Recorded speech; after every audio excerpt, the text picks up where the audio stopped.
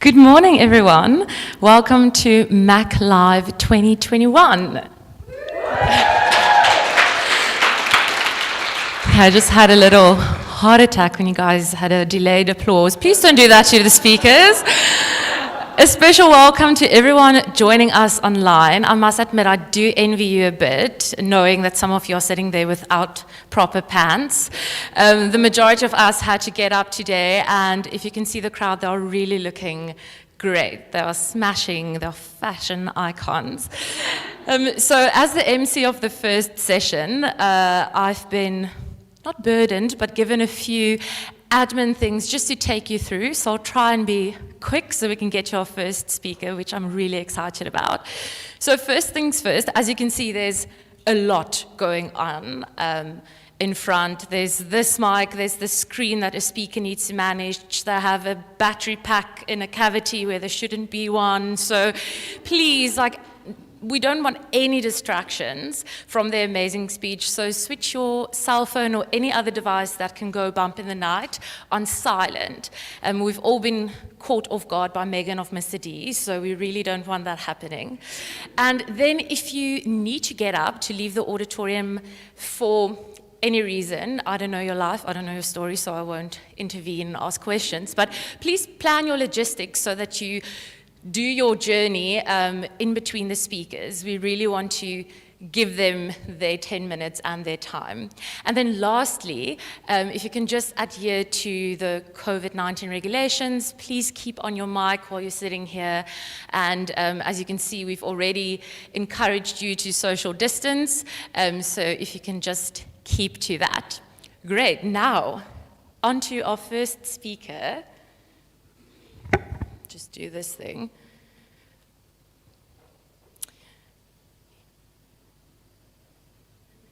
It's fine, we move. The screen's not moving, but we are.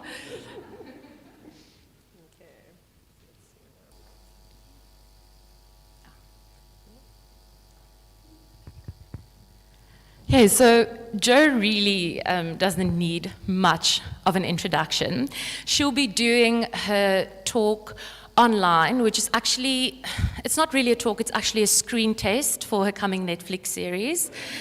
It's called Fine Tuning Frat Boys. I will really encourage you all to get on someone's Netflix account if you don't have one of your own. You don't want to miss that. It's going to be like the Blue Planet of boy bands. She's practicing her David Attenborough voice as we are sitting here anxiously awaiting her talk. So sit back and enjoy the first taste of Jojo Tank.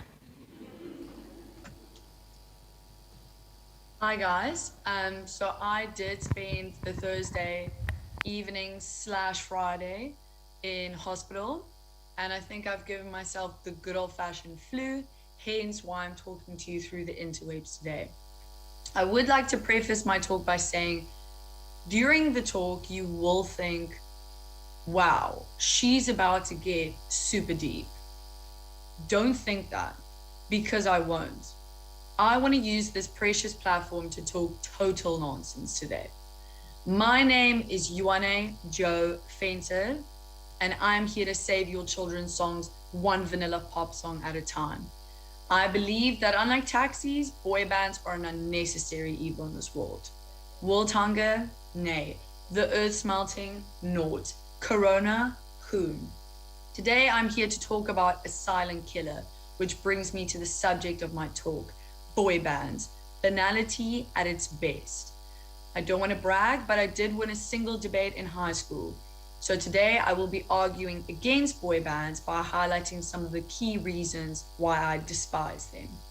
But first, let's look at the anatomy of a boy band. As a bit of an amateur scientist myself, I think I have come to a formula that explains a successful boy band. First up, we have the bad boy, except he's literally never had an interaction with the law.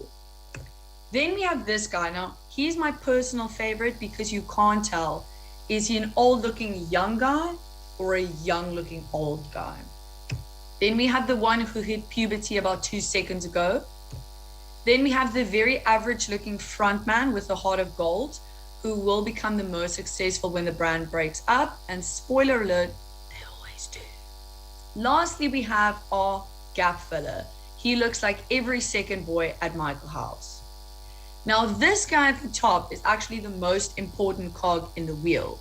He is the sketchy music producer / studio executive who is responsible for bringing all of the members together. He is the main macho.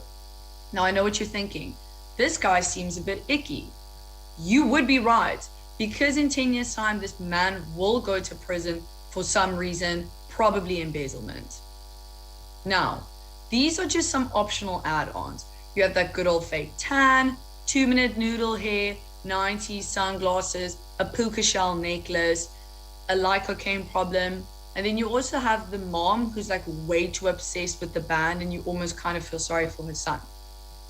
But now, let's dive into my first issue, the insincerity of it all. I do realize that if I want good marks for this talk, I will have to wow you with some research. So here it goes. My biggest issue with boy bands is how inauthentic the whole concept is. Boy bands have no depth because they were randomly brought together to be the face of an operation. Because they have no origin story, they have no depth. Get it? Because it's a shallow kiddie pool. R&B singers and rappers often find their origin stories in the street or urban landscapes. Rock bands find their origin stories in dive bars and sketchy gigs. But boy bands originally stole their singing style from black barbershop a cappella groups in America, which became a problem because except for Boyz II Men, the vast majority of successful boy bands at the time were exclusively white men. Now, I played drums from grade 5 until varsity. Yes, I am cool. But because of that, I have a real appreciation for artistry in music, learning an instrument and a craft over years of dedication. So when I heard that NSYNC song, Bye Bye Bye, was written by 3 people, it makes me want to put my fist through a door because none of the songwriters were members of the band. It took 3 people to write the opening lines, hey, hey, bye, bye, bye, bye, bye, hey, bye. Wake up, sheeple. These people are selling you garbage. And now at this point, I feel like I'm having a stroke. Do you know what's something I'm not good at? Transitions. So here's the next slide. Have my children, even though I am one. When you look to psychology, this insane obsession that young girls have with boy bands actually makes a fair deal of sense. When you reach your early teens, you form these parasocial relationships where you have a fantasy relationship with someone who's really famous. It's completely one-sided and it doesn't have to be romantic. It could be platonic as well. But young girls often use these relationships to distinguish their own personalities with their own traits, needs, and wants. They start to fantasize about what their life would look like if they were married to Harry Styles.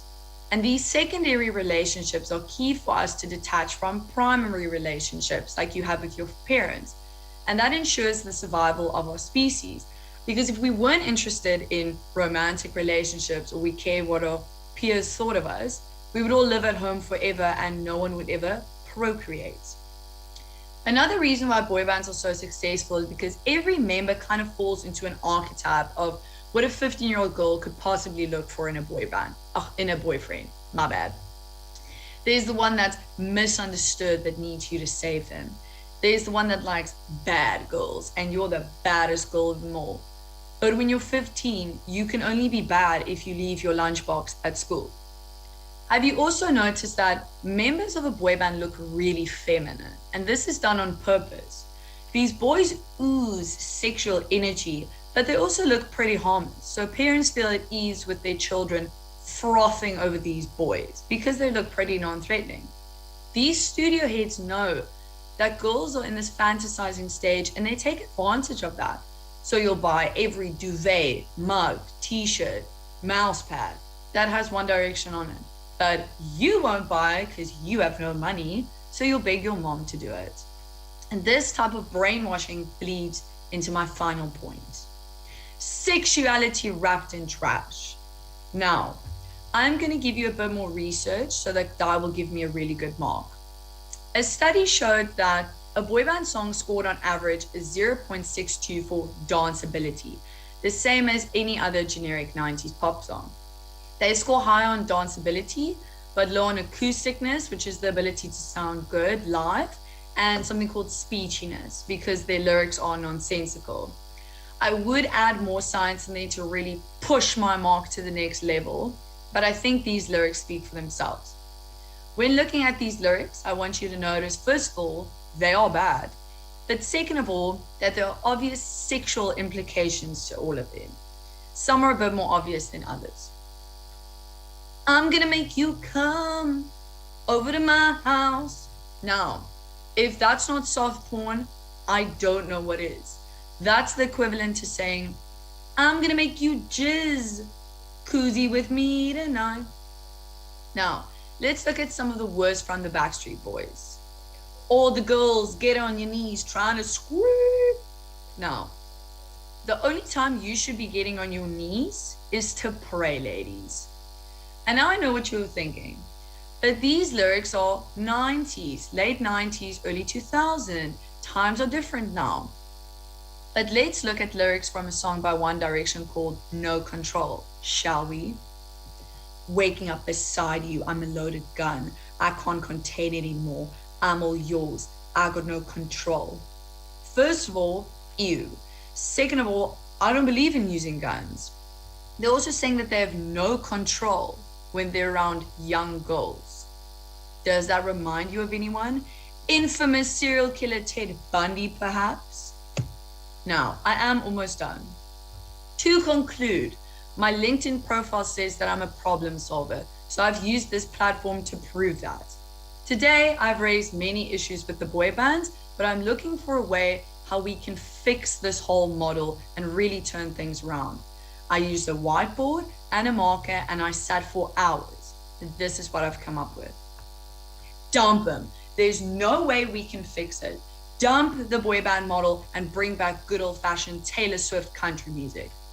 And now, because the internet says it's best to conclude on a quote, I would like to leave you with my favorite boy band lyric of all time, which is probably the worst lyrics that mankind has ever seen, from LFO.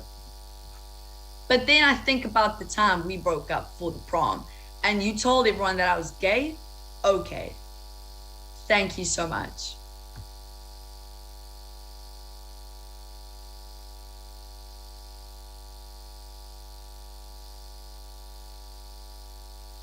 Thank you so much for that, Joe. I'm sure my Spotify Wrapped will look much different next year. And after your presentation, I'm convinced that it should be that way.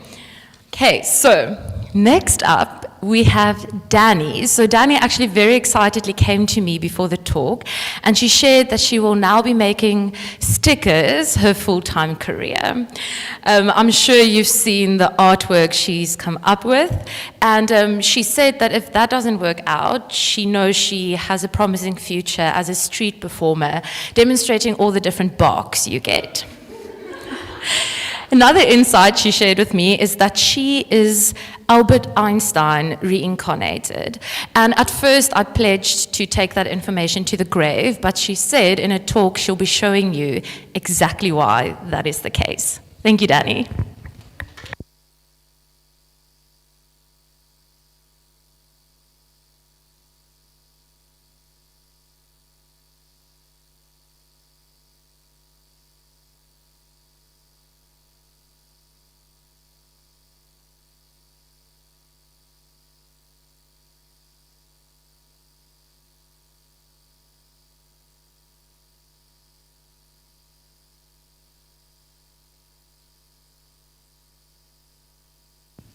So, re-educating the educators on ADHD, medication, and dyslexia.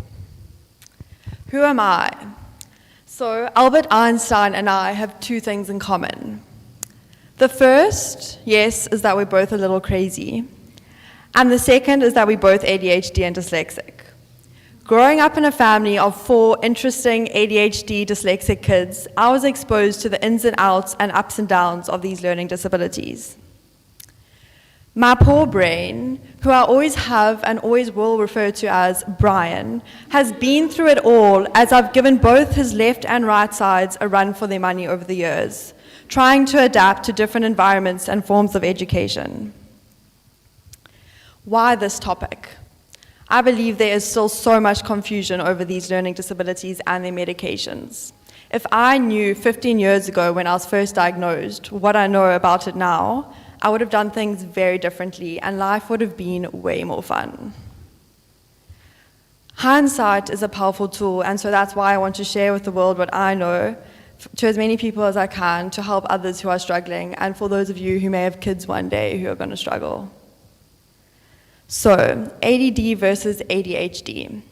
In 1994, doctors decided that all forms of attention deficit disorder would be called attention deficit and hyperactivity disorder, even if the person wasn't hyperactive.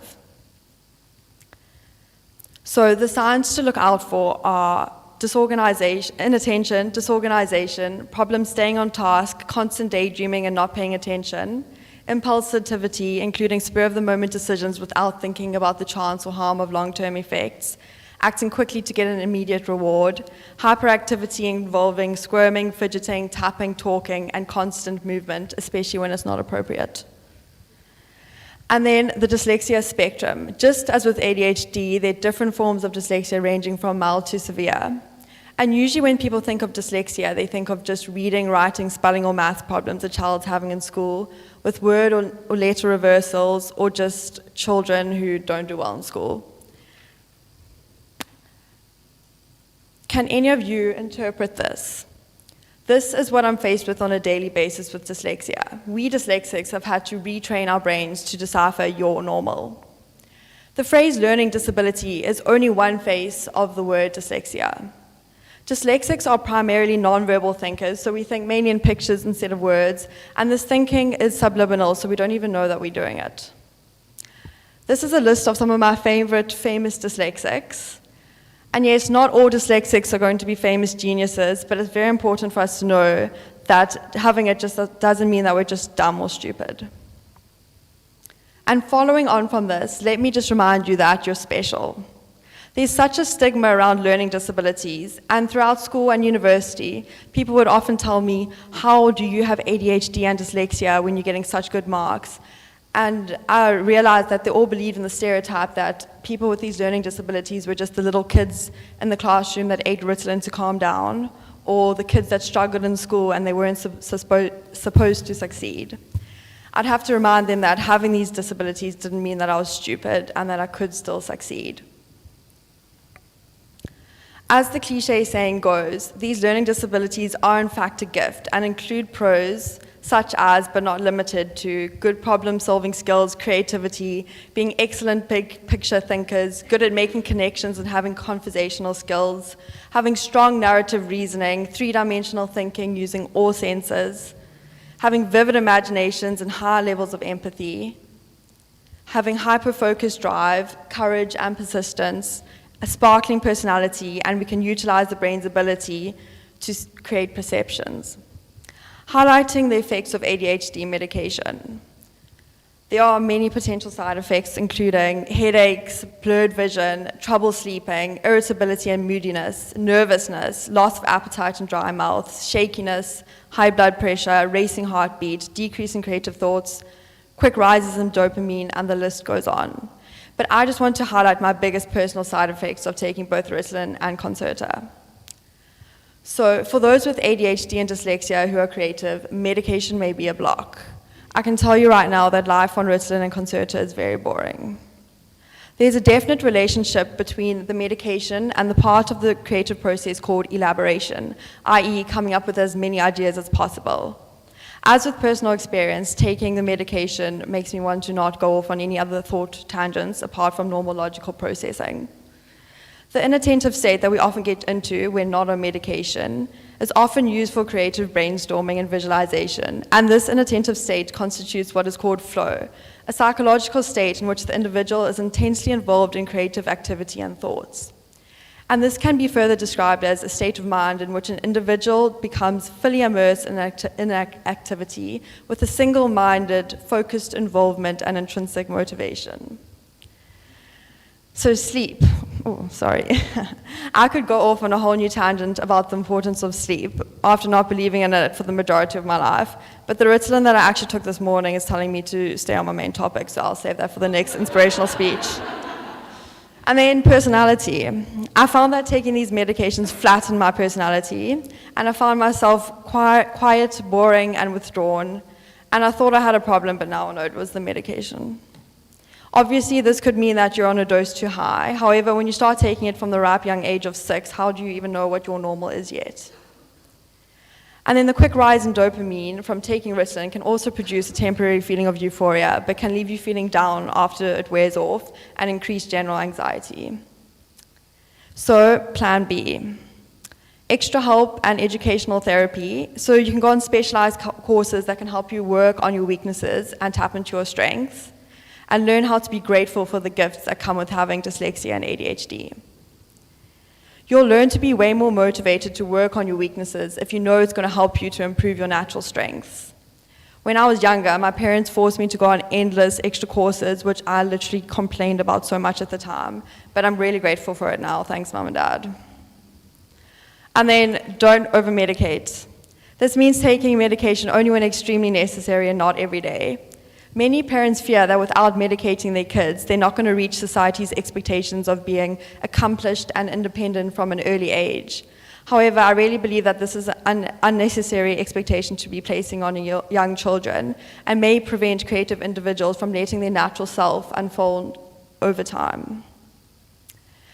And then, yes, I do still take Ritalin sometimes, and I may have taken it in writing this speech, but I do try to prioritize it so it's not often, because neither I nor my friends enjoy my Ritalin personality.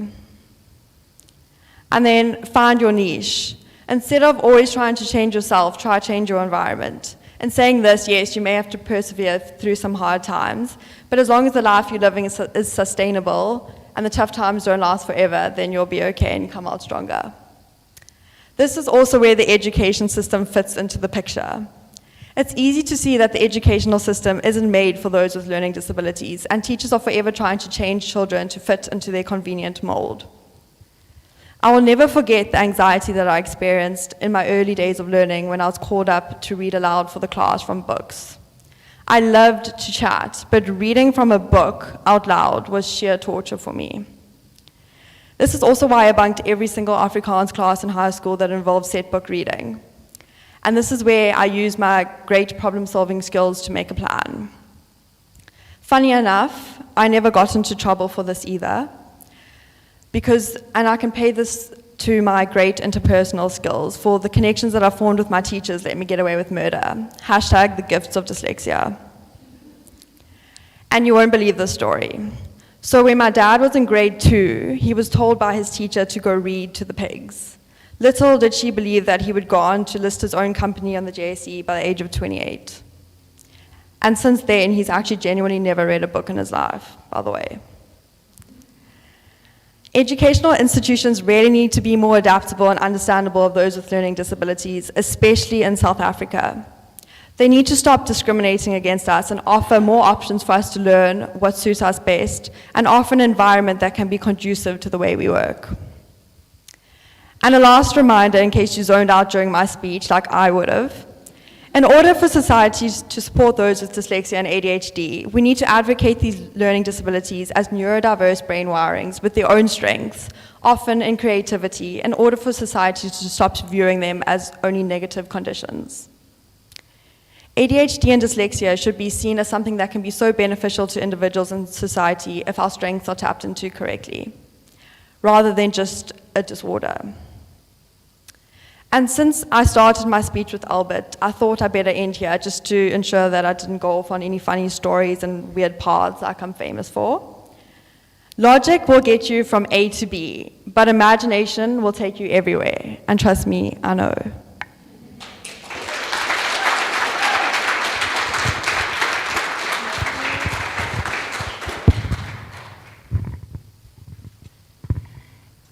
Thank you so much, Danny, for sharing your experience and empowering us with really valuable insights. I'm sure we will all look at persons with ADHD and dyslexia with much kinder eyes and a lot of awe, except for you, Zach. You just don't know how to spell my name. Now, our next speaker, it was quite tough to write an introduction for him, so I'm shamelessly going to read it off paper. It was a bit of a tall order not to refer to Jordan's height in his introduction. I went to great lengths to find an alternative way to present a man of his stature. From his long-standing reputation as professional athlete to now stretching his talents as a red and yellow graduate, I think it's safe to say that Jordan has peaked. His giant personality and huge heart has left colossal footprints in this auditorium. And as you'll hear now during his presentation, this chap has a big future ahead of him. 6'4" to be precise, and violently leg. Thanks, Jordan.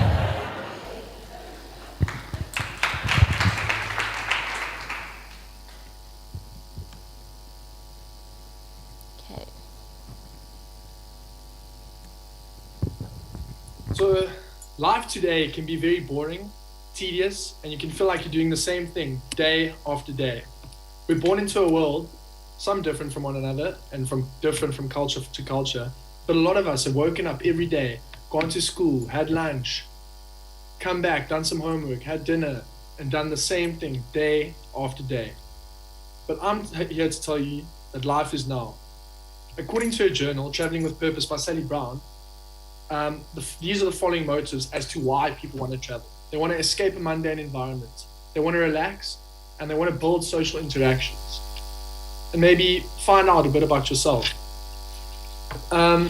So I've always had big dreams of a future full of excitement on a day-to-day basis. That's why I want to travel. I want to explore. I want to escape from this mundane environment of normal life. And I, quite frankly, don't want to do what everyone else is doing. I want to get up, take the leap, and just dive into travel and see what the world has to offer. Now, I've done a little bit of traveling already, and what I've found is that the people you meet along the way are what makes it so unique. A few years ago, my brother and I did a trip to Vietnam, and we made some amazing friends. We met Connor from Wales, Marche from the Netherlands, and Ajal from Manchester. Now, when we first arrived there, it was about 8 o'clock at night, and this is how the city looked. It was absolutely buzzing. Everyone was wearing these red bandanas and waving red flags, and it was the day of the Asia Cup final, and we had no idea. It was Vietnam versus Malaysia, and people were singing, people were dancing, everyone was having a massive, massive joy. That night, my brother and I went bar hopping, and somewhere along the night, we lost each other, and I couldn't find him. So about 2 a.m., I decided I must go look for this oak, and I ended up going back to the hostel, where I found him and 4 other doormates fast asleep. And this was some of our nights. These guys were from South Africa. This guy was from Florida. It just shows how the diverse amount of people you meet while you're in a different country. And when I got back, everyone was dozing, but fast asleep. But when I woke up, I was completely wrong.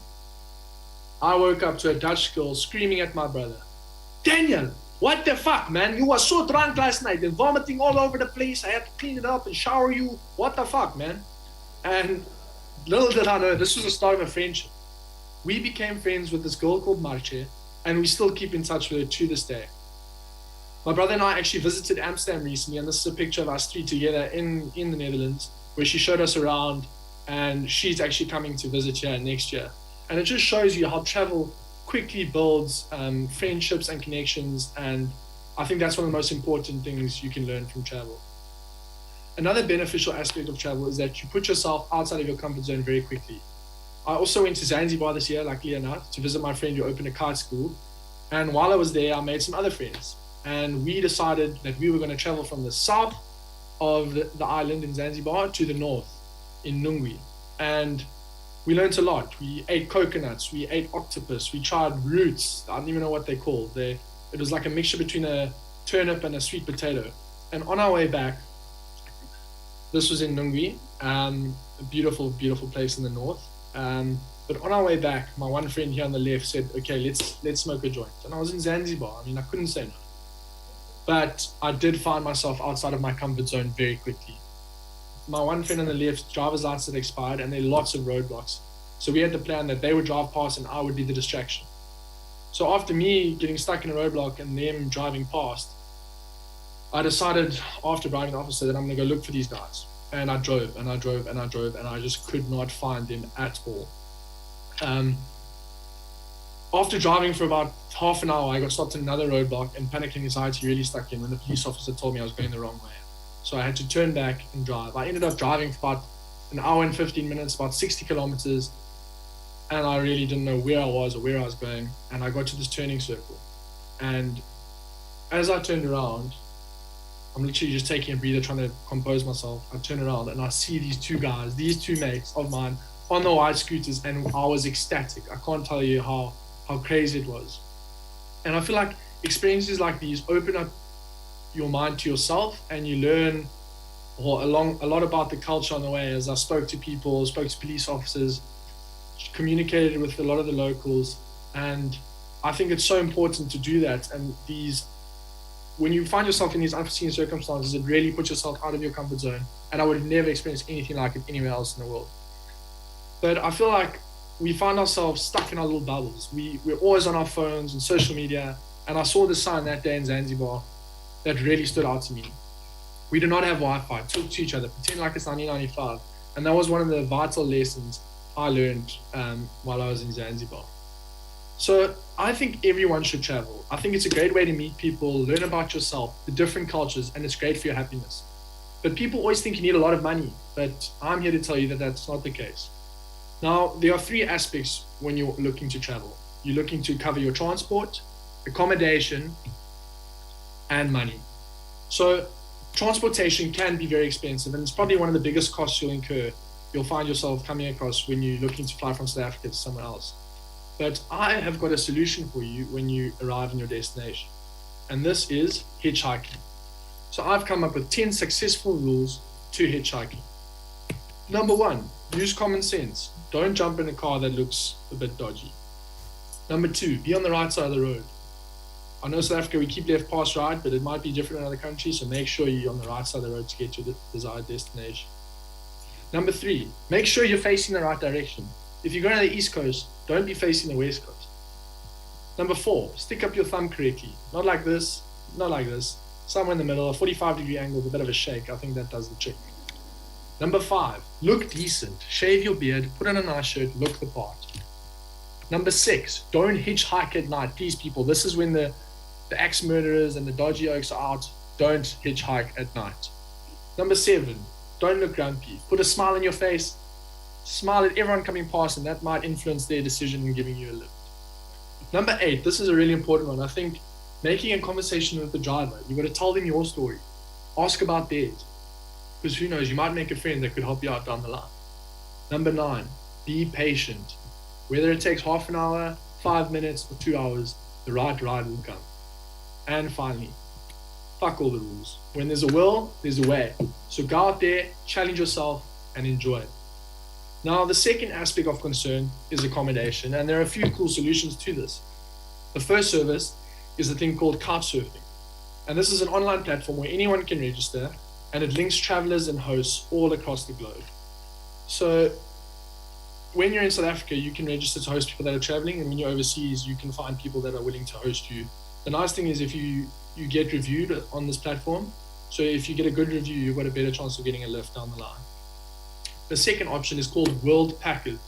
Now, this platform connects you with hosts around the world where you can exchange your skills for accommodation. This could go from content marketing to working in a bakery, or working with young kids to teach them sports, or the list goes on. You can do whatever you want.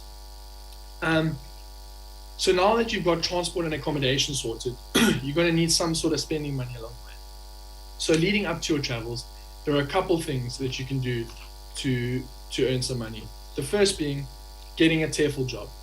So my girlfriend Julia teaches TEFL, and it stands for Teaching English as a Foreign Language Online. You can earn up to 15,000 Rand a month on this, and the course only costs 3.5 grand to do.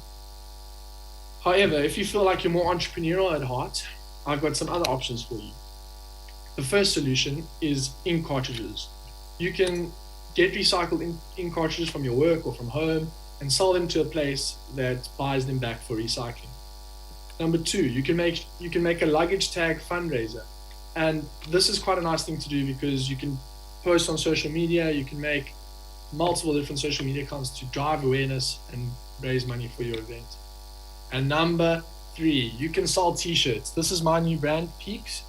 It's Violently Lek, short for Lekker. And this is an effort to raise money for my travels next year. And I've just made a few, so if you want, please let me know. And I'll be more than happy to sell them to you. So now that you're ready for your travels, you've made some sort of plan, you've got your transport, you've got your accommodation, and you've got money sorted. Go out and do it. Take the risk, because once you come back, you'll have stories to tell. You'll have friends for life and memories that last a lifetime. Thereafter, I think life can go one of three ways. You can either go back to that mundane environment, live the rat race, wake up, go to work, see the same friends that are speaking about the same things week in and week out. Go to that same boring pizza place you always go to and live the life you always have. Or you could carry on traveling.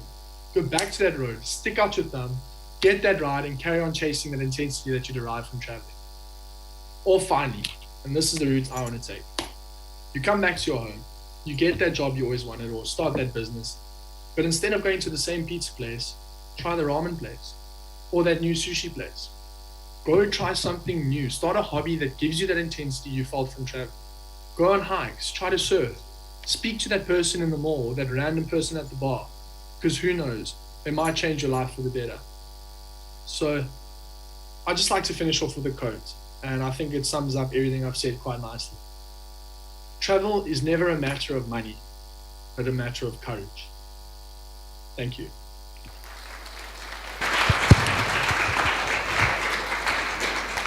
Thanks for that, Jordan. That was some top tier material right there. You set the bar quite high for travel pictures. So our next speaker,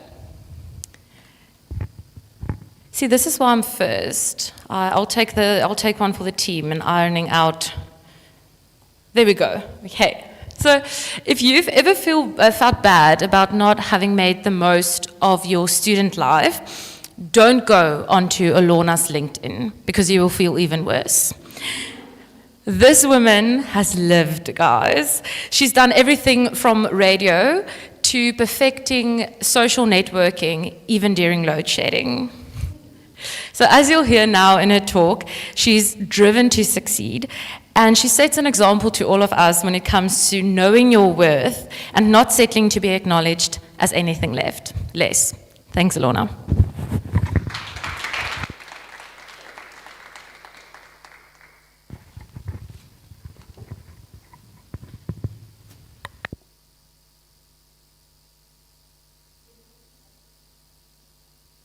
Good morning, ladies and gents, and to everyone that's joining us online. Like Nana said, my name is Olona, and my name is actually of Xhosa origin, which means the best, the one, or the most gift from God, and I do truly believe that I am a gift from God. So I am born and bred in a small town called East London from the Eastern Cape. I was raised by a single mom. My dad was based and is still based here in Cape Town. I have 6 siblings in total. So everything started in 2015 because when I was a matric, I decided to major in engineering, graphics and design, drama and life science. And to be quite honest, that does not make sense, you know? So when it was time for me to go to varsity, I did not know what to do. Literally, I was so confused. And I remember my mom spoke to me and she's like, Olona, you're not going to take a gap year. You are going to study in 2016. And I remember clearly that my mom, she forced me to go to NMMU to do a walk-in. I was given the prospectus to decide on what to study. And obviously, I did not know what to study because at some point, I wanted to do interior designing. I also wanted to do sports management, but that did not work out. And I was told, girl, you need to decide right now what you're going to study. I asked to get like a couple of days just to decide on what to do. And then someone actually said to me, Olona, how about you do PR? And I was like, sure, why not? I did my research in PR, and I saw that this is something that I would do. After doing my research, did the course, I truly enjoyed every single bit of PR. I started exposing myself into the market, did promotions, events, and I also did radio. During the year in 2016, I actually decided that I'm actually moving to Johannesburg, and I made that decision by myself. When I came to my parents to tell them that, guys, I'm moving to Johannesburg, they were like, are you serious? I was like, yep, I'm moving. In 2017, I moved to Johannesburg, furthered my studies at UJ in PR, and I enjoyed every journey, doing PR at UJ and being in Johannesburg. In 2019, I was fortunate enough to actually be part of a women's initiative called Phakama Women's Academy, which was actually an initiative that was started by a phenomenal lady by the name of Koo Gavender. And I also got an internship in the same year, so everything in 2019 was just working out for me. Everything was just going great. 2020, as we all know, COVID hit. I did not have my grad ceremony, and the company that I was working for could not take me permanently due to COVID issues. And that's when the dark cloud came into my life. I had to apply. I won't lie. The process was tedious. It was actually daunting. I got rejections. Other companies did not even respond. Fortunately, I have a friend who was studying here at Reading Yellow, studying Mac as well last year, and she was like, Olana, how about you actually do Mac next year since you're not winning in terms of getting a job? And I was like, cool, why not? I sat down with my parents and I told my mom, and she was like, I'm not happy with that decision. You're actually on your own. And I was like, kudos, it's okay. And I still continue with the application process. I got accepted at Reading Yellow, beginning of the year, and I packed my stuff and I moved to Cape Town to stay with my dad. Weeks went by, and I was waiting for a response for the bursary. The bursary got back to me, and guess what? They rejected me. Thunderstorm, because I really had hopes that I was going to study this year. I think for a good 2 weeks, I was in denial, I was not applying. I was like, what is this? I was even ready to say, guys, cut the cameras, I get it, you know what's happening. But at some point, I had to wake up, make a decision, and find a way forward on what I'm going to do for the year. I packed my stuff, went back to Johannesburg. As I landed, I kid you not, I got a call from Reading Yellow saying, Olana, you actually got the bursary. Yeah. This is when things started unfolding in my life. And I remember clearly, I took the first flight coming to Cape Town early in the morning, and the night before, I actually had an event. Guys, I was tired, but I told myself, I wanted to study this year. I am going to come in here, tired or not, and I am going to make the most of this journey. Coming at Reading Yellow, I believe it was a seed that was being planted in my life. And guys, my journey here at Reading Yellow was actually rain. Something was being watered into the seed that I planted when I chose to come in Reading Yellow. The journey of being here, meeting you guys as my fellow classmates, having phenomenal lecturers such as Dar, Melissa, Peter, and obviously, guys, the lovely Lela, who also went through the journey with us, you know, and we also had the privilege of having guest speakers from various companies who came in here to share some insightful stuff with us. And I took each and every lesson that I learned here with both hands, and I took that for my life and for what's ahead of me next year. And guys, in my journey here at Reading Yellow, things started blossoming in my life. And as I'm standing here right in front of you today, let me tell you something. I actually secured a job for myself for next year. Things started unfolding, things started making sense. At first, when I looked back to what happened beginning of the year, things did not make sense. But now, eventually things do make sense as to why those things happened. During my time of hardship and challenges and being confused, obviously I didn't know why those things happened in my life. And as a spiritual person, I read devotions on a daily basis. And these are the 3 devotions that I came across, but obviously at the time they did not make sense. But today, when I go back to them, they do make sense. They read as, we will have to make choices in order to move around or forward, but we don't need to be scared that if we choose incorrectly, we'll be headed in the wrong direction. In all likelihood, our path wouldn't be straight. even if we did make all the right decisions. We can have confidence and rest in the knowledge that if we're seeking God's will, He will redirect our path to take us where He wanted us to go, much like a GPS map recalculating our route when we take a wrong turn. Besides, detours can be a valuable part of the plan, revealing new things to us about ourselves, our calling, our world, and our Creator.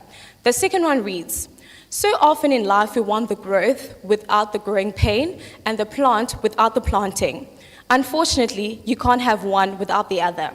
And the last one reads, most of us will go through things that are really painful and difficult. Loss, sickness, betrayal, tragedy. Some of all these things can leave a lasting, bitter mark in our heart and emotions, like a residue of ashes, reminding us of what was once alive. The lasting mark on our hearts does not have to be bitterness. It can be turned into a beautiful thing called wholeness. You can be stronger than you were before. So after reading these devotions, they actually told me that the hardships, the trials and tribulations are actually part of life. We need to go through all those ups and downs in life in order to be better people. Because the trials and tribulations that we do go through, they actually plant something within us. They do stem something within us and they prune us, and we become better people after going through this stuff. Because at the end of the day, there's always a silver lining. Behind that dark cloud, there's always sunlight. And before I leave today, I just want to leave this to you guys from #Wellness Wednesday, and today is actually Wednesday, which reads, find the silver lining. Try to identify the positive aspect of challenging situations or circumstances. Research shows that people who focus on positives in their lives are less upset by difficult memories. You may not be able to change what happened, but you are able to change your perception of the event or its meaning. Thank you, and I hope you guys now see the silver lining in every dark situation.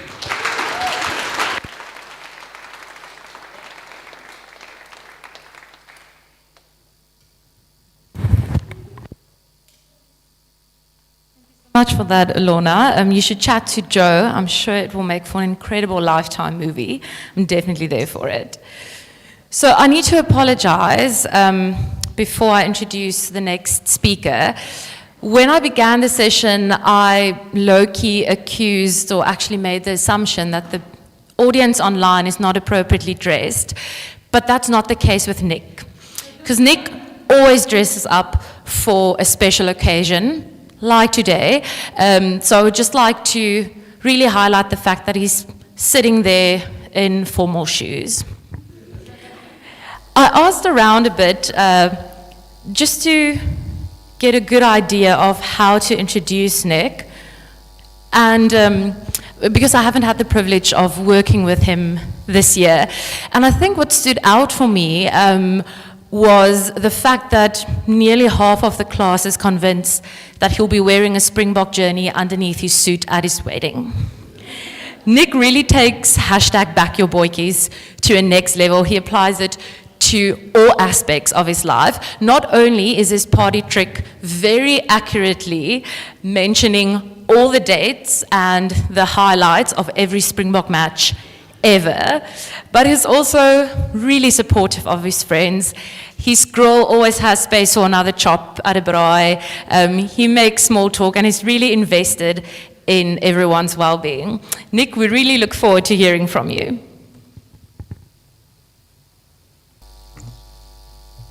Welcome to my Mac Live 2021. My title is Time Traveling with Sport Leadership. So through the years, I've looked up at many sport leaders and tried to learn and take something away from them and just apply it to my life. I'm just very fascinated about the ups and downs and all the different stories leaders have.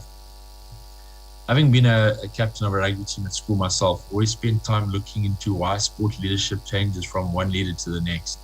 The style, the character, and ideology of leadership between captains over many years have all changed and are unique in their own ways.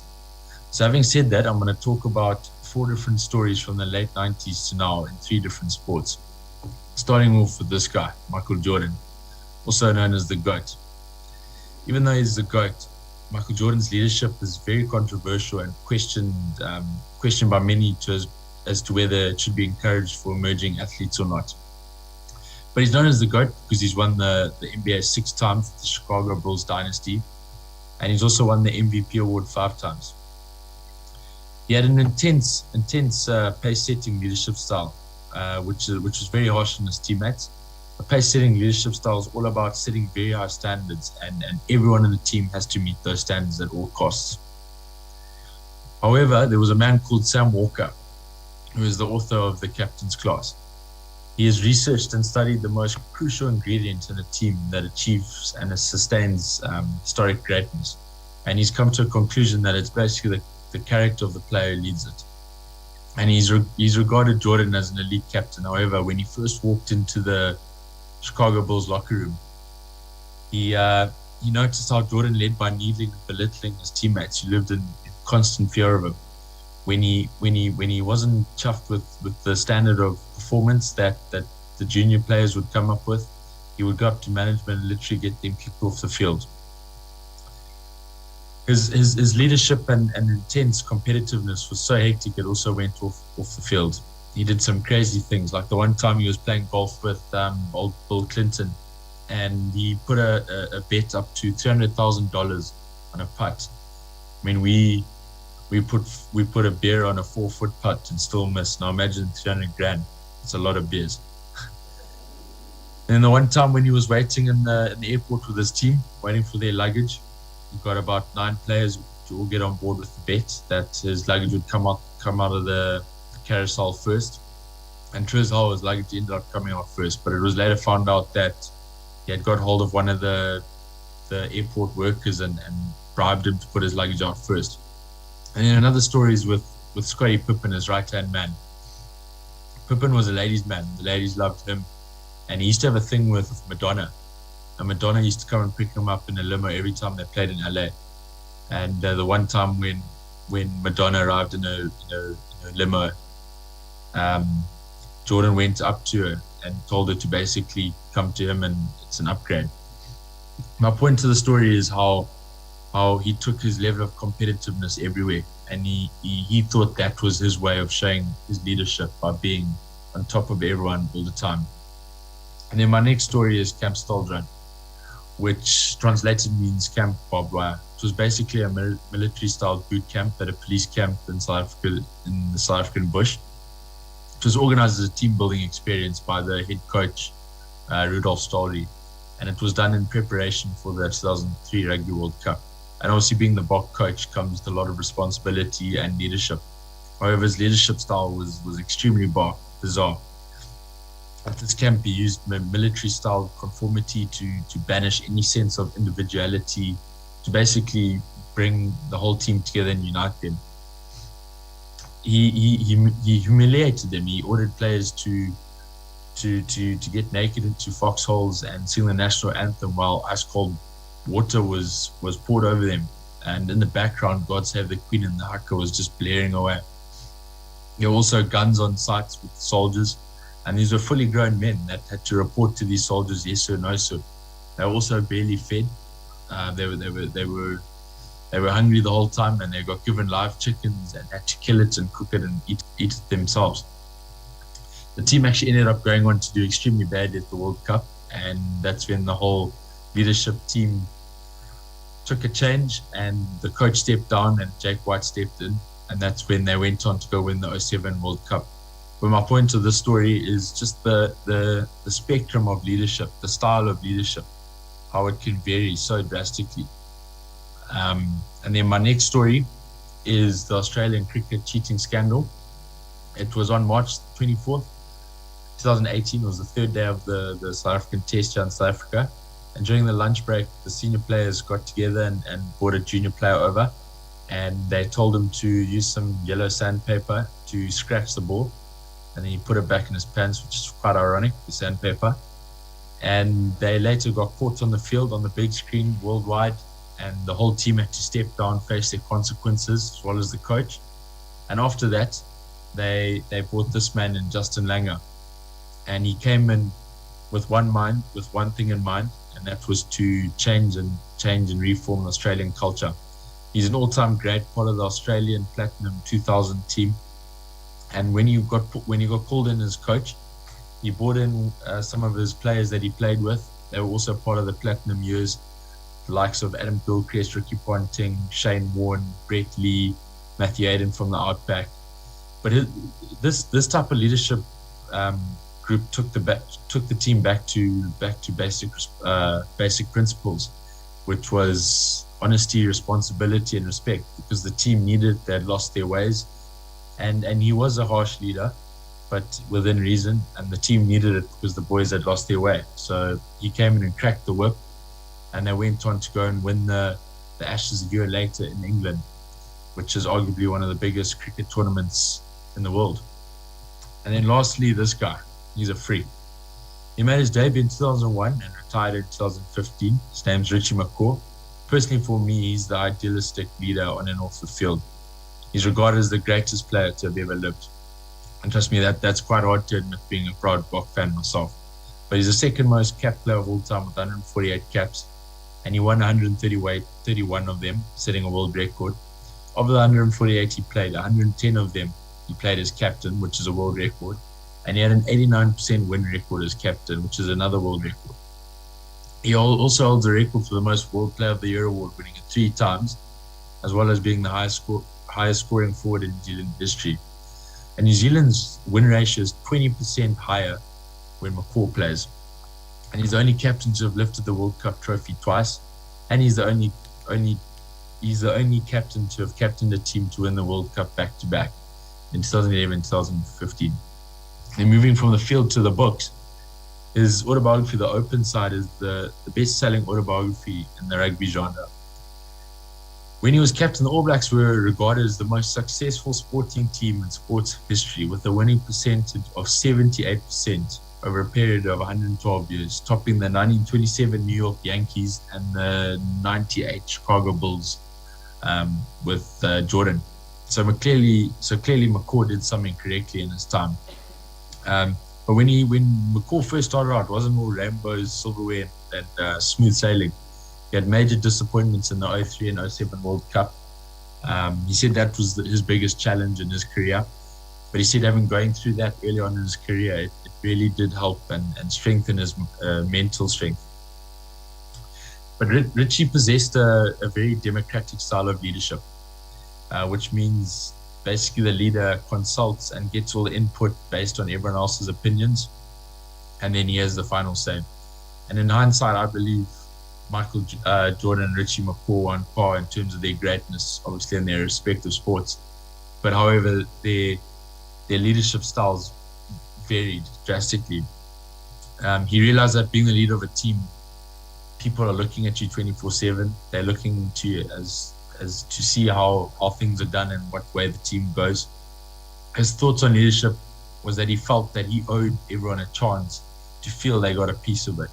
He felt that he owed everyone a part of something bigger than themselves, which is probably why the All Blacks jersey is so well respected.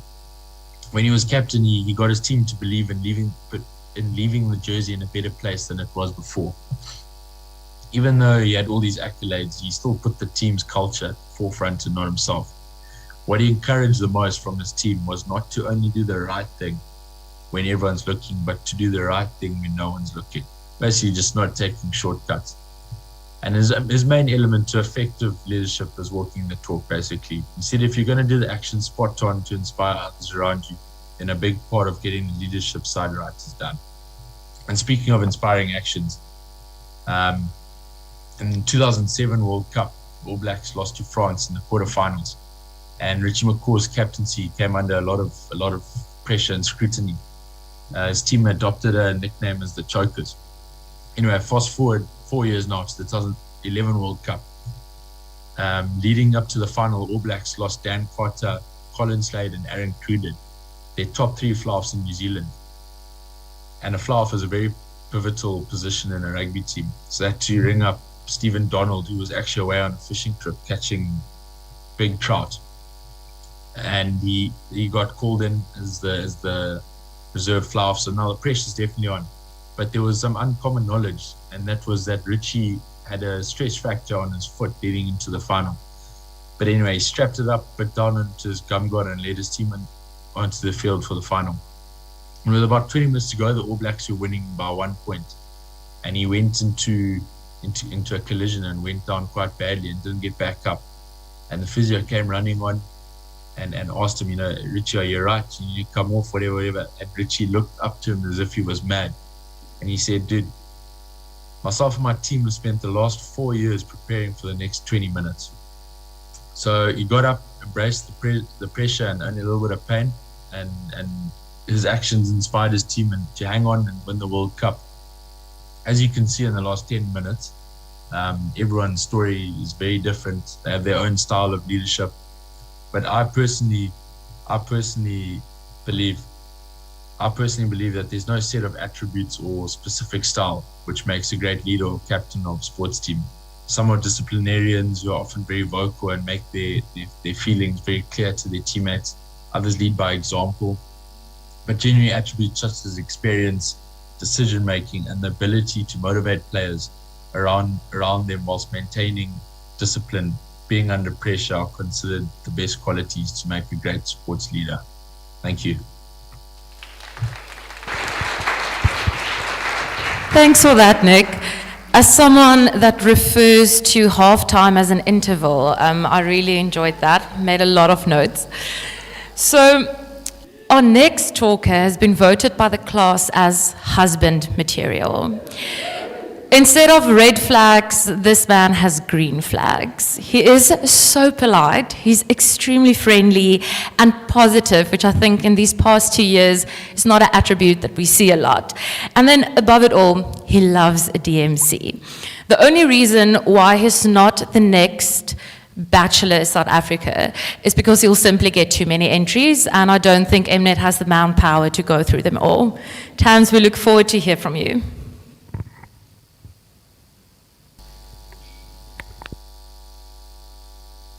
Hello everyone. I hope you guys are good and having a great time there on campus. My name is Thamsanqa Pasia, and today I just wanted to talk to you about the golden space that exists in all humans. This is a beautiful space and it exists within us, each and every one of us, for us to discover, to explore, and just to enjoy the place and stay there. Because this is a place that also informs our desires, our dreams, and also it plays an integral part in aligning us with our purpose. Talking about purpose, I know one famous question that each and every one of us has gotten to ask themselves at some point in life, and that is, why are we here, right? We are all familiar with this question, and surprisingly so, we all give different answers to it. And it's okay, but essentially, we are here to live, to be alive, to explore, to free your mind, to desire, to dream, to chase the dream, to fail, to go again, to win, to discover, to unlock, and to share, and so much more. And essentially, you are purposeful. You are highly relevant. You are here for a reason. All capabilities to unlock all possibilities and be all that you wish to become in this lifetime already exist in you, because you are priceless. You are good enough. You are greatness. You are a masterpiece, but only when you are yourself, right? So you need to understand your worth, that as a person, you can't be incomplete, you can't be less greatness, you can't be unpurposeful. You were born complete and good enough for any task that you may be willing to take here on earth in terms of aspirations, whatever that you would like to become, essentially. In fact, you are gold. If you think about gold, miners can never create gold, but their task is just to find gold and to craft it, to burn it, to wash it so that they clean it and craft whatever idea they might be having. But even if they might choose not to clean gold and leave it as it is, it doesn't take away the fact that gold is gold, right? So with you, that's the same thing I also want to express to you, to say you are gold, and there's nothing that can make you less enough. Nothing can make you less pure. You are good enough for everything that you want, right?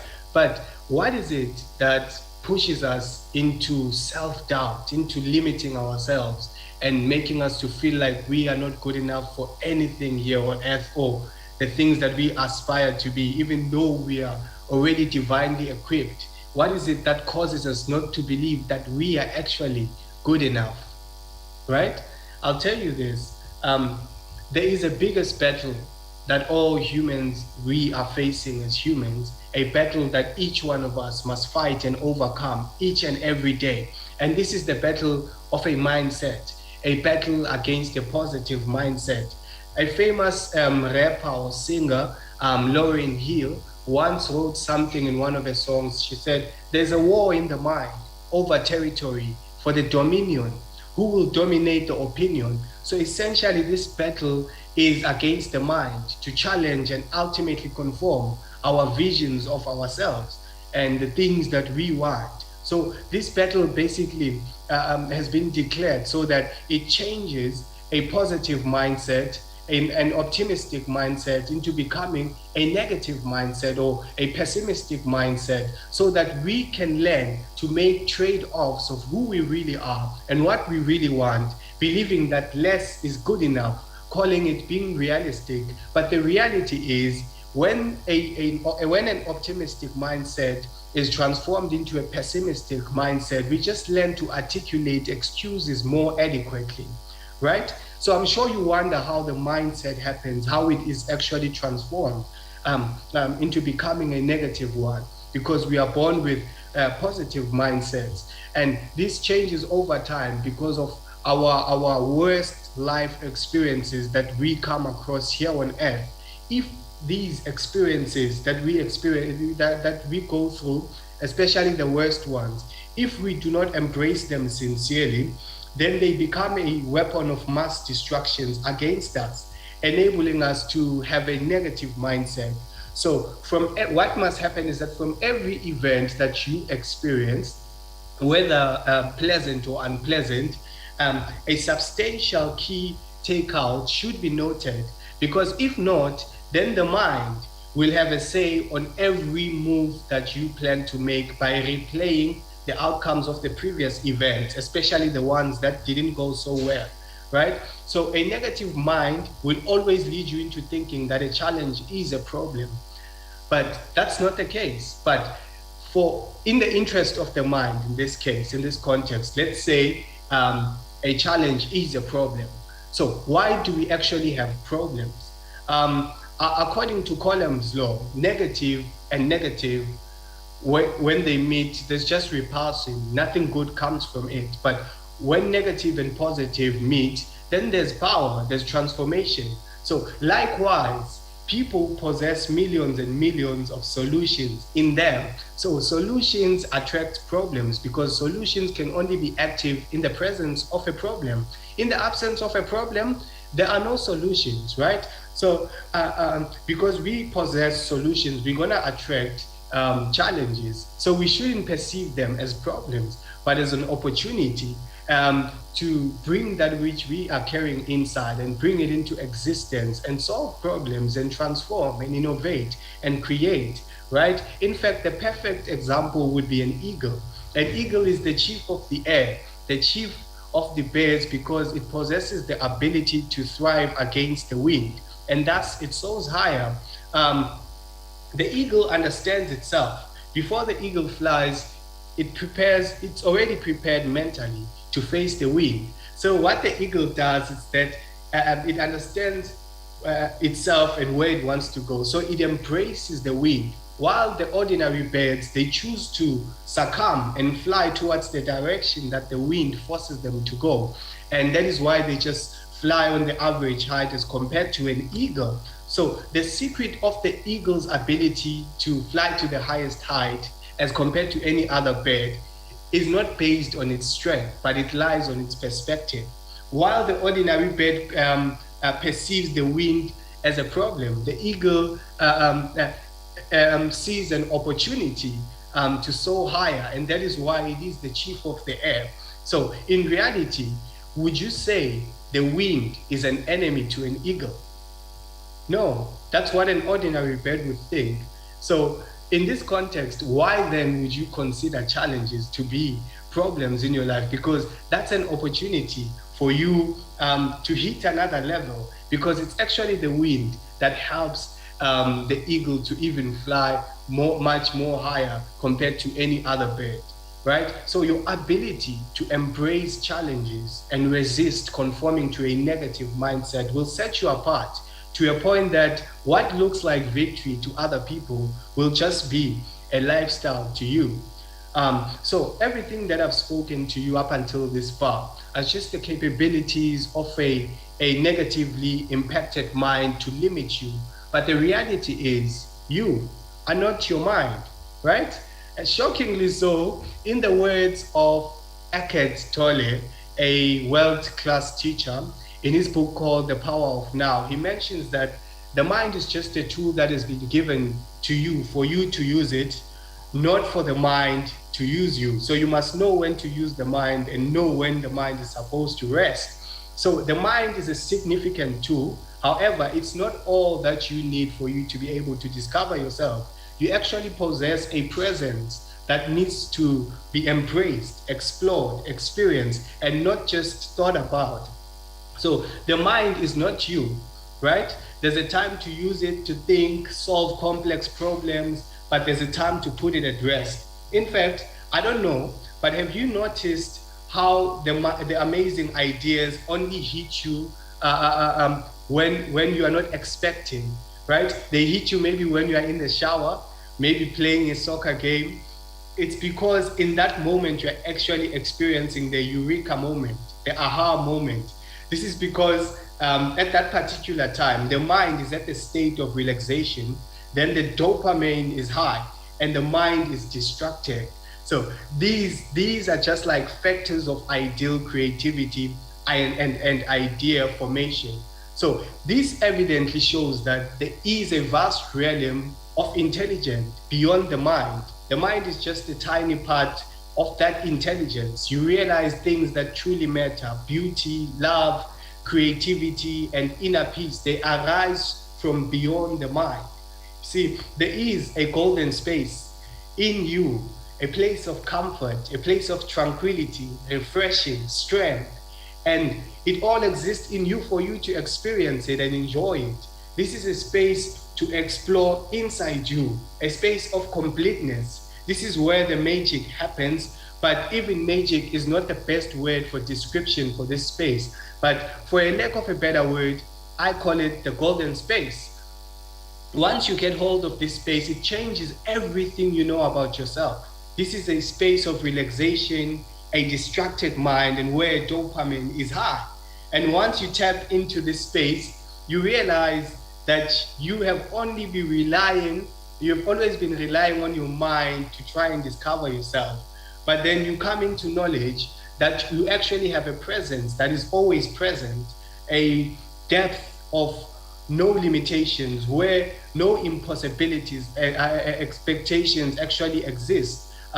It is in this depth where it will be an abomination for anxiety and fear to actually exist.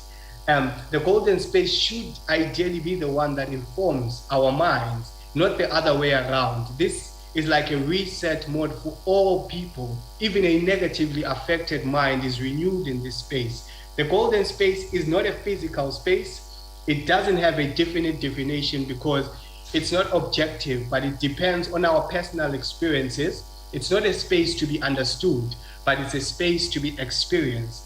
And in saying that, I'll just borrow the words of Miriam Williamson, who said, our deepest fear is not that we are inadequate. Our deepest fear is that we are powerful beyond measure. So the deepest fear that humans can have is finding out the biggest or the craziest or the wildest things that they can actually do. In a good context though, and that with all that being said, I would like to say thank you. Go and find your golden space, go and tap in there, go and enjoy it.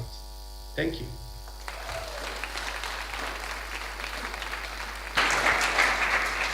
I don't know how he does it. It's incredible. I think in a country full of Haridas, I'm so inspired to become an eagle now. But we still have some noise to make. We still have 2 speakers left.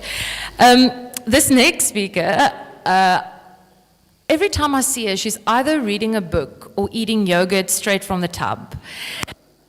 And she's became known to be an advocate for poetry and probiotics alike, but above and beyond, she's also destined to become one of the greatest literary minds of our generation, and I can't wait to hear her presentation. Thanks, Annie.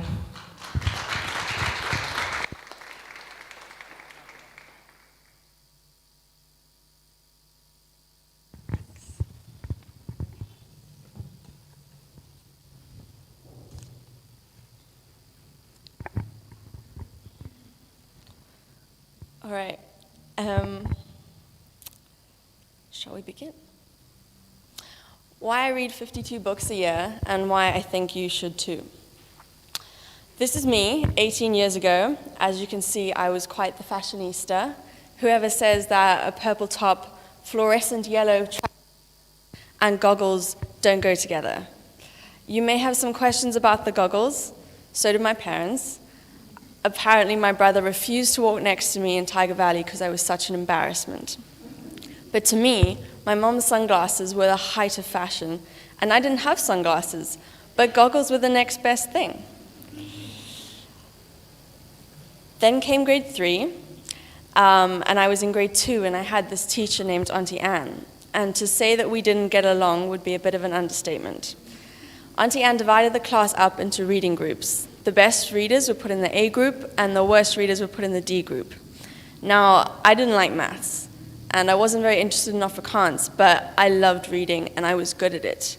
So you can imagine my shock when she put me in the B group. I was so heartbroken that I spent the whole year trying to prove that I was A group material. I refused to use my finger to read along the line, and I made sure that I said often and not off 10, like the other kids. But my struggles were to no avail, and I ended where I began, in the B group. But then came grade 3, and I had a new teacher, Auntie Marlene, and she was much nicer. And she started this competition. It was a reading competition, and she said whoever read the most books that year would win a bar one at the end of the year.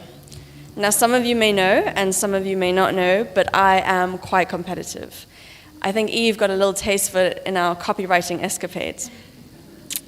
So I dedicated myself to this competition. And while the other kids were playing on the mat, I'd be reading. I even read under the desk during math class and had my best friend nudge me whenever the teacher walked by. I spent the year doing this, and I worked really, really hard. And at the end of the year, I had read 152, albeit little, books. But I won the competition, and it was the best tasting bar one I've ever had. And from then on, I was a voracious reader. So voracious that my sister once hid my book in her piano chair. That's her over there. She hid my book in her piano chair so that I would stop reading and come play with her instead. Of course, that didn't stop me. And I was a voracious reader till towards the end of high school, which coincided with the introduction of Instagram into my life. I started scrolling more and more. Before, when I was bored, I'd pick up a book and read a few pages. Now, if I was bored, I'd pick up my phone and scroll for a few minutes. Minutes turned to hours. And then the pandemic came, and this is what I spent my time doing.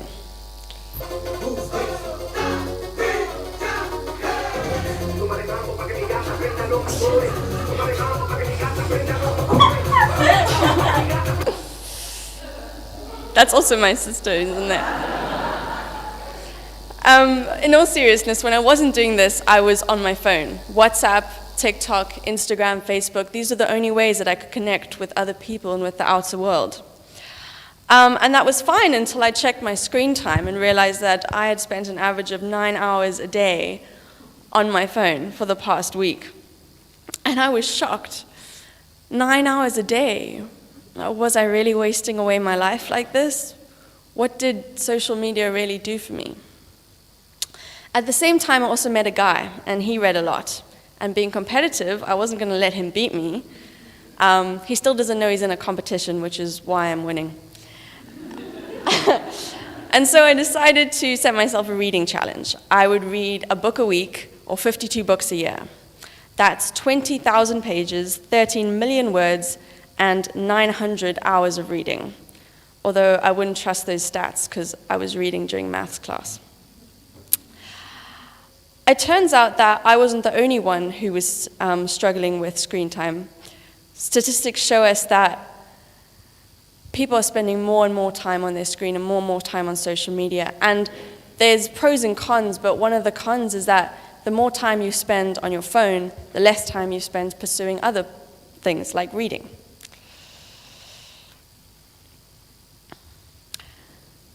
So these are the books that I read this past year. There's some fiction, some non-fiction, some fantasy, autobiography. I'm sure that you'll be able to pick out at least one that you've read or heard of or seen the movie of. What if I told you that this challenge has been one of the most worthwhile things that I've ever done, and that it's given me more knowledge, insight, and perspective than any course could have ever? But enough of this anecdotal fluff. Where's the science? Why should you read? Firstly, because you want to. I sent out a survey before I did my Mac Live asking about people's reading habits, and 90% of people responded that they do want to be the type of person that reads more. You already want to. You just don't have the habit. 2, it will make you smarter. A study released by the Journal of Educational Research argued that reading not only improves your verbal reasoning, but your nonverbal reasoning as well. Another study released by the same journal said that reading ability, listening skill, and intelligence are highly related to one another, and each is substantially related to scholastic achievement. Reading will improve your vocabulary, it will improve your reasoning skills, it will improve your writing ability, and it will improve your general knowledge. So if you want to be smarter, pick up a book. Thirdly, reading improves your imagination. I know Danny talked about Albert Einstein and how much he approves of imagination, and this is a different quote by the same man, saying that imagination is more important than knowledge, for knowledge is limited, whereas imagination embraces the entire world, stimulating progress, giving birth to evolution. Here at Red and Yellow, we understand the importance of imagination, the importance of thinking outside the box. There are a lot of reasons why you should read more, but my favorite one is that it makes you more empathetic.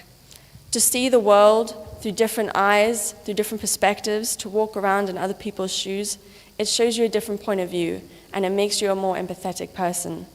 George R. R. Martin said that a reader lives 1,000 lives before he dies. The man who never reads lives only one. So how do I do it? And how can you do it? How can you read as well as TK does backflips? How can you read as many books as there are docs on Megan's laptop? And how can you read as often as Di says, "Do you guys know what I mean?" Well, one of the books I read this year was a book called Atomic Habits by James Clear. In it, he talks about habit formation. His theory is that if successful people and unsuccessful people share the same goals, then it's not the goal that separates the winners from the losers. He argues that it's the 1% that you put in every day that sets you on the correct trajectory for success, that leads you to that 100%. And he has 4 rules for habit formation. Now, you can use these rules for any habit you want to implement, but I think it works particularly well for a reading habit. Firstly, you have to make it obvious.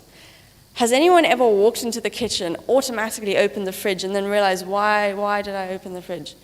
It's a cue, it's a habit, it's a reflex. Similarly, if you jump on your bed after a long day, the first thing you do is pull out your phone and scroll through Instagram. It's a cue. But you can also interrupt those cues, and you could use the reflex to your advantage. For example, something that I like to do is when I have a bath, I leave my phone in another room, and I take my book. So I've interrupted my cue. And I can either stare at my toes, or I can read, but there's no scrolling. Secondly, you have to make it attractive. You have to have positive associations with this habit. So I really like tea. Having tea and biscuits while I read is a great idea because whenever I think of reading, I think of biscuits, and that's really positive. You can also do this with wine, although I would suggest stopping before the words get blurry. Thirdly, you have to make it easy. There's many ways to make reading easy. My favorite one is listening to audiobooks. So you can download audiobooks for free from YouTube, or you can get an Audible account and listen to them like that. And you can listen to audiobooks while you're cooking, while you're driving, while you're walking. It lets you do two things at once, and it makes reading a seamless habit that you can insert into your life. And then fourthly, you have to make it satisfying. I cannot be the only one who has written a to-do list and put stuff that I've already done on the to-do list just so I can tick it off. I knew it. That's what I'm talking about. It has to be satisfying. So I have a Goodreads account, and every time I read a book, I add that book to my list of books I've read in 2021. And it's really satisfying seeing my progress and seeing the amount of books accumulate. I'd also like to add that there's no right or wrong book. Whether your thing is scientific nonfiction or fantasy smut, it doesn't really matter. As long as you're building the habit, at the end of the day, it should be an enjoyable part of your life. And to prove that reading improves your writing ability, I've written a poem. The new year looms ahead, and the virus continues to spread. Would you go it alone, unto paths thus unknown? Or would not standing shoulder to shoulder with elves make you a little bolder? When the muggles misunderstand, won't you escape to Neverland? When it used to be gravy and lamb, but now it's green eggs and ham, do not succumb to despair or fear. Arrakis, Camelot, and Narnia are here. To take you away to lands unknown, you can have an escape all of your own. All it takes is a little commitment, and a book, that's your equipment. So come set a reading goal for the next year. It'll be fun. We're all mad here. Wait. Before you, admire me, I hope that I've inspired you to read more and given you some tips on how to do it. It might seem impossible, but I'd like to end with a quote by Lewis Carroll, who says that, why sometimes I've believed as many as 6 impossible things before breakfast. Thank you.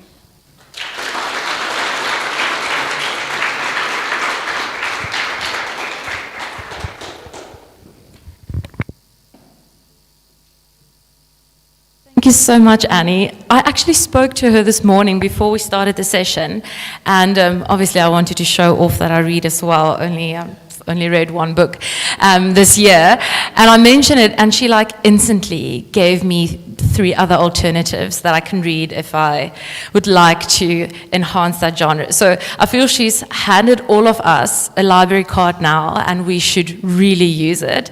Apart from that, if you would like to thank her, she likes Clover.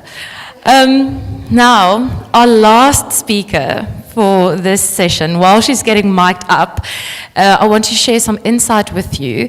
So, when the universe molded Taylor, she poured in kindness, glitter, calves that will put any rugby player to shame, and lots of baby goats. Apart from just being a really festive person, she's also a hashtag girl boss and a small business owner, but not like those people that sells skincare products. She makes macrame, and this is not a paid ad, although I did ask her to help me pronounce it. But if you're still looking for something to stuff your Christmas stocking with, I can highly advise. Another bit of advice I can give you is to sit back and go on this trip she's about to take you on. Thanks.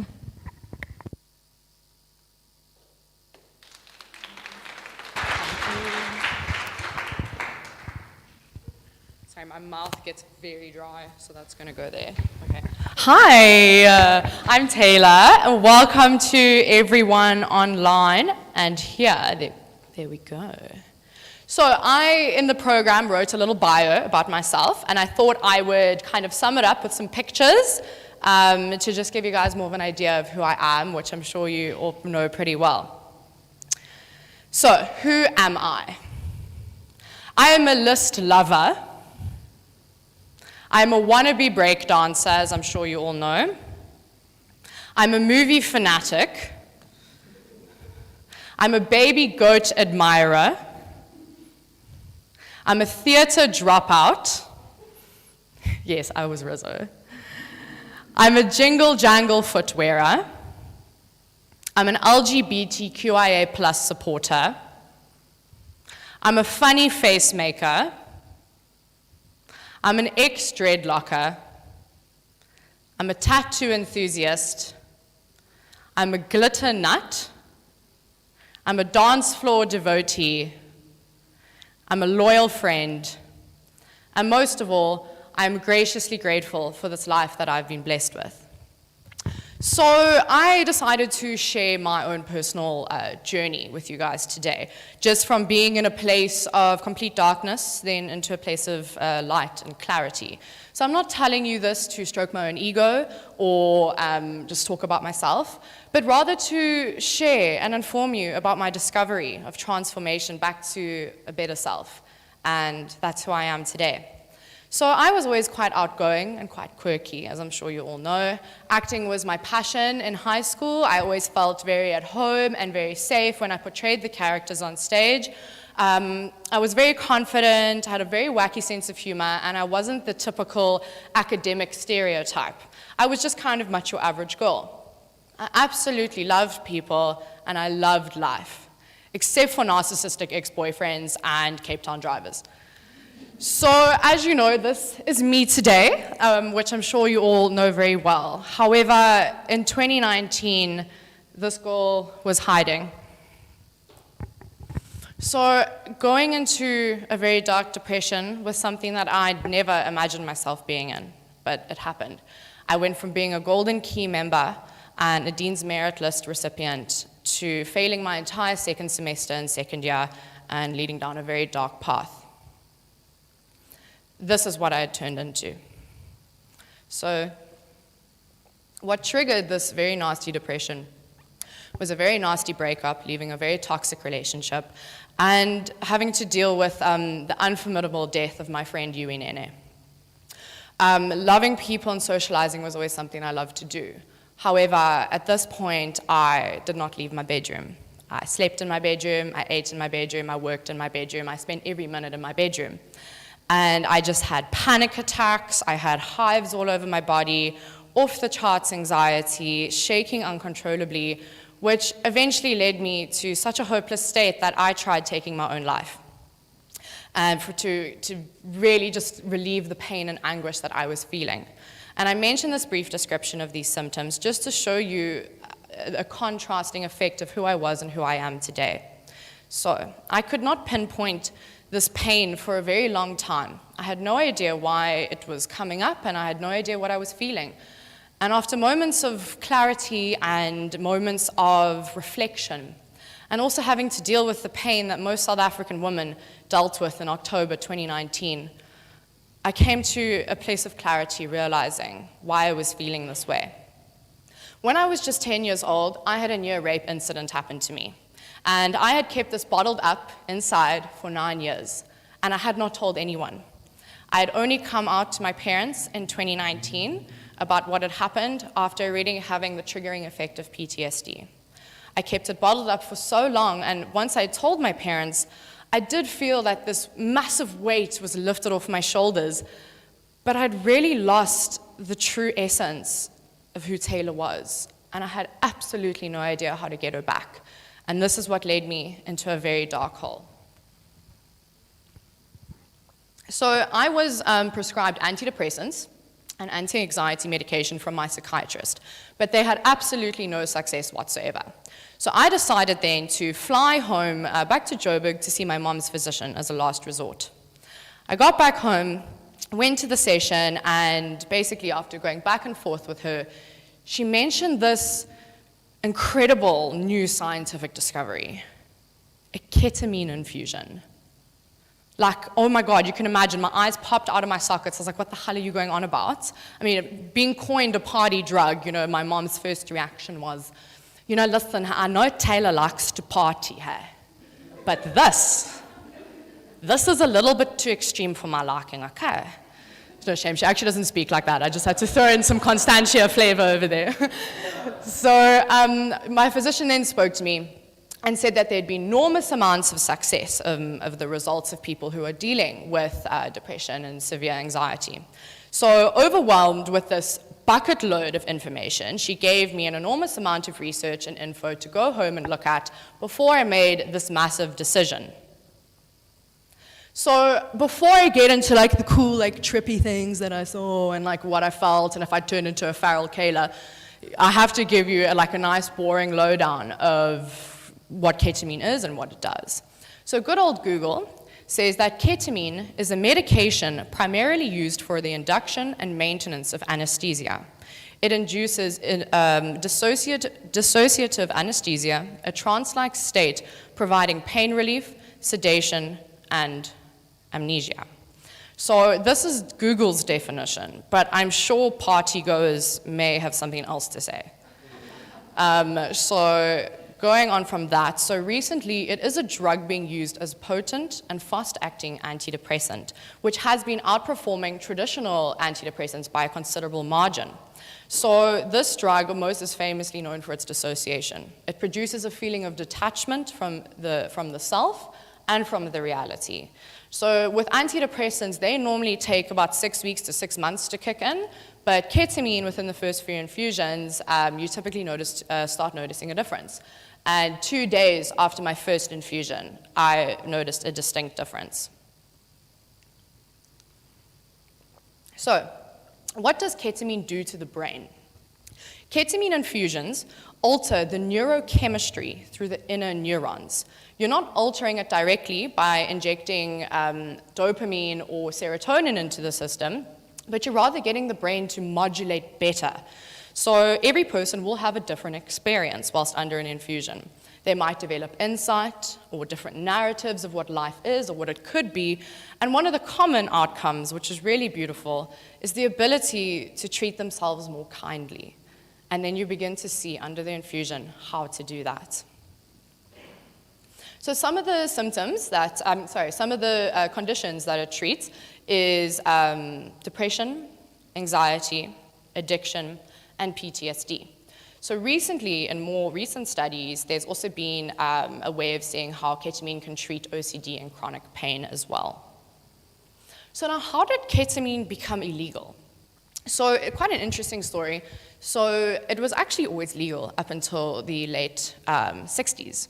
And what had happened was during the Vietnam War, the nurses were administered ketamine to use as an anesthetic for the soldiers who were very badly wounded.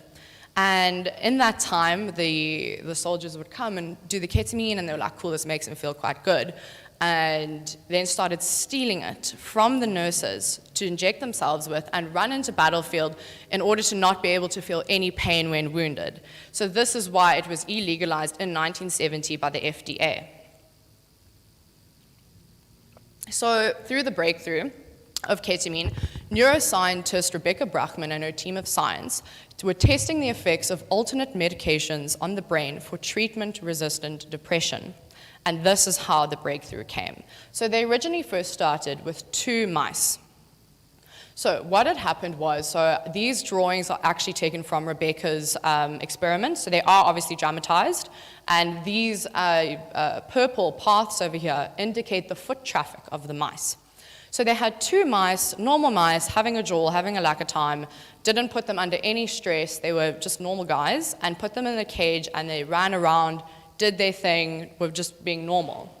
Then, the next slide.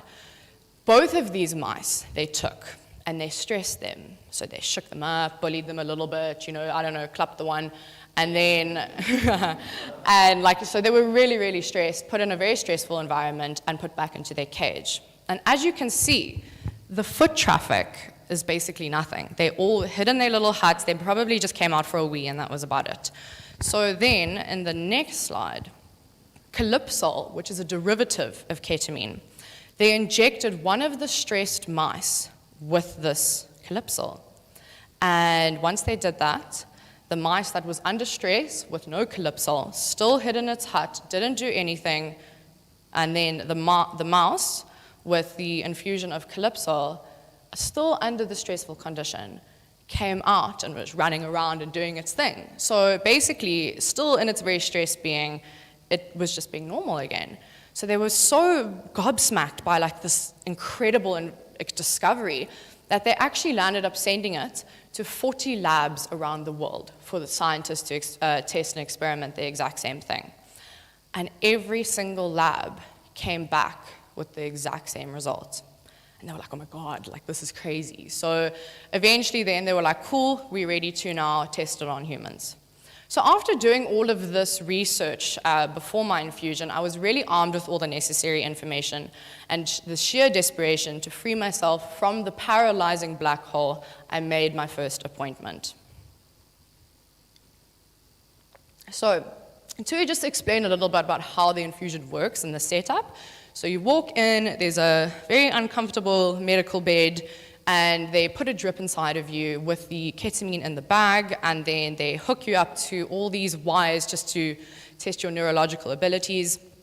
And then they give you an eye mask. Now this is very important as it doesn't distract you from the external environment. So basically you're allowed, everything then is in your head and in your soul. So nothing is taking you into something that you're distracted from on your overall senses. Then also what's very important is the music. So you put earphones in and you have to choose something really calming, something that you feel is going to be really suitable to the environment and to set your intention for the infusion.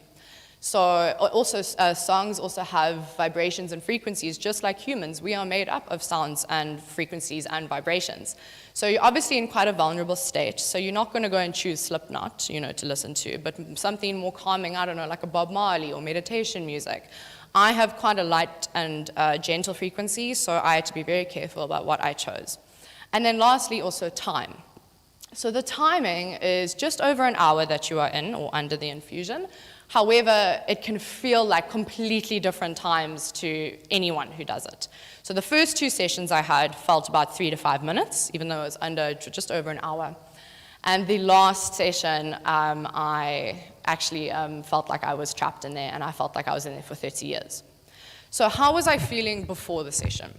Extremely nervous. I had absolutely no idea what to expect. But so my physician came in, and what she said she would do is she would come in every 10 minutes and hold my arm just to ground me and make sure I was feeling safe. And that really helped, and it made me a little bit more excited. Then, during, this picture is a perfect example of how I was feeling. I felt like I had a complete out-of-body experience, complete hallucinations, and very vivid dreams.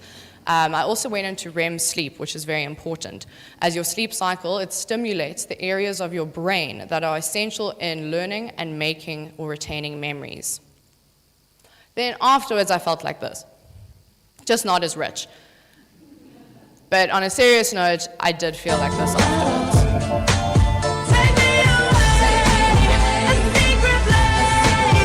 So I felt like I had been hit by a bus. I was couldn't string a sentence together. My body was limp. I felt very uncomfortable. My vision was skewed. I went to bed for 5 hours, woke up not knowing where I was. So basically, I did turn into a feral Kayla. So what did I see during my first session? So something very important that came up were the colors. So the first session, I saw purple peacocks. I saw space in a very purple light. And when I was listening to Tash Sultana's Notion soundtrack, the actual sound waves were making these beautiful little roller coasters, as which I was sliding down and like going woohoo. And the one point when I was in space, I was actually floating up in space, and every star I would touch would get brighter. And my physician actually came to me afterwards and said when she walked in, I was doing this with my arms, trying to touch these stars. So the role of music and color was very vital, especially the color purple. Then in the second session, a massive thing for me is I saw purple elephants dancing, and I saw monks floating in an orange and yellow space. So I think I'd just gone to Thailand before this, so I probably think it was a connection between a monk monastery and elephants. But after this infusion, funny enough, I actually became repulsed at the fact of eating meat. So I completely stopped eating meat for 2 months afterwards as well. And I carried on wearing the color purple and yellow as well from the colors that I saw. So this is just a little something. So I went to Thailand after my first infusion, and I was so happy to the point that I'd actually dislocated my jaw from doing the worm, knowing me. And I was so happy to the point where I did not even experience the pain, and I was just really happy being in a head brace, pretending to be a Teletubby, the son from Teletubbies. So my third session, it was very scary. I experienced something called an ego death. And so in the session, I'd actually felt like I had died. And it was very, very scary, and basically my body was floating, and I could see it, and it was going further, further away, and I felt like no one was coming to wake me up. So an ego death, it's an experience. It can be very terrifying, liberating, exhilarating, and full of absolute awe. Certain substances, such as DMT, ayahuasca, peyote, LSD, and ketamine, taken in very different quantities, have a strong reputation of being able to push the mind or soul over the edge, allowing it to seemingly detach from its bodily counterpart. Often hard to put into words, this can create a state that some have called an ego loss, an ego death, or an ego dissolution. So basically, ending off on this third session, I felt like a part of me needed to die. And this was the part of being anxiety. So I have never experienced anxiety since, completely. I've never experienced depression, anxiety, or PTSD since. And I felt like I was rid of all of these capabilities and anything that hindered me of attaining self-love. So hammering these negative disorders away, I finally have the capability to do it, and I've never experienced anxiety, PTSD, or depression ever again, and I'm very grateful and thankful for this experience, and that I feel like I am the person that I am supposed to be. So I'm very growing more each day just to love myself a little bit more. So this was my experience, an experience that I believe is worth sharing. So if you know of someone who is suffering from these illnesses, please can you pass this information on to them as well. With depression often being so misunderstood and unsuccessfully treated long term, I feel compelled to share my story in hope of helping others. So life is for the living, so let's live it. So through my journey, I made up a little mantra which I say to myself twice a day, every single day. I am happy, I am healthy, and I am living. And to end off, I would like everyone to please say it with me. I am happy, I am healthy, and I am living. Thank you.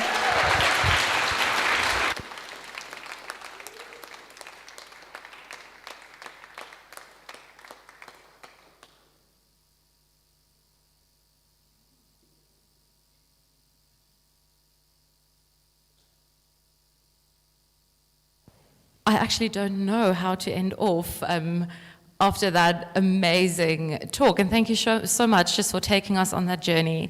It's really inspiring. And can we just get a little commotion overall for the first session that's now officially done? I cannot believe it. It's absolutely been such an honor to be your MC. I think the standard's been set. So we're going to kick off even higher in our next session. That's going to start at 11. So just a quick logistical note. We have a lovely coffee shop upstairs. There's some sandwiches. You can go and stretch your legs. You can explore the rooftop. I'm sure you'll see some of our local chimneys there. And then if you can please be back at 11. They are going to sanitize the auditorium, so if you want to secure your seat, you can just leave something on it. We don't really adhere to the POPI Act. We know where everyone lives, so your stuff's safe here, don't worry. And then we'll see you at 11. Thank you.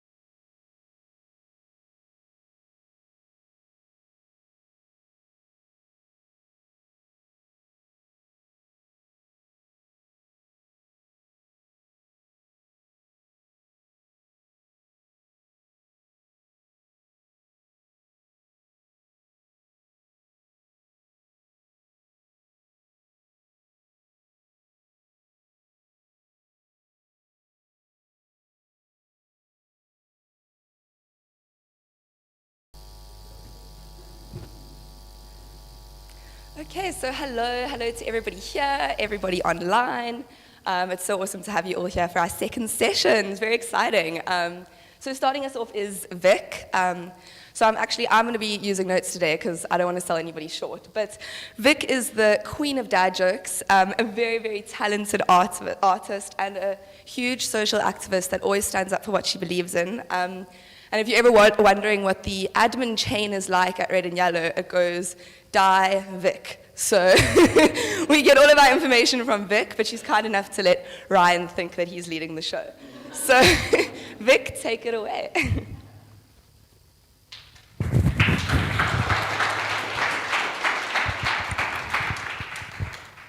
Thanks, Meg. Cool. So I'm going to be talking about the network effect. So I'll start you off with a story. The year is 2020, and there's a horrific virus plaguing the world. It's not COVID, it's Crocs.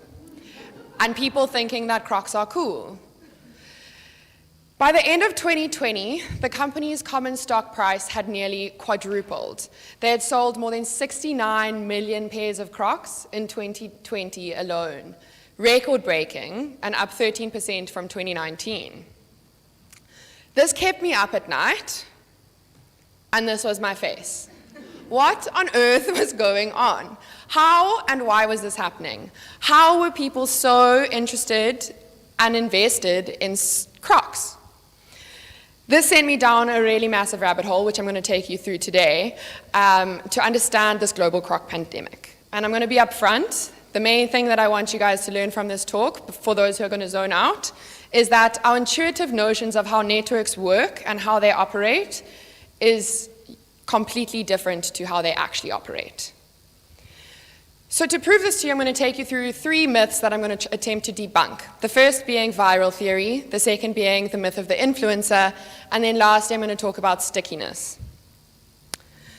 So virality and viral theory doesn't really need much explanation. We just need to look at this guy, COVID, who we all know and are sick and tired of, to understand.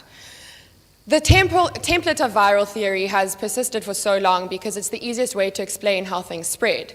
But when it comes to social ideas and social contagions, or complex contagions rather, it's completely different to how a disease like COVID spreads. And this is due to this idea of strong versus weak ties. So weak ties are the people that you see in a coffee shop or the person that you get your groceries from every day or whatever. And strong ties are the people that you interact with on a daily basis. So this is kind of a picture to explain it. You've got our circles of our strong ties and then the links between being our weak ties. Kind of makes sense. But to show how, when it comes to social innovations, there's a weakness in weak ties, which people haven't really thought about up until fairly recently, I'm going to talk about Twitter. We all know Twitter. So in 2006, in San Francisco, there was an earthquake, which then later became known as the Twitterquake, because this was the first time that Twitter actually started expanding and people started adopting Twitter. The reason being is that this earthquake hit San Francisco and people were checking in with their friends live time, real time on Twitter. Here's an aftershock, I'm safe, blah-de-blah, all the rest. And then it kind of started spreading the same way that we've always understood a virus to spread, similar to what was understood when the Black Plague hit Europe. It kind of followed these geographical contour paths and spread into the Bay Area and then into the rest of California.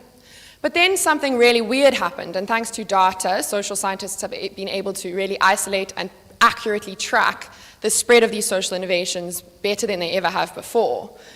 And something really weird happened. After it reached the edge of California, essentially, it stopped spreading. And people didn't really understand why.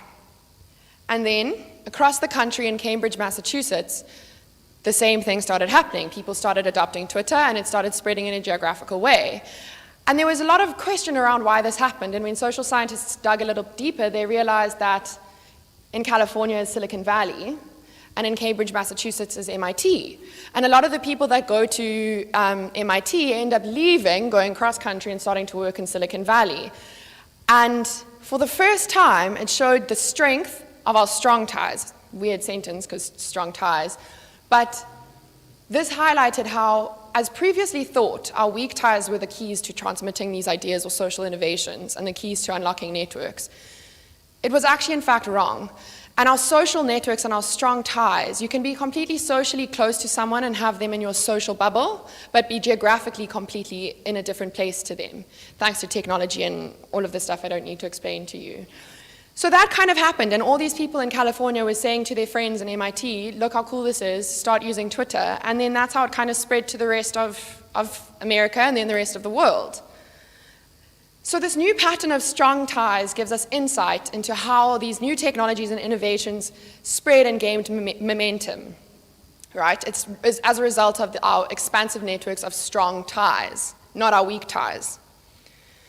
So then looking further, because I didn't feel like this really answered the crock problem, the myth of the influencer. And who better to look at than your girl Oprah? So a common story, again looking at Twitter, a common story that's told around the success of Twitter is because Oprah adopted it. And in 2009, she tweeted live on her show a really not very interesting tweet, but it was the first time she'd ever made a tweet on Twitter, and people thought that the resultant success of Twitter was as a result of Oprah tweeting about it, right? This massive influencer with a huge, expansive social network was the reason why people started adopting it. But in actual fact, that wasn't right. And two questions were asked. The first was quite misleading, is how did they get Oprah to spread to Twitter? Did they pay her? What was it? But the correct question to be asking is how did Twitter grow so big that Oprah got a boost out of it? Oprah's tweet wasn't the cause of Twitter's success. It was actually just a consequence of it. And this is because people understand networks differently. So on the left, you can see this firework pattern. And this makes sense when you think of this common rhetoric around influencers. And then they're at the center of this firework. They highlight a cool thing like Twitter, and all of a sudden it explodes. But that's not in actual fact how our social networks work. It's actually a fishnet pattern. And this results in network bias, right? We all started wearing these cool beaded necklaces because all of those around us started wearing it, not because some famous person posted on their story. And that's something that's really important when looking at Crocs. How did Crocs get so cool that Joe Malone, and no mom, it's not Joe Malone, Post Malone, not Joe Malone's son, started doing collabs with Crocs? How did it get so big that he wanted to endorse them? Still, after looking at the influencer, I don't feel like I've answered the Croc problem. So let's look at stickiness. Stickiness is about answering the question around why certain products stick, why certain innovations stick and make sense and persist. So the example here is looking at the QWERTY keyboard. At the top, you've got the keyboard that we all know and use so well, the QWERTY keyboard. At the bottom is the lesser-known Dvorak keyboard, which was kind of made at the same time and has been proven to be more efficient with your keystrokes and typing words than the QWERTY keyboard. Interesting, because less than 1,000 people globally use that keyboard today. So this really got me questioning, why do the most efficient and best ideas often not survive? The answer lies in the pill, or contraceptives. So in Korea, before this whole contraceptive pill program was initiated, they were faced with a big issue of population growth and rapid population growth and overpopulation. So they needed to do something to combat that. And traditionally, it wasn't a country that used contraceptives very often. So they launched this program, and within 20 years, almost the entire population of Korea who are of sexual reproductive age were using contraceptives. A huge feat. So much, it was so effective that the population growth even slowed down. What's interesting around this, and why it answers some of the questions around why do the most efficient and best options often not survive, it's not because of the packaging, it's not because it's the best product, it's not because of them putting the most marketing budget behind it. It's because of our networks and how we receive that idea, how that idea comes to us. So with the example of Korea, you've got consensus amongst a village, so amongst the people of a village, but across villages, there was no consensus. So it ended up being a situation where you'd have condom villages or IUD villages or the contraceptive pill villages. And this was because of the fact that if your friends were all using the pill, you were more likely to use the pill. If your mom and aunt had used IUDs, you were more likely to use it because of the fact that it was brought to your network and brought to you via this fishnet pattern. And I think the key thing here is that it's not because of the best product, it's because of the way that we receive it. The same thing can be explained as to why the QWERTY keyboard has persisted and been successful. So that huge rabbit hole of debunking this viral theory and how it doesn't apply, and this influencer myth, when they actually sometimes are not the reason why products are successful or Crocs are cool, and this idea of stickiness, highlighting how Crocs may not be the best shoe, but because of the way people get them and receive the idea about them, they stick and sell 69 million pairs in 2020. So after that whole rabbit hole, my question is still, do I know how Crocs became cool? Nope.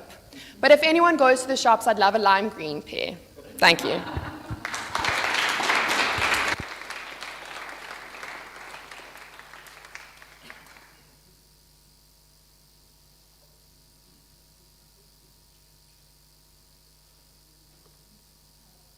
Can you guys hear me? Yes. Thank you so much, Vic. Quite embarrassed. I'm victim to the beads that everybody's wearing at the moment.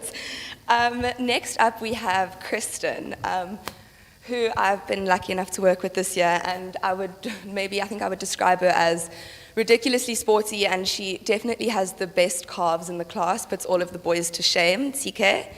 And she's also the unofficial brand ambassador of Adidas. You'll never see her in anything else. And she also definitely proved that she practices what she preaches, in that she also jumps out of her own comfort zone and dressed up as a pirate this year for Halloween. So yeah, thank you. And Kristen's also online, so thank you. So how many times haven't you heard or been told that you need to step out of your comfort zone? This is a term that we're consistently bombarded with, whether it's directly or indirectly. And to think that this term only became popular in the late 90s. But what is our comfort zone? So according to the dictionary meaning, our comfort zone is a situation where we feel safe and at ease. And ultimately, this is what our brains are wired to do, is always ensure that we feel comfortable, safe, and at ease in all that we do. And when you leave your comfort zone, it leads to just the best amount of good stresses that, yes, leads to anxiety, but it's also the optimal anxiety that allows for you to perform in a better way and impacting the performance in a more positive way. And besides that being one of the benefits, there are so many other benefits that come with leaving your comfort zone. Gaining new insights, having new experiences, which ultimately holds into creativity, being able to view different situations and topics and things from a different angle, from a different perspective, because of your new experiences, new people that you got exposed to, so many different learnings that you get from leaving your comfort zone that you would never get from being in your comfort bubble. And ultimately, you never want to willingly leave your comfort zone. You leave your comfort zone because you kind of pushed out of it in different situations. So this is my journey as to how this year I left my comfort zone. As a matter of fact, I jumped out of my comfort zone and landed on my feet. So this year was the first year that I was exposed to red and yellow. I don't come from an environmental background where I would be exposed to this amazing organization. And, you know, I was on the internet looking for the next step in life. And this opportunity to study at Red and Yellow came across my page, study marketing, advertising, communications. And yes, marketing sparked my interest because I knew the essence of marketing. Advertising, yeah, I knew the name and the word. No clue what it was about. And communications, well, that's self-explanatory. Went ahead, applied for the bursary, and, you know, got it. I thought, what do I have to lose? Ultimately, I got it. So there I was, 25-year-old me, going on my new studying adventure. Many saying, you know what, at your age, you should have been well within starting your career and cementing your way up in the company. Others saying, oh, you're crazy to waste another year of your life studying. Once again, I thought, what do I have to lose? So this is how I felt the first day walking into Red and Yellow. Felt comfortable, felt safe, felt in control. So ultimately, it wasn't my first rodeo studying. I knew what I was capable of academically. You know, I've been through this. Would it be that bad, right? Wrong. I remember walking towards the auditorium doors and seeing my name on a list full of names, full of strangers, which were then divided into different groups with strangers. And internally, this is exactly how I reacted. And I'm sure a few of us felt the exact same way. And I just thought to myself, what did I get myself into? I went straight from my comfort zone into my fear zone. Panicked, anxiety, fight or flight. And I just was scared. Ultimately scared. Yeah, I thought I was studying my lonesome, just me against this course. But ultimately, now I was in a group with strangers against the course. And I needed to sit down and take my situational extroverted self out of my comfort zone, pull my socks up, get my Cancerian self out of my shell, and talk to the people around me, which is something I generally not do, and get to know people. At that point, I was ready to look for excuses as to why I couldn't continue the year. And for me, I think that this zone is the zone that makes or breaks you. You could either quickly go back to your comfort zone, your comfort bubble, or you can think, you know what, I'm going to persevere and keep moving forward. Which is exactly what I did. But ultimately, I remember in the first week, we had to do 2 presentations. And this is how I felt. And I thought to myself, I must have lost my mind. Not only do I have to work in a group with strangers, but now I have to present in front of the auditorium filled with more strangers. And it genuinely was one of the scariest moments to think that I had to do this. But I made it through. And this is how the next few months went for me in the math course. Feeling very overwhelmed, even though we were warned many times at the pace at which we'd be going. You know, I thought it's campus.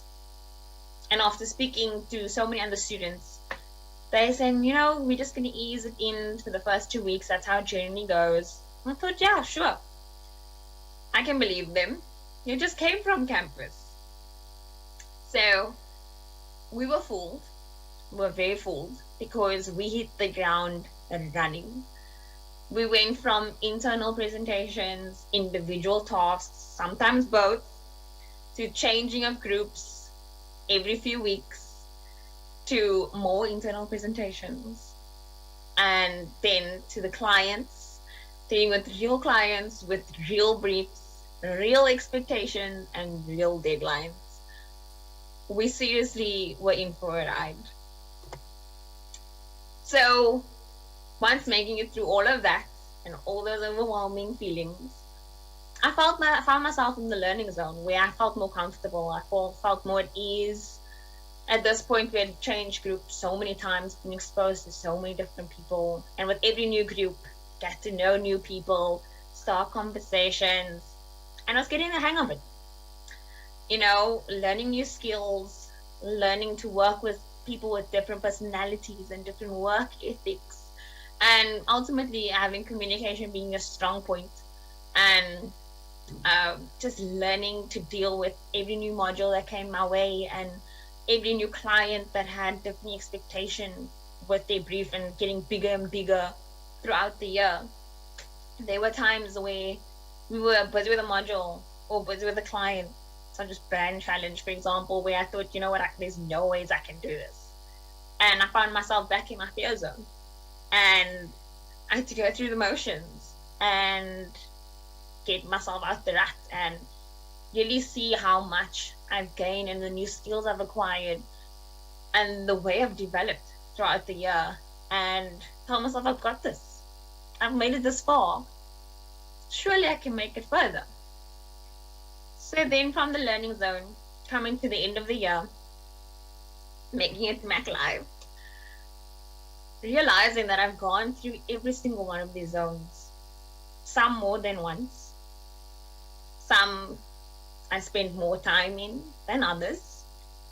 But ultimately, I know that leaving this course and leaving this year, knowing what I'm capable of, knowing what I bring to the table, and not only that, but being confident of where I started to where I'm now ending and saying, damn, like I did all of that. I've made it through every single one of these zones.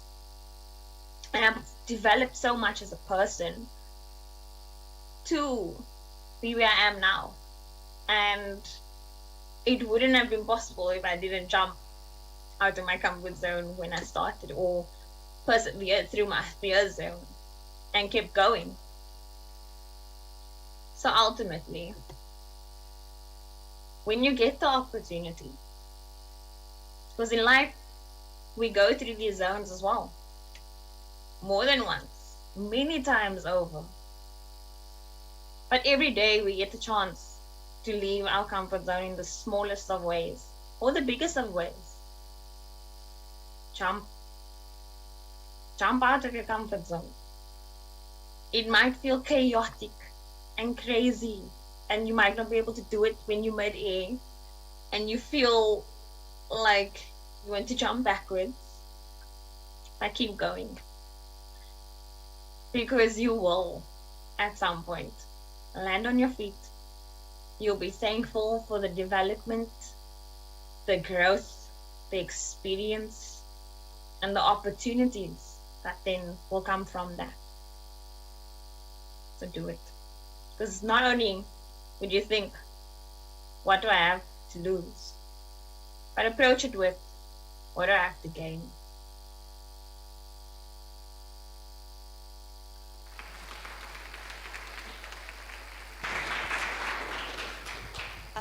Thank you so much to Kristen. I think it's definitely worth mentioning that the reason Kristen is actually not here today is that she is very dedicated to Mac Live and injured herself taking this photo. So I think that's commendable, and I think she beautifully put into words what a lot of us experienced here at Red and Yellow.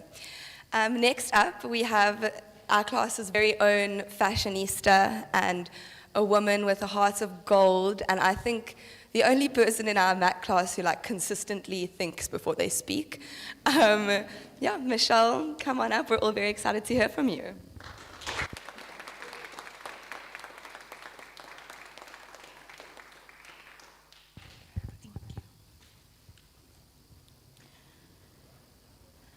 Life is a journey with problems to solve and lessons to learn.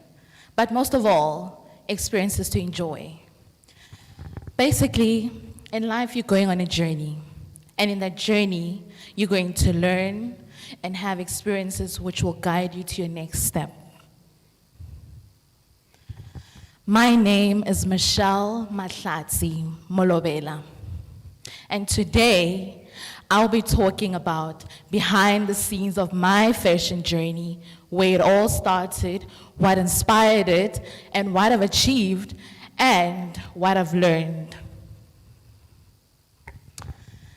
About me, I was born in 1997 in a village in Limpopo called Gabuelang.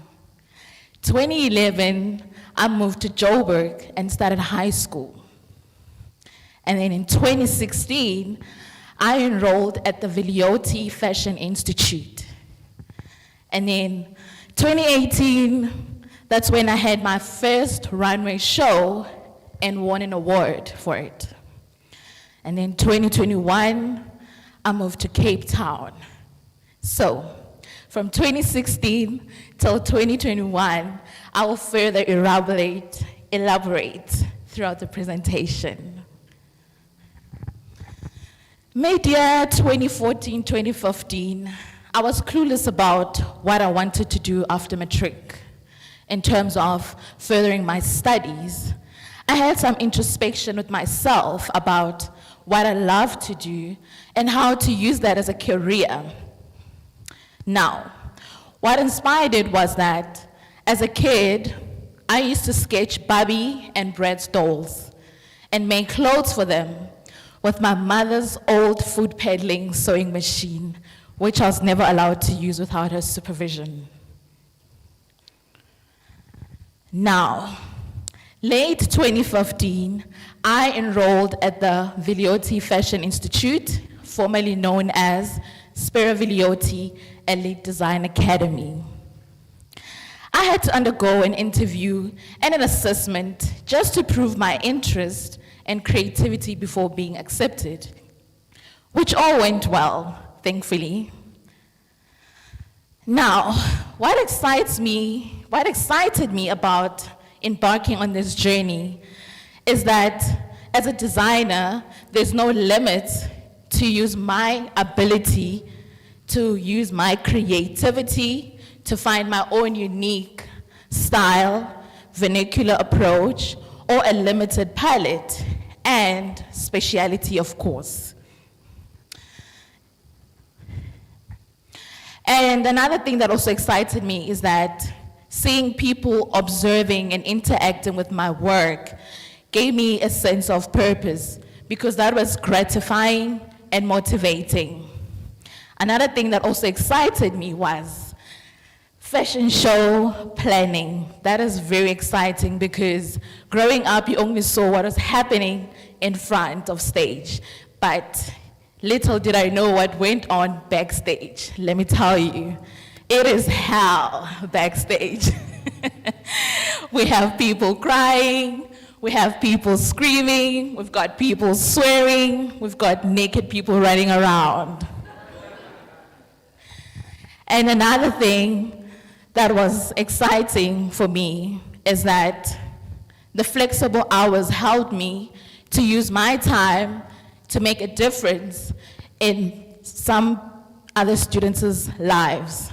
Like, for instance, I had to use my time to help raise,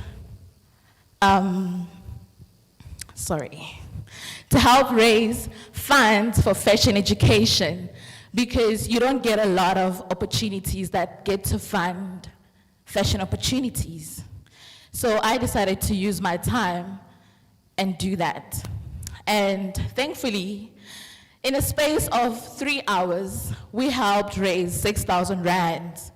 This was just mainly walking around the mall, approaching people to help make a difference. And as you can see on the picture, the first picture, I was being mentored by Spira Vilioti himself.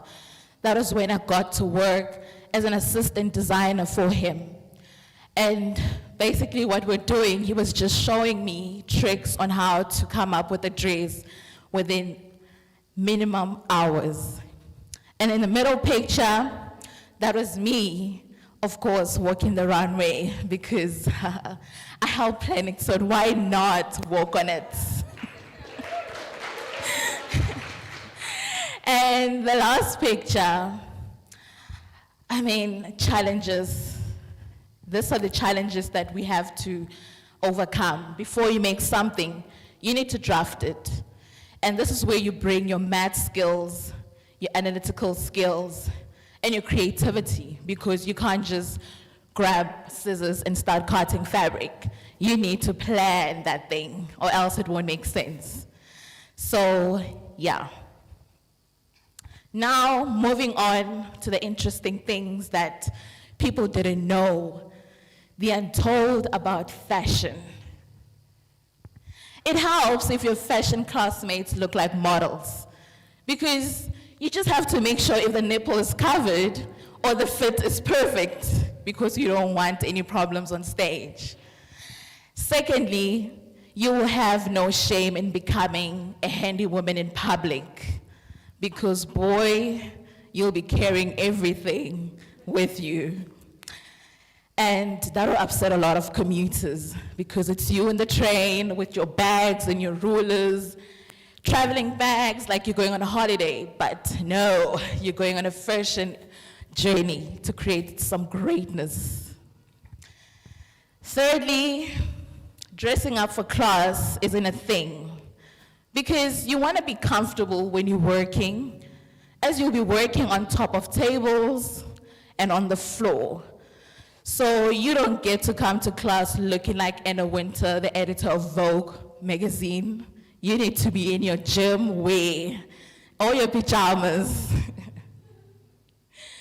And another one, late nights and all-nighters, those are your friend, because there's always something that you need to create the day before that is due the next day. And because fashion is not all about cutting and sewing, there's more to it. There's a theory side of it, which I didn't know that I had to go through. But hey, we made it. And fabric shops are your second home. If you're not there almost every day, you're probably there 3 times a week, because there's always something that you need to buy or source or inquire about.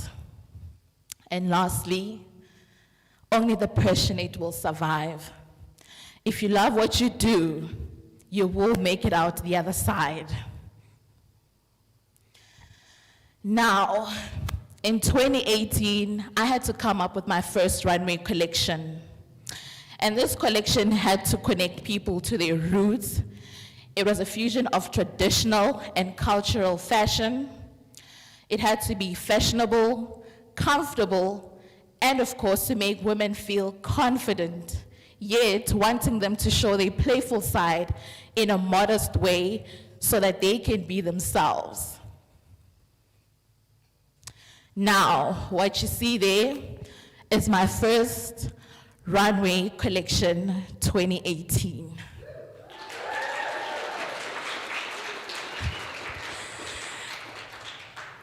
At the end of this beautiful educational journey, seeing my graduation collection on the runway, it was like no other feeling. It gave me a sense of accomplishment that will forever remain with me. Now, this is the next outfits that I made. Okay, thank you. I came across obstacles when creating this collection. I ran out of fabric. I called all manufacturers only to be told that they stopped manufacturing that exact fabric. I started panicking. I traveled to many fabric stores, but all to no avail. I almost gave up. But then I remembered that something worth having doesn't come easy. I continued my search to find this fabric, which I did. But the runway was closely crushing in, and if you didn't have your stuff ready, you're not gonna make the cut. So I was like, you know what? I've come a long way. I need to keep going. I pulled up a lot of all-nighters trying to stitch my collection myself. This is a sense of accomplishment. On the very same night of the fashion show, I won the Hyde Park Young Designer Award 2018.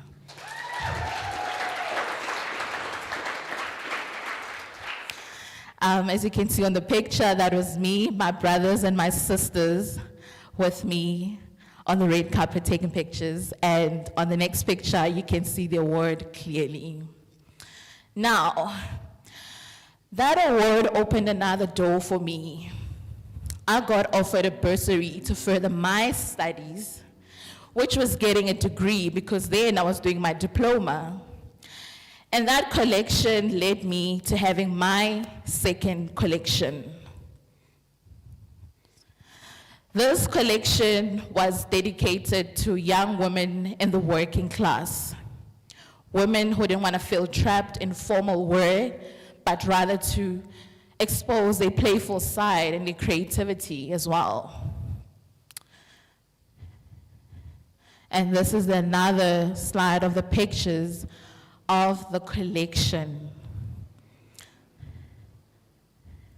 Now, I'm sure you're all wondering where to from here. I moved to Cape Town to learn more about marketing, and all this was made possible because I was also one of the beneficiaries of the bursary that the school offered. Now, why marketing? Marketing because fashion and business is where they intersect. And marketing was one of the most important aspects of fashion. This led to my journey into marketing to learn more. And that way I can try change the narrative surrounding local fashion into making it commercial, because many of our designers struggle with that. So, as well as to change the chronicle of an apparel go-to-market process that is cross-divisionally aligned in South Africa, because we also want South Africa to be one of the fashion hubs in Africa. In closing, your personal characteristics roughly resemble a steering wheel of your journey. Obstacles and barriers will be there, but your strength will make your journey worthwhile.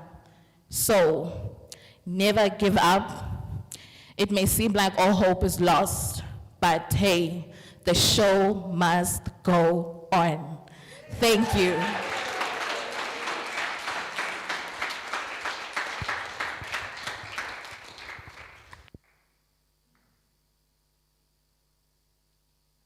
There's definitely something very, very beautiful when somebody talks about something that they're passionate about. Yeah, thank you so much, Michelle, for that. And I think we're all very grateful that your life led you to us. Next up is the better Megan of the group, of the class. Also another fashionista that actually excels at putting us all to shame every day, because she never like looks bad. She's always looking good. And if Meg doesn't tell you the truth, her face will. She has a terrible poker face. But I have had a fantastic year working with her and getting to know her. And yeah, I'm very excited to hear this talk on a guide for the indecisive, AKA me. Thanks, Megan.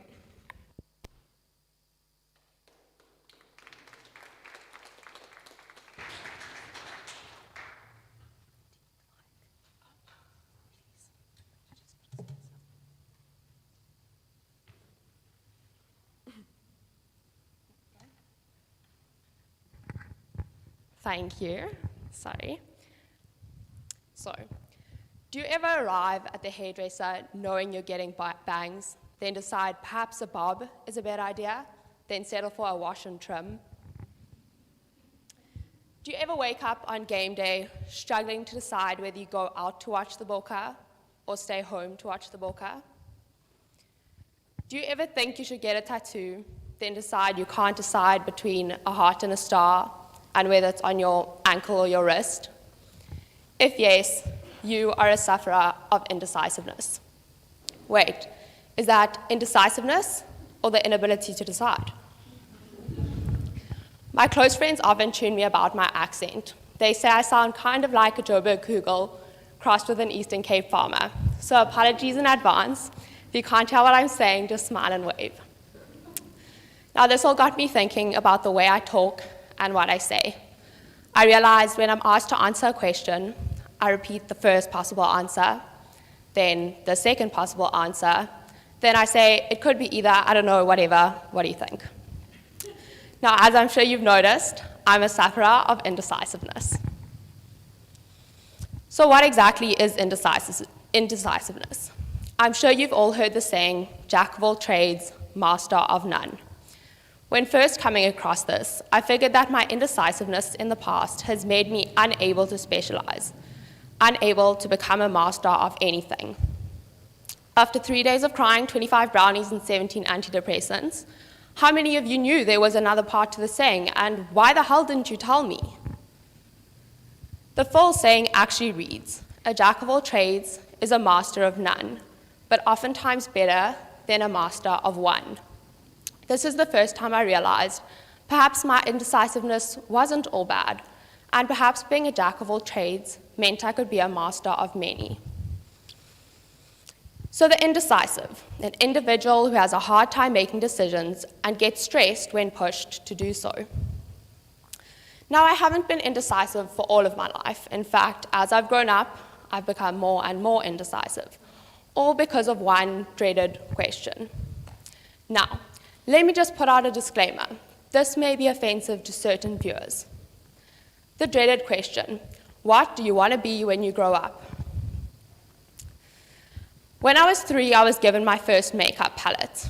I would practice on everyone and take my makeup with me wherever I go. In some cases, I would even make do using pens or mud. As you can see, I had quite the talent, but this wasn't enough to pursue my passion. Then in grade 1, I wrote a letter to my future self. I was going to be a professional ballerina. I followed this, and then in grade 3 realized, no, this is not for me.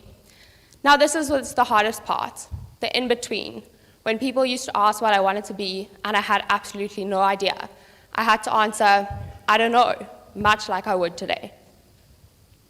Anyway, let me carry on my journey. In grade 9, I went to an educational psychologist. He told me I could do anything from design to health. Yeah, thanks, Prof. That really gave me a lot of direction. Anyway, I tried with OT.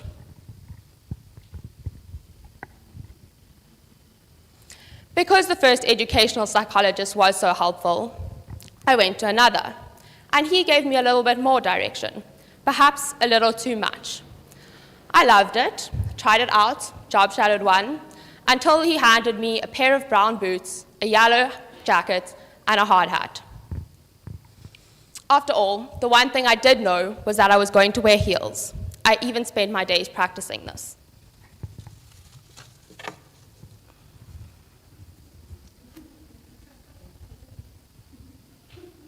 Now I was lost, unable to figure out what to do or where to even start looking. I had to decide on a degree, so I decided on the broadest thing I could possibly find, a PPE. I know that's not party every day. It was philosophy, politics, and economics, not even having to choose between a BA and a BCom. This was all great until my 3 years went a little too fast for my liking, and yet again, I was faced with the same dreaded question.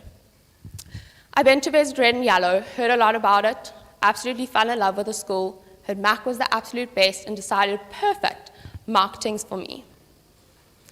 Now let me just point out a trend. I dreamt of being a makeup artist, I tried it, and I changed it. Dreamt of being a ballerina, tried it, changed it. Dreamt of being an OT, tried it, change it. So what's the trend? Dream it, try it, change it. This past year, I realized a lot. Dreaming something is probably not a good thing for me, for starters. In fact, I'm actually waiting for the day I dream to be a billionaire, try it, and it sticks. This last year made me think a lot. In fact, it didn't hit me until the other day when my little cousin asked me in her kind witch Halloween outfit, "Meg, what did you want to be when you were older, when you were grown up?" I didn't want to completely crush her dreams now that I was grown up and had absolutely no idea. Constantly in life, we're forced to make these life-changing decisions, ones which expect us to kind of read the future, when in fact nobody really knows how to and what will even come tomorrow. The dreaded question is the perfect example of this. When being asked what we want to be when we grow up, at a young age, we're taught to dream and to dream big. But then we reach 22, more indecisive as ever, and yet again forced to answer the same question. However, now we're taught not to dream. We're taught to be realistic, to put ourselves into a tiny box and decide what we want to be for the rest of our lives. We're forced to choose our destiny and the path that we want to follow, as if telling the future is more realistic than wanting to be a ballerina. This is when I realized that the question my little cousin asked me, what I wanted to be when I was grown up, she never assumed I was grown up. That was all me. There is, in fact, no age limit to being grown up, and if I only know what I want when I'm 80, well, that's okay. We live in an incredibly uncertain world, and more so in this past year. This year, almost everyone I've spoken to, and I've spoken to many, have asked what I'm doing with my life and what I'm planning to do next year. They expect me to give a description of a path looking kind of like this. When I confidently reply, I don't know, and describe a path looking kind of like this, they go on to tell me it's okay and that I'll figure it out. Now, at first, I thought this was just to make me feel better, but it turned out to be some pretty good advice. Turns out no one really does know what they're doing. No one knows the path they're going to take, and no one goes along a set, straight path. So the best advice I got was to start somewhere and go with the flow. Try everything, prepare to be rejected, get rejected, and try again. I guess the only way to ever overcome uncertainty is through facing the uncertain. Now, as you know, my path changed a lot from grade 1, where I wanted to be a ballerina. As I experienced life, I became aware of what I didn't want to do, which actually turned out to be pretty helpful in terms of figuring out what I do want to do. All of the experiences in my life have made me who I am today.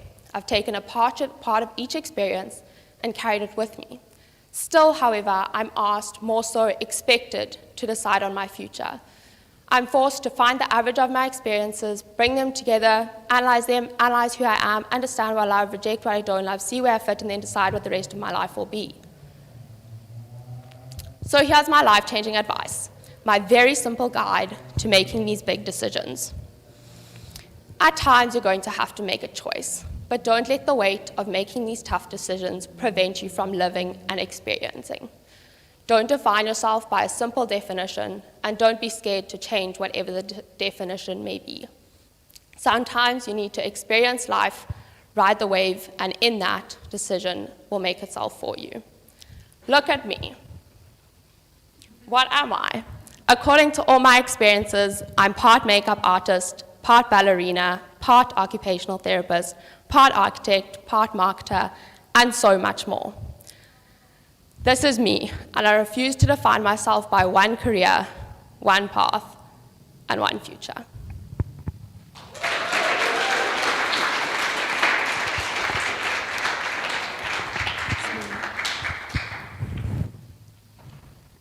Thank you so much, Meg. I think, we can definitely all relate with that very terrifying feeling of just not knowing what to do next. But I'm really glad that you did make the decision to come to us at Red and Yellow. Our next speaker is Amir, who has a love of cars, but he swears it has nothing to do with his surname. Amir has an amazing ability to remain calm in a class of A-type personalities.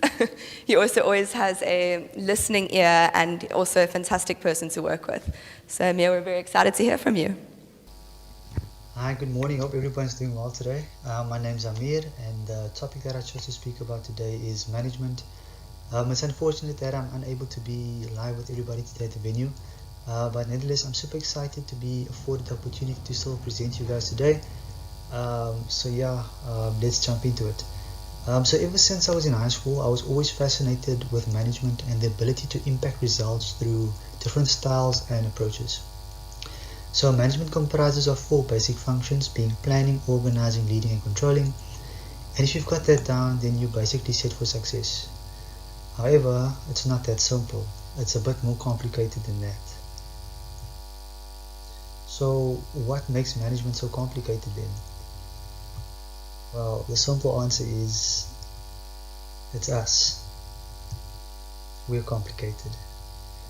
We're complicated, we are complex beings who are messy, illogical and emotional at times. We feel hurt, jealousy, anger and many other emotions, often a mix of them all together at once, and this is what makes management such a challenging task, the complexity of people. Mastering the art of management is almost impossible, but if approached correctly, you'll have some reward. There's a direct correlation between successful management and successful businesses. Just ask these 3 great guys. Steve Jobs, the pioneer of the computer revolution and co-founder of Apple. Sir Richard Branson, serial entrepreneur and founder of the Virgin Group. And Jeff Bezos, the mastermind behind the e-commerce giant that is Amazon. All these managers have had amazing successes in their careers, and this is through their effective management and leadership styles. But today we'll be stepping out of the boardroom and onto the football pitch with the great Sir Alex Ferguson.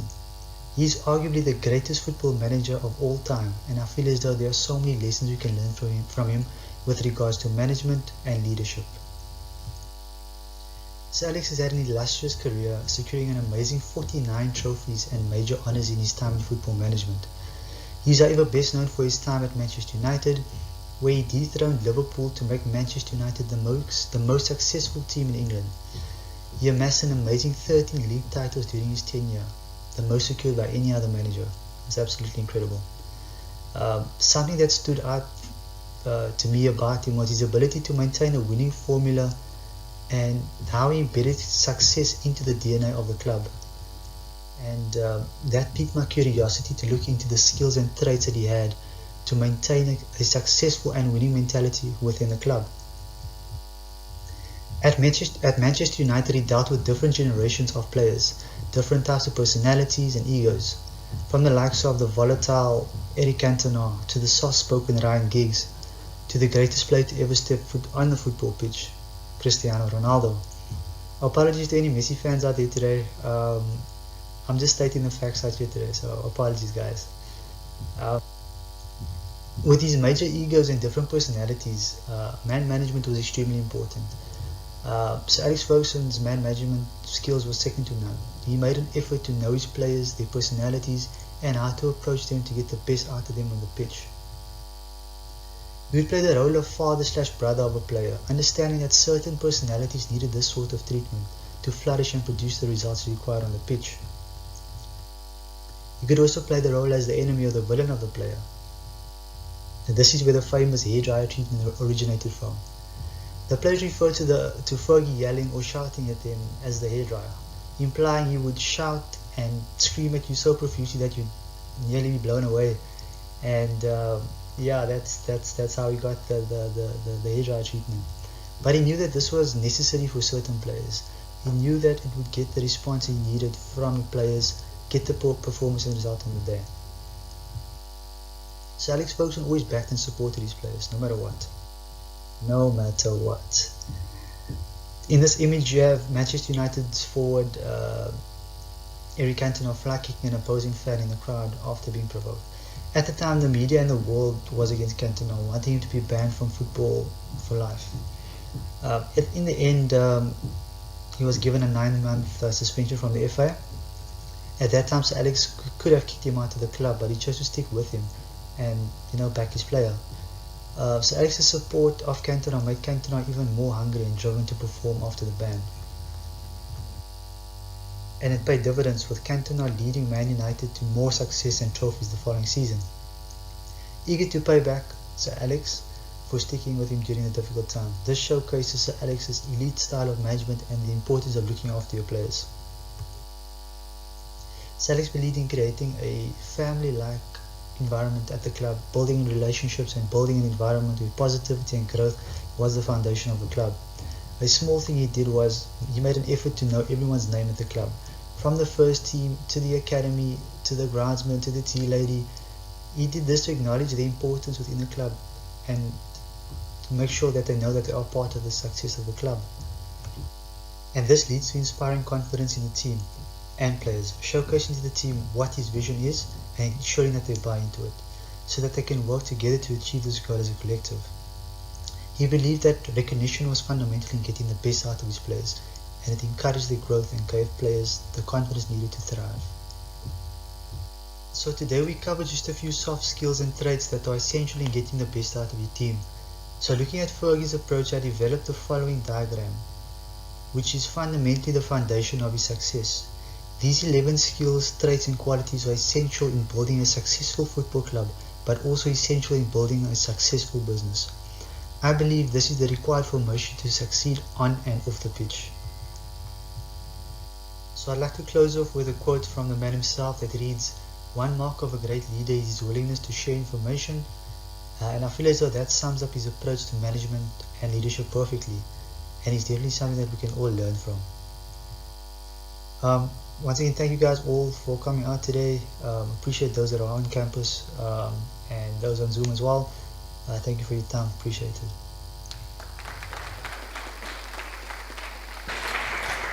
Thank you so much to Amir. I think it's always like, I don't know anything about football, so it's nice to hear like there's a little bit more to it than meets the eye.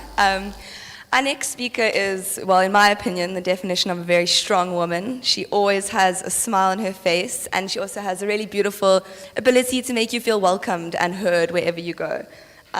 She's had a tough year, but she's just proved her strength, I think. So yeah, Siobhan, we're very, very excited to hear from you.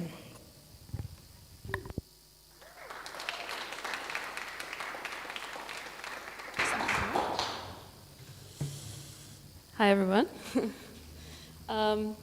So, as everyone can imagine, the last 2 years were not what we thought they would be. We hoped for something kind of like this: fun, partying, socializing, drinks, friends. But the reality is quite different, and we've all lost something in the past 2 years. You know, we've lost friends and families to Corona. We've lost being able to see our friends and family where and when we please. We've lost being able to walk and talk in rooms without masks. We've lost opportunities we were excited for, and we've lost making memories. So we've all lost something, and what is grief if not a response to loss? Grief. It's an uneasy thing. It's hard to look straight at it and acknowledge it. It's uncomfortable. You know, there's a lot of apologizing, avoiding eye contact, general awkwardness, you know? We've all been taught how to love and how to overcome our like little green monster of jealousy, but we've never been taught how to deal with our own grief, yet alone someone else's. You know, it's not a normal topic of conversation that people bring up around the dinner table. It's more like a conversation stopper or an awkward silence inducer. But what we do know about grief is that it comes in stages. Denial.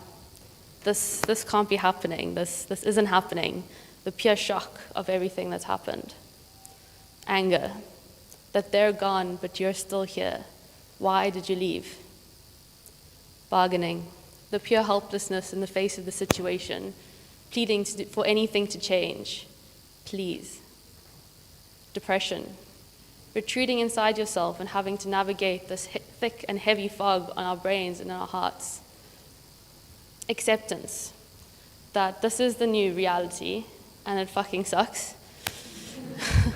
But because we're human, we don't really go through these stages in a straight line. It's kind of a messy process. You know, we jump forwards and we go backwards and we get stuck, and it's just a mess, to be honest. And while we're dealing with this process, we have a lot of emotions we have to deal with as well. And this year, I've gotten quite familiar with those emotions. About 10 months ago, my dad passed away. It was quite unexpected, out of the blue, sudden, something that will be forever part of me and has changed my life completely. But to me, my grief is more like an umbrella. It's not just limited to one emotion, it encompasses many things. I'm confused. How did this happen? Why did this happen now? How am I meant to move through this? Left with so many questions that no one seems to be able to answer. I'm jealous. Why do others get to continue their life as normal when mine has been changed completely? Why must I go through this and no one else? I'm yearning for memories that could have been and ones that have passed. Who else am I meant to call when I've been procrastinating for 3 hours and need someone to tell me to focus, Biscuit? I'm angry and I'm frustrated. Why me? Why aren't you here? Why did you leave? So much rage and frustration and no one to blame. Each day my umbrella looks and feels different. It changes on my mood and my emotions. And some days I might want to avoid it, not wanting to have to deal with it at all. Or some days I'm embarrassed to be seen with it. But one day it was just there. It was something I had to carry around with me every day. And at times it can be pretty heavy. But I survived. I got through it with help from my friends, helping me by making me smile, making me laugh, being someone I can sit and talk to or not talk to, giving me a hug, being a judgment-free zone, just small things that make this impossible weight feel that little bit lighter. Having people to support me and help carry it. But as I got used to my umbrella, it somehow had become an unnatural extension of me. I was just getting used to carrying it around and the weight of it. 2021 had a different plan. And in June, I lost my dog, my 13 years of best friends, my most avid protector, gone overnight. In October, my great-grandmother passed away, a wonderful woman who could easily beat us all in trivia and in 3 languages. Also in October, I lost my grandfather to his fight with cancer. This one hit pretty hard. So each time my umbrella changed, it got bigger, it got heavier, it changed colors, it got new colors. New colors came up as old emotions resurfaced, And it's not like people say in the movies, it doesn't get easier. Give it time, it'll heal. I have not found that to be the case. And contrary to popular belief, if anyone was wondering, your teardrops can actually dry up after a time. To say that I've had more than my fair share of grief would be a bit of an understatement. I would almost consider myself a seasoned professional at this point. And something I've always found quite fascinating with grief is the awkwardness surrounding it. Encounters, people don't know what to say. And to be fair, what is there to say? When people say, I'm sorry for your loss, I end up thanking them, which is something I don't quite understand, because I understand it's polite, but besides that, it goes over my head. But what else is there to say besides sorry? We've been taught that sorry is this magic word that can fix anything and everything. But how can a single word fix something like this? We haven't been taught anything else. There is no perfect response to grief, but if it was up to me, I would want someone to say, I see your umbrella and I'm here to help you carry it. No beating around the bush, no awkwardness, just support, love, patience, understanding. Some days a person may want to carry it by themselves, and that's fine. Other days they might find it impossibly heavy, keeping them a step behind everyone else and might need that help. But the way I see it, everyone has their own umbrella. What is grief if not a response to loss?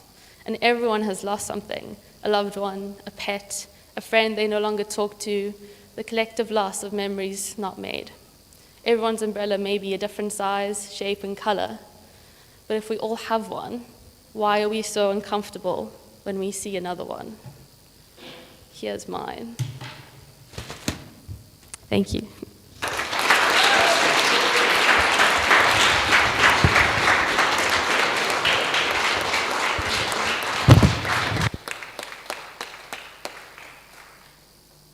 Ooh, it's almost unfair that I have to talk after that.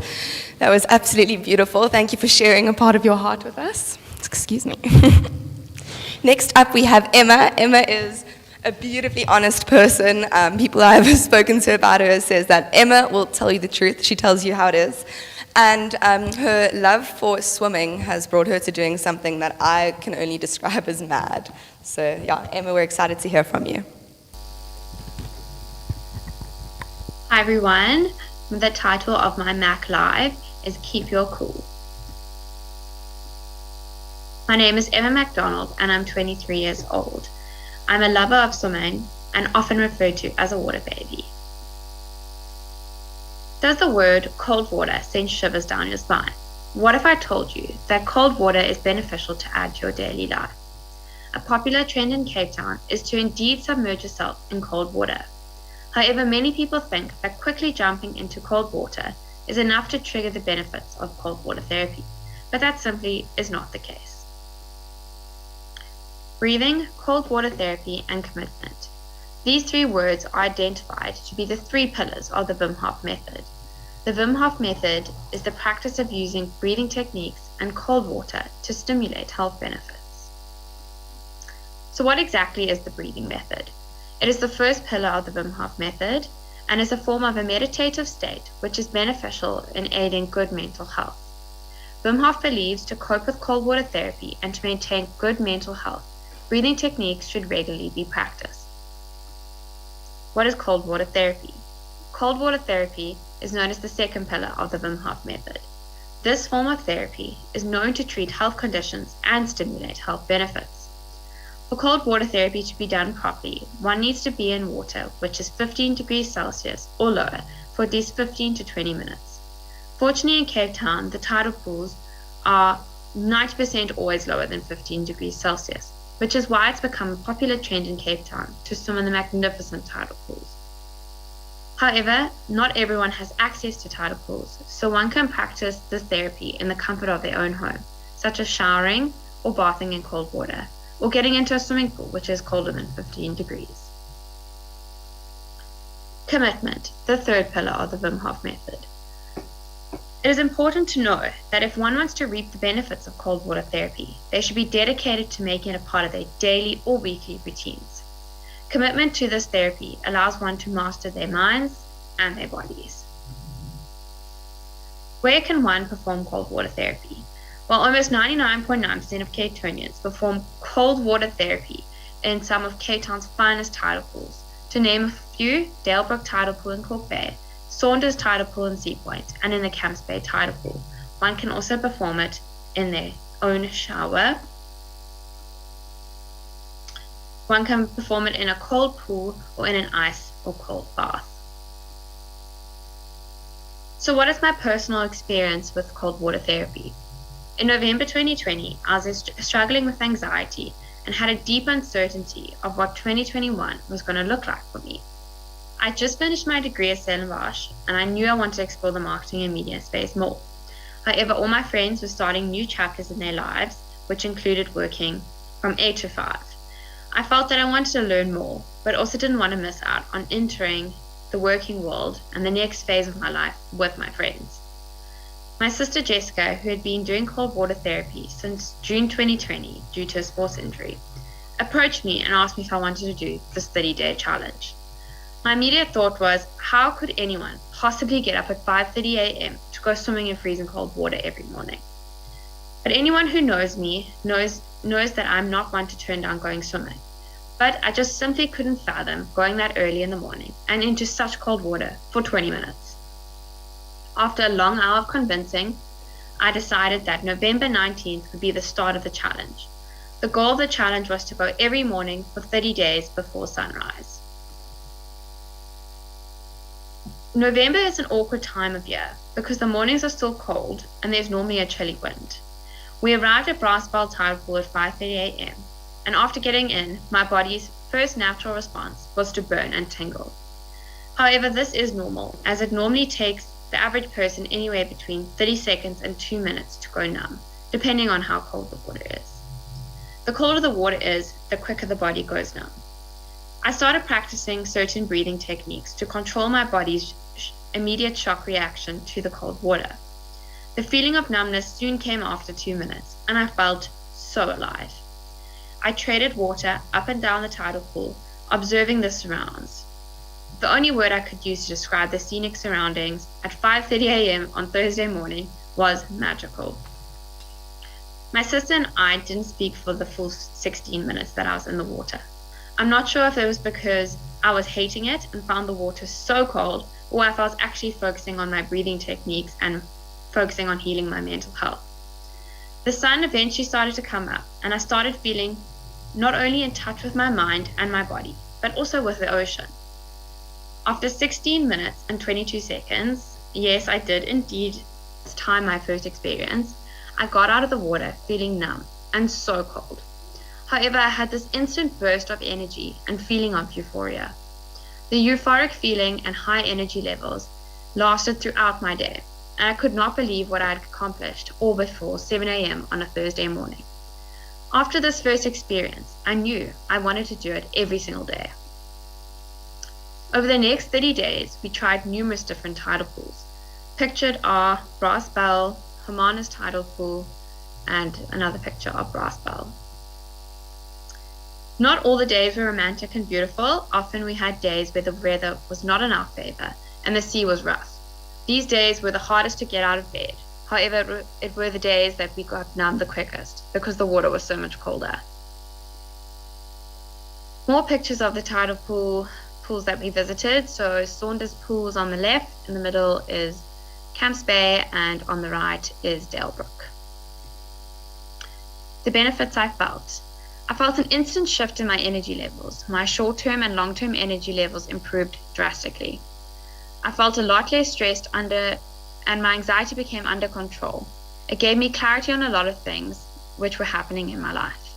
It improved my overall mental health and gave me a strong feeling of accomplishment. Some of these benefits I felt instantly, and some of them I felt over the 30-day period.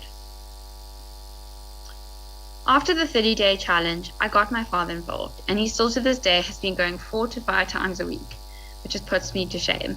The picture on the left is of him and I in the water watching the sunrise, and on the right is of me getting out the tidal pool. So what are the benefits of cold water therapy?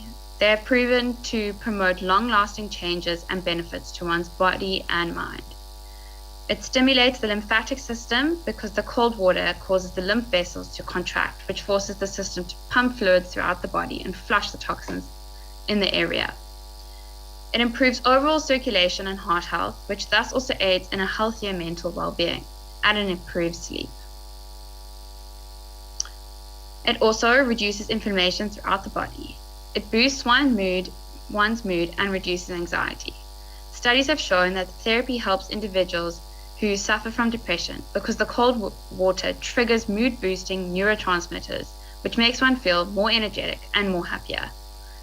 Lastly, it has also proven to strengthen hair, skin, and nails because the cold water tightens your pores and helps clear your skin.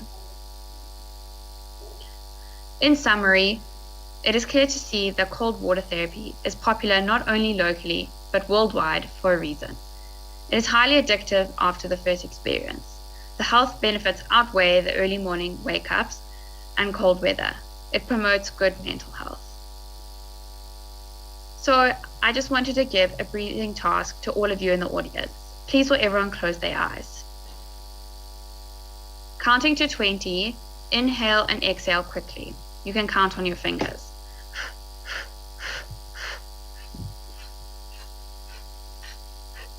On your last breath, take one deep breath in and exhale.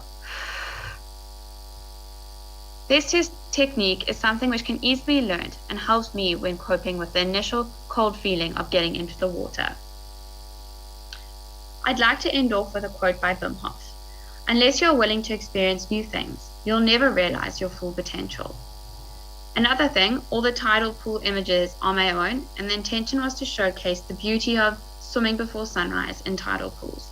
Thank you all for listening, and I hope that this has inspired you to take the plunge into Cape Town's finest tidal pools.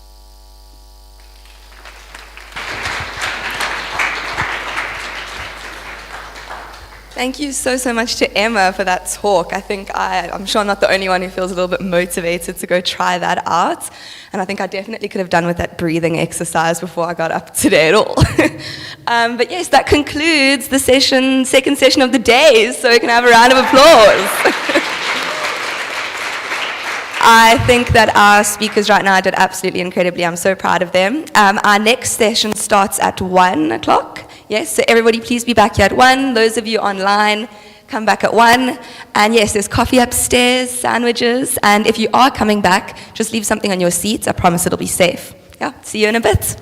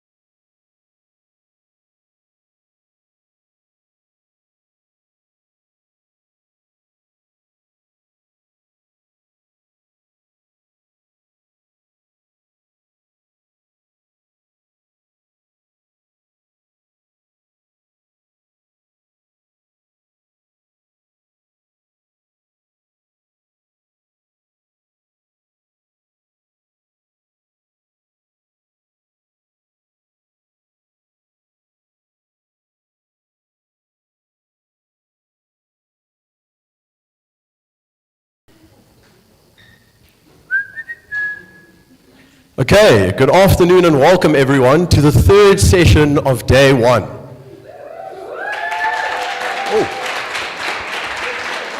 Okay, that's a good start, I guess, a great start.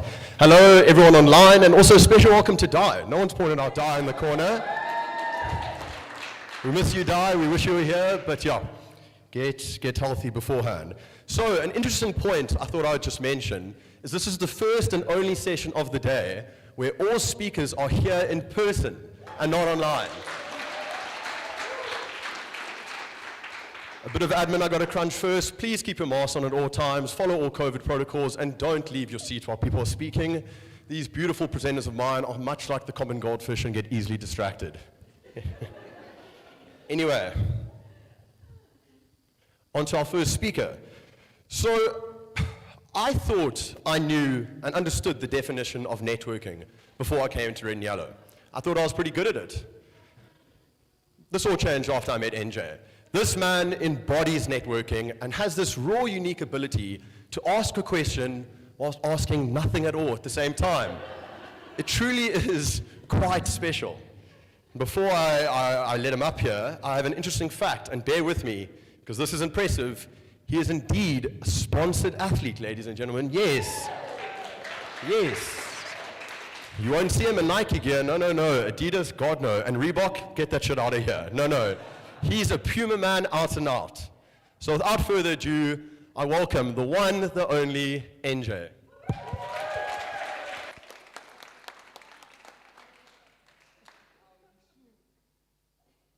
You guys actually mind if you just took a quick selfie together? Just real quick. I love it. So, molweni, dumelang, sabonani, goeiedag, and good day. My name is Njongo Nkulu Mbuyiselo Sidloyi, but you may refer to me as NJ Sidloyi. Now, not only is that my Instagram handle, and the rest of my social media handles, be sure to go follow, but it is just a whole lot easier to pronounce. Now, sadly, it shouldn't be that way. And I hope that by the end of this talk, I could have convinced you to not only give my full name an attempt, but also another language. Now, that's exactly what I'll be speaking to you about today, the power of language. And more importantly so, the power of language in unity. I'll be speaking to you today through language because I can. Because this is one of the amazing abilities that we as humans have, to transfer really complicated thoughts from one to another. Pardon me, I'd just love to give a shout out to my mom at the back. She just walked in. Looking ever so beautiful, like a crossbreed of Rihanna and Beyonce. Now, this is one of the amazing abilities that we as humans have, to transfer really complicated thoughts from one to another. With my mouth moving, I'm creating sound. As I'm exhaling, making hisses, puffs, and tones. This causes a vibration in the air that travels at the speed of light, pounding against the eardrums. Your brain takes these vibrations, dissects them, and transforms them into thoughts. Or so at least I hope that's what's happening. Now, transforms them into thoughts. Now, because of this amazing abilities that we have as humans to transmit ideas from this vast spectrum in reality across time and space, we are able to transmit knowledge to one another. Now, I could put an absolutely bizarre idea in your head and say, imagine an octopus waltzing through a library while thinking about quantum mechanics. Now, if everything's going well in your life this far, you probably haven't had that thought before. But I've put it in your head through language. Now, of course, there isn't just one language spoken in the world. There are about over 7,000 languages spoken in the world. Each language different to the next, with different sounds, with different structures. South Africa happens to speak 11 of those 7,000 languages, and I just so happen to speak 5 of them. You see, growing up, I grew up around words and colorful, vibrant stories. From a young age, I learned the power of language. We use language to describe where we've come from, where we're going. Language plays a very important role in our lives, both professionally and both personally. We use language to describe who we are. Who we are. Singobani. Who we are. Rilemang. Who we are. Wie as ons. Now, I remember being in high school and, actually that's a very good question. Wie as ons, who are we? Who am I? Njongo, Nkulu, Mbuyiselo, Sidloi. A boy that grew up due to unfortunate circumstances in a single household with that strong little lady over there, whom I love ever so much. And I remember going to high school, School Def Malan, as the first and only black people at the time. I felt out. I felt like I was misplaced, like I didn't belong. I felt like an outcast. This was all due to language barriers. This is all due to miscommunication, misinterpretation. And I'll never forget going to my mom one day crying. This was about a month to 2 of school, saying to her, I can't anymore. And she looked at me, sat me down, and she said, I completely understand and I support you. But first, in life there's going to be challenges. In life you will have choices where you could either run away, we can send you to another school and you can be like the rest of your friends, or you can stay. You can cultivate, you can be the first. You can overcome and you can conquer. And being the good boy that I am, I decided, you know what, I'm going to listen to you, Mom. Didn't exactly go that way. But I joined the rugby team. Yes, that is me over there, ladies and gentlemen, with the blonde hair. And Mark Kafey. That is actually me right there with the red circle over me. And, at first, yes, there was challenges, but it was still tough. Something was still lacking. I enjoyed it. I started making a little bit of friends I could sit down with at break. I wasn't alone anymore. But something just wasn't sitting right still. Half-time in the cringes, I still couldn't hear exactly what is being said. I was still misplaced and out of place when we had to run a move, or a move is being called, or something was being explained, or a joke is being made. Were they laughing at me? What's going on?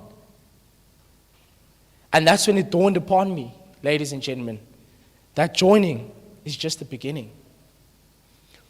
The time for just saying that we're joining is over. We need to get involved. We need to get stuck in. We need to want to learn. And that's when I decided that with my mom and the help of my tutor at the time, that we are going to do something about this. I wanted to learn. I wanted to get involved. Now, I'm not saying this not only because I had a crush on a particular Afrikaans girl at the time, but because I just wanted to learn. I attended, with that being said, wanted to learn. I wanted to also apply myself. And I did exactly that. Now, that little Afrikaans and English handbook dictionary was something I had in my pocket every single day. You'd say a word to me. Uitsteken, NJ. Uitsteken. Oh, okay. Nice. And that was my life. Because I wanted to learn, because I applied myself.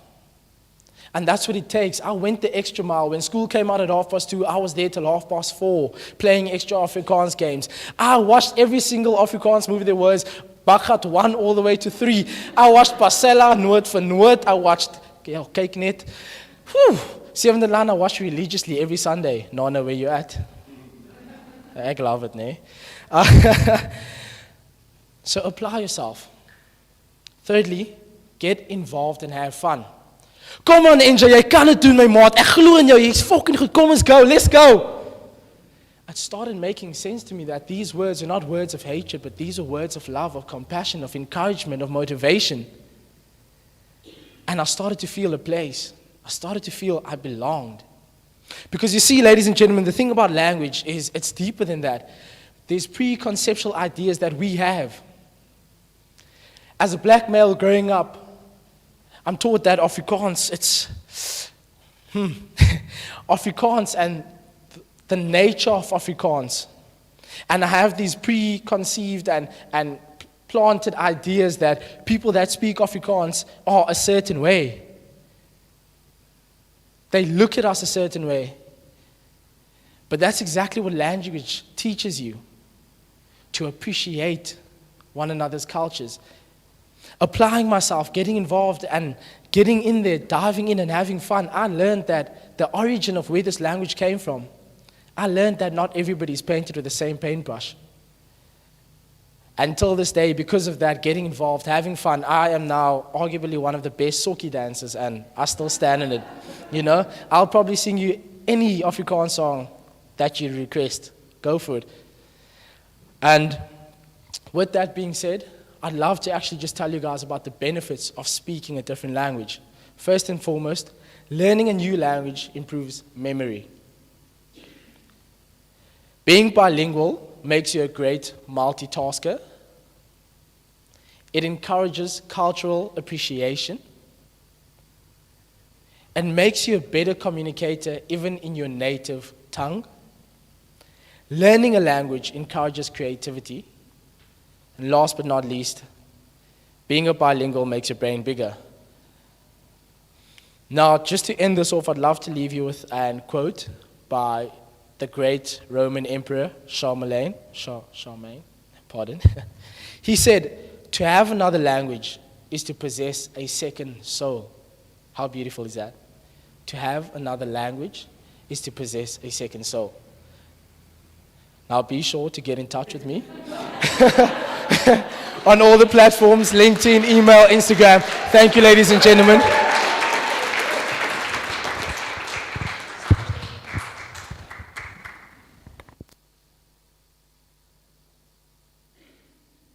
Now, I have a bone to pick with NJ before we get on to our next guest. He told me just before he went up that he did not prepare the speech whatsoever. That is bloody nonsense, if you ask me.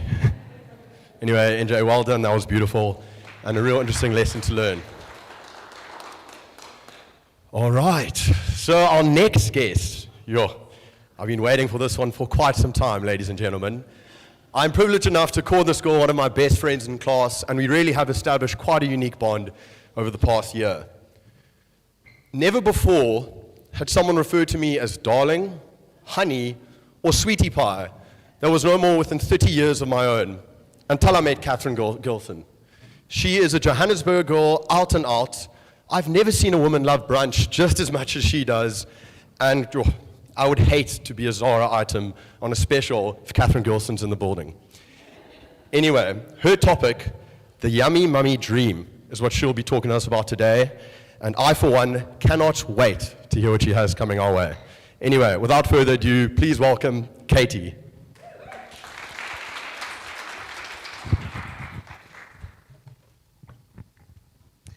Thank you, Ryan, for that. Firstly, I'd just like to thank you all for joining me for this holy matrimony. Do you, Catherine Emma Gilson, take Mr. Hugh Marston Hefner to be your lawfully wedded husband? And sadly, if you asked me a few years back, my answer would have looked something, well, a little bit like this. You see, my parents taught me to have goals in life. But I think somewhere along that line, the types of goals that they meant got lost in translation. As sadly, for the longest time, my goal was to marry my darling Hugh. You see, with Hugh Hefner, all I saw was a mansion. Cool cars and beautifully made up girls. And most certainly not a horny old man and girls there simply for the fame. Now, you can imagine my disgust when my mum kindly informed me that this was not an achievable goal. I look something, well, a little bit like that. Now, I don't think this goal randomly came out of nowhere. I think it was due to being exposed to my all-time favorite stories and movies, Cinderella and Barbie. Cinderella's life was changed by a stiletto heel. She suddenly found herself in a castle and with the best clothing ever and the man of her dreams. And while Barbie, beautiful hair, beautiful clothing, and Ken. Then, Netflix released the series Yummy Mummies, and well, all was confirmed. You see, these women were 30 weeks pregnant. They were in the tightest dresses imaginable, and heels. They were beautiful. They had the best cars, nice houses, and nothing was held back. From this show, I learned 3 lessons. Number 1 is that never, ever can any event be half done. It always needs to be overdone, over the top. Number 2, cankles, big tummy and all, you will always leave the house looking presentable. And lastly, and my personal favorite, a push present. Unless my husband wants to give me a present after 9 months of torture, there will simply not be a child in sight. But I'm jumping the gun, so let me start with the definition of a yummy mummy. It states, an attractive and stylish young mother. So what does this mean to me? There will be no such thing as a tracksuit mother.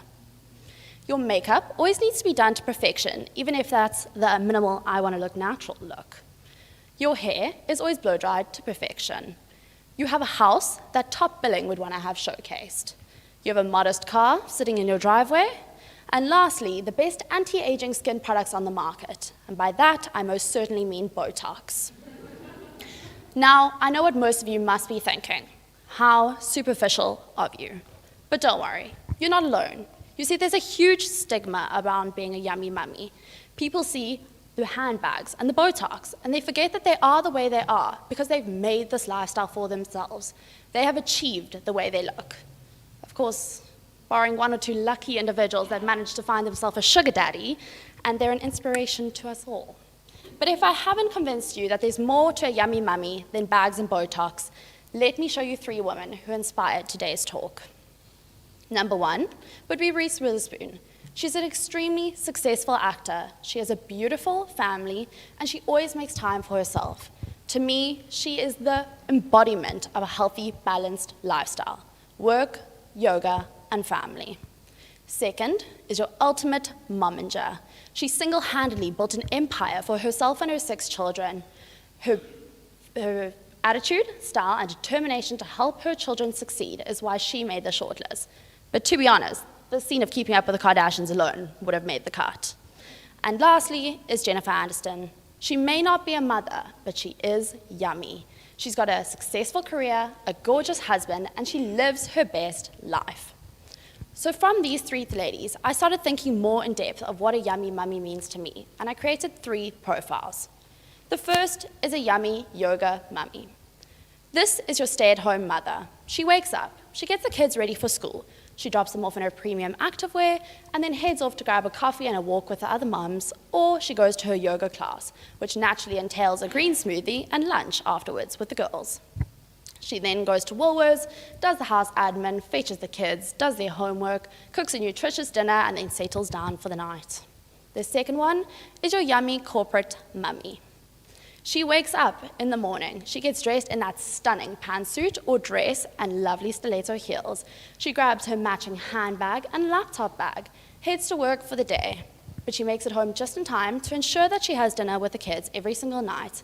But this includes kicking off those devilishly uncomfortable heels that she wears just because they complete the look. She has to look stylish. But then she'll go to bed and start her next day again. Our last profile is simply yummy. Forget the kids.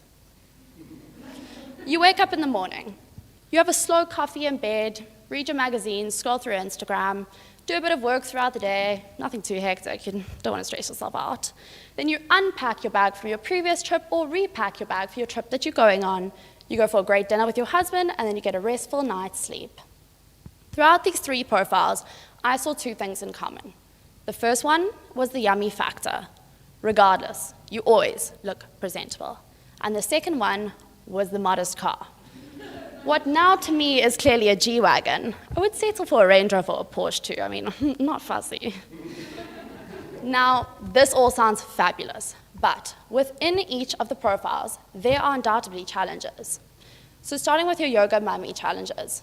I'm scared with the lack of mental stimulation, that I would get bored throughout the day, and the fact that I'm not financially independent. I know it sounds lovely living on your husband's money, but I don't necessarily want that.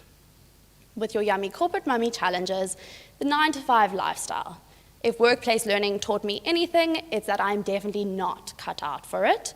And because of the 9-to-5 lifestyle, you have less time with your children every single day. And your simply yummy challenges is the lack of stability. Jet setting here, there, and everywhere is great, but I don't think your home base is complete. And the fact that there's no kids. I don't see that for myself. So where do I see myself? You see, I don't think I fit into any of the profiles. I've never desired to stay at home. I've not just studied for 4 years to be barefoot and pregnant in the kitchen. I want to use all the skills and knowledges that I've gained across these 4 years to make something out of myself, make a name of myself. So where does this leave me? I think if my mum ever asked me again, what's your goal? What do you want to do? It would be simple. I want to be a Kate Yummy Mummy. I want to get a job that I enjoy to achieve my full potential, get a gorgeous husband who's kind, ambitious, brings out the best in me, to have a beautiful house with children, kids running around, 1, 2, or 5 golden retrievers, and lastly, to be a successful mother with kids that are always smiling, to always look presentable, but mostly to be smiling. Not wide enough, because Botox. But wide enough knowing that I've created this lifestyle for myself. I've done this. You see, I think deep down inside, I know that a yummy mummy is one that's glowing with happiness. But shit, the designer shoes and handbags would definitely not hurt either. Thank you.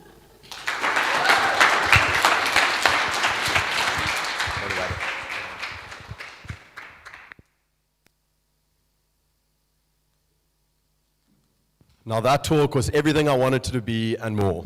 And I think I speak on behalf of everyone here when we wish Kate good luck in achieving her lifelong objective of becoming a yummy mummy. Now, the next guest, or the next presenter rather, that we have coming our way, also happens to be one of my best friends in class. This lad is a Durban boy out and out. And he is the single man responsible for my new pronunciation of nas and ass. It sucks, but I can't change it, and he's responsible for that, as I said. Now, John's talk is going to be a very interesting one that I, for one, am quite excited to sit back, listen, and learn. So without further ado, please welcome to the stage, Chili John John.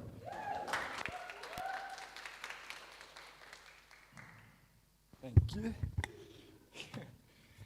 So how's it, everyone? Obviously, my name is John. Thanks, Ryan, for those kind words. And I just want to say what everyone else was thinking previously. This is bloody terrifying. This is like welcome to my nightmare. This is, but we move. So just bear with me, and hopefully we can get through this together. So my topic, geez, I'm like shaking already. Okay, so my topic is the unwanted plus one. I talk about living with anxiety and how to thrive by John Charlton. So who is, jeepers, missed the whole intro, sorry about that. So, I've gone completely blank, sorry guys. So, okay. It's quite ironic, but it talks about anxiety. So, I decided to attend Red and Yellow this year with a few nerves, obviously in a new place and like a new varsity. And on the first day I arrived, I got put into a group not knowing one person. Dad then proceeded to give us 2 projects that week, and when presentation day arrived, I was a bit nervous, but I backed myself. Little did I know that not having any social life the whole of year 2020 would take its toll. So when presentation day arrived, I was there, my talking part came, and out of nowhere, the unwanted plus one entered the scene, coming in hot with a mission just to ruin my day. Started off with vibrating talk, as you just saw, and then I messed up my words completely, and that just completely threw me off. And just to top it all off, I started sweating like mad, and it was just not very leuk. So, after the presentation, I got down, and I immediately thought, my word, that was not fun. Everyone must think I'm a complete joke, and it was just awful. But don't worry, it does get better. So, for the rest of the year, I tried to find ways that would help me with my anxiety and just how to ease it when it emerged. So what I did was I found this one theory, which is the power of body language. So to make a long story short, it's basically the theory entails that if you present yourself in a bold way, such as power posing, then both yourself and others will feel at ease. So following this, what happened is it consisted of me going to the bathroom like I just did before every presentation and just putting my hands in the air in the store, just going, come on, bro, you got this. Putting my hands up and just saying, come, revving myself up, you're going to do great, you're a star, it's your time. So then after that, I would come up with my group and still hands in the air, just going. Eventually, everyone started to realize that their hands were up sometimes, just making a joke. And I'd say my catchphrase, what's up, anxiety? It's your boy, John. We're here to party.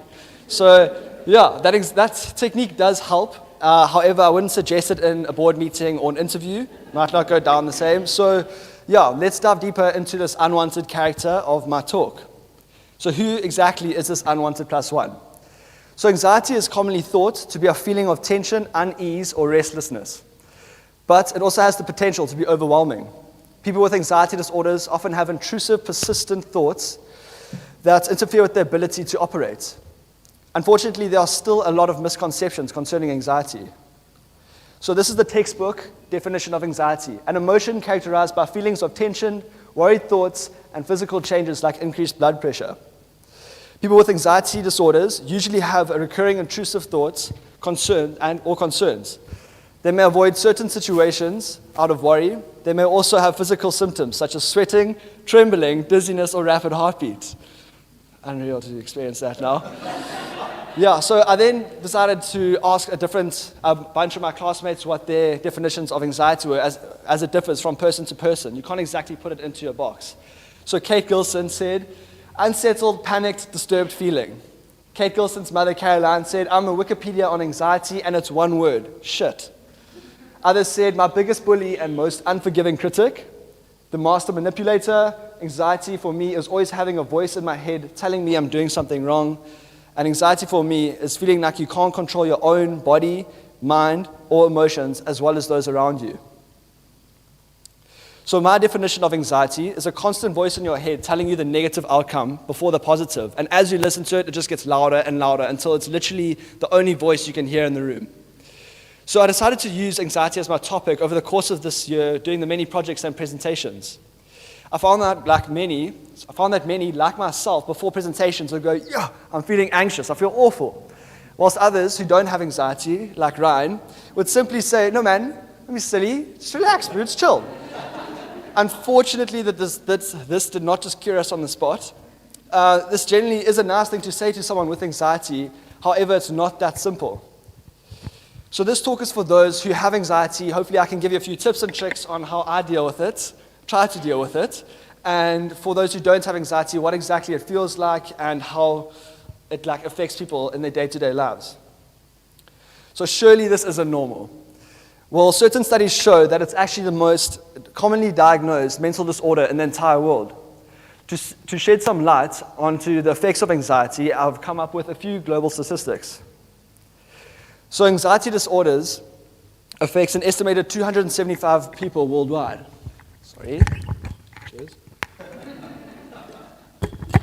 Some Q20 on the vocal cords. This equates to about 4% of the global population, with populations ranging from 2.5% to 6.5% per country. Females account for about 62% of people with anxiety, which is around 170 million people, and compared to males with just 105 million. So anxiety can be helpful and debilitating. These are just diving deeper into what it basically feels like when you have anxiety, and for those who are living with it, like how they have to operate and deal with on a daily basis. So nervousness and anxiety are completely normal, and it's healthy. Feelings one had before a big speech, public performance, or first dates are normal. The jitters we experience in those situations are a result of a level of high alertness. Because we know the stakes are high, our bodies and minds go into complete overdrive. Anxiety, on the other hand, can just emerge out of nowhere. When we leave the house, some people, when they leave the house, a simple activity like that can just trigger anxiety and they feel absolutely awful. Others are plagued by a near constant sense of anxiety, making it impossible to enjoy life or just function. Secondly, anxiety can cause physical symptoms. So many individuals are aware that anxiety can make it difficult to concentrate, as well as induce restlessness and irritation. Weakness, shortness of breath, fast heart rate, nausea, heat flushes, and dizziness are just a few of the physical symptoms. It's not that great. So some people who are having a severe case of anxiety or just a panic attack may even feel or seem like they're having a heart attack. So now that we know what anxiety is, how it feels like, how on earth are you going to handle this? So firstly, say no to drugs. Simply put, medications both illegal and legal, such as caffeine, diet pills, decongestants, must be avoided. Caffeine stimulates the neurological system in your brain, which might make you feel anxious. Secondly, just chill out. Try meditation, relaxation techniques, yoga, or deep breathing. You can do it now if you want. You can try muscle relaxation, where you tighten a muscle for a few seconds, then relax the muscle. You start from your feet, going all the way up to your head, and by the end of this process, you should feel like jelly. Next, we have stop and think. So visualize yourself confronting your fears. If you can imagine yourself handling these situations in your head comfortably, then you'll feel less anxious when you actually have to deal with them in person. Lastly, we have shift your emotions. Psychotherapy is very useful in treating anxiety. The most common type is cognitive behavioral therapy. You'll learn how to change thoughts that cause you anxiety and how you react to them, which will eventually change your emotions.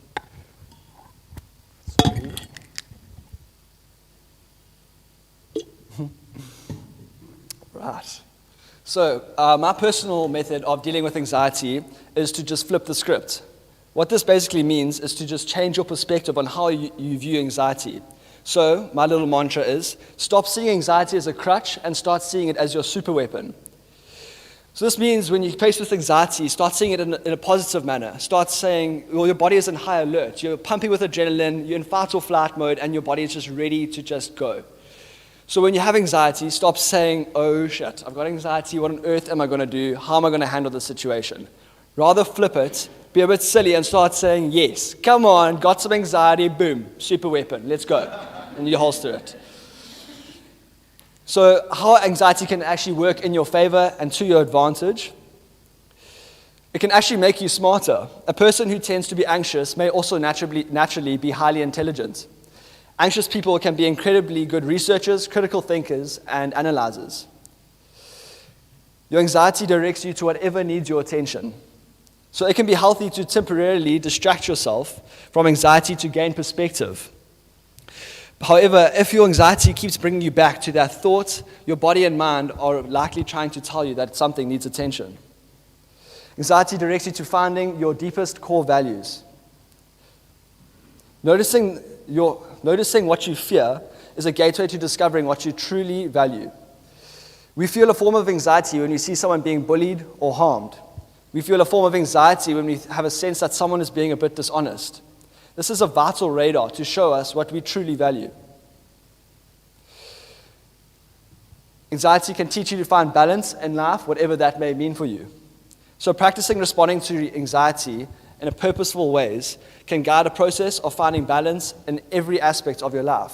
Work and play, social time, personal time, and rest and activity. Anxiety gives you clues to wherever your world may be out of balance. So to end off, if something cannot be changed, then stop thinking about it, right? The future represents anxiety. It's worrying about things that haven't happened yet. The past is essentially depression. It's worrying about things that have already happened. We cannot do anything about the past or the future. All we have is now. And if it can be changed, then act now and bring about a desired change. Take that first step and create some semblance of momentum, no matter how small. But to worry about what is behind you or in front of you is actually insanity. So, accept it, eliminate it, or adjust it to yourself. So be a best friend to yourself and enjoy life to the fullest. Thanks so much, guys.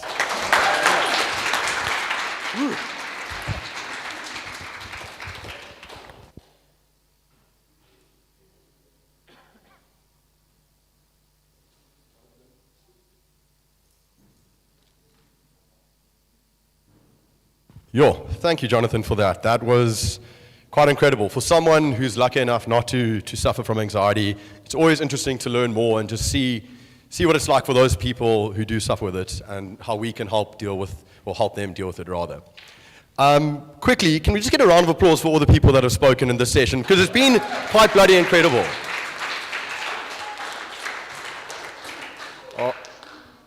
Cool, so that brings us to our next guest, Miss Stacey Wills. So this lovely young lady is single-handedly responsible for keeping Caribbean Tan in business over the last 2 years. I asked her if I could say that before, so just make sure. She's an absolute legend. I haven't had the privilege of working with her, but I've heard absolute brilliant stories from all those that have. She aspires to be a lot. But when I was having a private conversation with her yesterday about what her plans are for next year, she told me, I'm just looking forward to Leech with my parents for another year. I'm sure her parents watching online will be music to their ears. But anyway, without further ado, Miss Stacey Wills.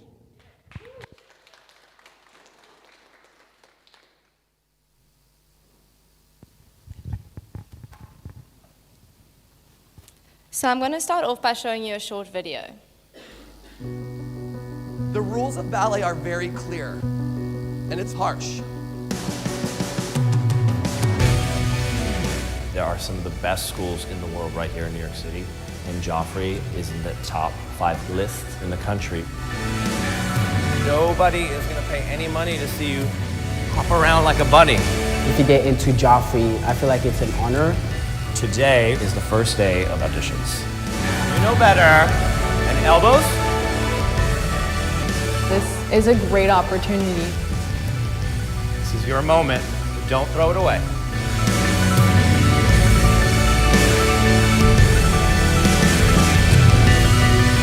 I am super nervous. There's so many people who are competing for this spot, like I think 130 some kids, and they're only accepting 10. Now, after seeing this video, are you still convinced that ballet is not a sport? People often think that just because ballet doesn't involve throwing a ball around or tackling one another on a field, that it is not a sport. But I'm here to tell you today that ballet most definitely is a sport. But honestly, I can't blame you for thinking that. When you sit in the audience, you are mesmerized by the elegance and sleekness, the satin pink pointe shoes, the graceful pirouettes, and the exquisite tutus. You are oblivious to the extreme amounts of physical effort behind this choreographed performance and what is going on backstage. And let me tell you, the world behind the curtains is way more complex than you could have imagined. Your perception of what it takes to be a ballerina is completely different from mine. Ballerinas go through so much behind the scenes, both mentally and physically, but the minute they step onto the stage, they have to forget about everything and simply concentrate on being as graceful as they can be. Let's look at the definition of a sport to understand why ballet is a sport and why dancers are athletes. Sport, an activity involving physical exertion and skill in which an individual or team competes against another or others for entertainment. Athlete, a person who is trained or skilled in exercise or sports requiring a physical strength, agility, or stamina. There are several requirements that people believe you need to have in order to be considered an athlete: endurance, strength, and speed. Ballerinas have all three. Endurance. Ballerinas spend hours rehearsing and performing on pointe shoes, turning and leaping to the exact beat of the music, all the while ensuring they remain as elegant as possible. Strength. The power required to do a pirouette, which is multiple turns on pointe, is phenomenal, and even the best dancers struggle with it at times. Speed. This one's a given. Moving from one side of the stage to another within seconds, and running backstage in the middle of a performance to appear on the other side only a few seconds later demands dancers to be quick on their feet. Ballet's beginnings trace right back to the Italian Renaissance in the 15th century. In these days, ballet was purely used to entertain the noble men and women in the court, as well as at special occasions such as weddings. However, over the years, ballet has transformed into a highly competitive sport, with many worldwide and internationally recognized competitions taking place every year, such as the Prix de Lausanne, which takes place in Switzerland annually. But the competition does not end here. The ballet industry is wrought with competitiveness amongst dancers when it comes to being selected for various roles and performances, and it can get very messy very quickly. The physical and mental strength that it takes to be a ballerina is something that should be acknowledged by everyone. The hours spent rehearsing and performing on pointe shoes without a break, putting your bodies through extreme amounts of pressure, stretching your body in ways it was not designed to be stretched in order to be as supple and as flexible as possible, and facing the ongoing comparisons to the people around you, often not feeling good enough. It can be a harrowing environment. Ballerinas are perfectionists, and they have been conditioned to be, always being told that they can do better, that they have to push harder. Dancers will spend hours on end putting their bodies through extreme amounts of strain and tiredness just to ensure that their performance is nothing short of perfect. I'm not saying that having discipline is a bad thing, but it is important that one that makes a distinction between discipline and destructive perfectionism. Destructive perfectionism is where one only focuses their attention on their failures and views their victories as inadequate. The smallest mistake, the smallest flaw, can cancel out all that you have worked so hard on achieving. In this highly competitive environment, where near impossible standards have been created for dancers to achieve, it is no surprise that most dancers have faced this or will experience this at least some point in their career. Diane Garagatelis, who has been teaching ballet since 1991, says, "It's mentally and physically challenging. Through life and through teaching those who do this, I've found them to be perfectionists. If they weren't perfectionists, there's no way they'd put their bodies through everything they have to do mentally and physically. You have to be on all the time and thinking all the time." Some people may not understand this, but just think about it. In a soccer match or a game of rugby, when a player gets injured, they collapse to the ground in agony and get carried off the field. But have you ever seen a ballerina do this? I have read countless articles and even seen it with my own eyes of ballerinas going on stage to perform with the most painful injuries: blisters, bleeding toes, torn tendons, and the list goes on. In a rehearsal just before a major performance, the lead in a Peter Pan show tore her Achilles tendon. If you have been a dancer before, you know how much work this tendon does, and how difficult it is to dance when something does not feel right. Well, this girl went on to perform 4 shows that very weekend, without the audience suspecting a thing. She was the lead after all, and she had been preparing for this moment for months. She could not let it all go to waste just for an Achilles tendon. A ballet dancer's mentality is, any sacrifice is worth making if it will bring them closer to the ballet ideal. Perception is our view of reality. It is how we interpret everything and everyone that surrounds us. You're going to believe what you see as being real and right, and will construct your perceptions based on these beliefs. That is what I'm trying to achieve here today, is to give you a look into the real world of ballet, which you probably have not seen or even considered before. If you watch dancers rehearsing for performance, I'm sure what you saw would come as quite a surprise. Audiences see ballerinas gliding gracefully across the stage from the comfort of their chairs in the auditorium and are lulled to believing a dancer's world is all about elegance and beauty and doing what comes naturally. But a glimpse into the rehearsal process would paint a different picture. Your pointe shoes have been on for hours. There is no beautiful music playing in the background, only a choreographer and teacher shouting harsh words at you, clapping aggressively to the beat of the music. Sometimes, you don't think your body can actually get you through one more run-through. Both ballet and sport are competitive fields that require extreme training and dedication. Yet as much as acknowledging ballet as a sport, it is also important that one recognizes it as an art form. Ballet is as physically demanding as any sport, yet dancers require more than physical skill alone. They are actors too. They have to show expression and creativity and have a natural affinity with the music.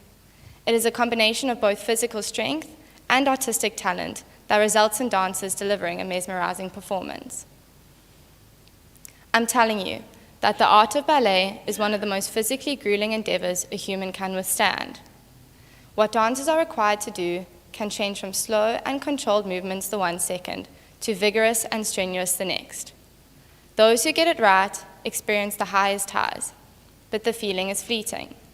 There's always the next time, the next show, the next audience, and you just have to push on. Thank you.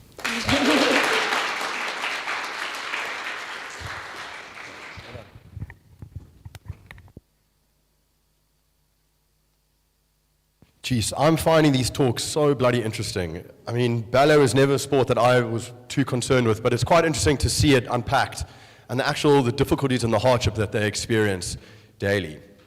Anyway, our next speaker, Tobbs. So when I met Tobbs at the start of the year, I thought she was a shy girl, a quiet girl, kind of not really come out her shell. Well, that all bloody changed when I went out for drinks with her one night, and the woman would not shut up, if I'm being honest with you. No, it was stunning. It was actually quite beautiful. Her classmates absolutely adore her, and actually quite a cute thing she told me the other day is her best moment of this year at Red Yellow specifically was the moment she got to read her first set of peer evaluations and see the amazing thing her classmates said about her, which, I mean, I don't think anyone questions her work ethic and her raw ability just to stay engaged and question everything. Anyway, without further ado, please welcome the one and only Tobbs.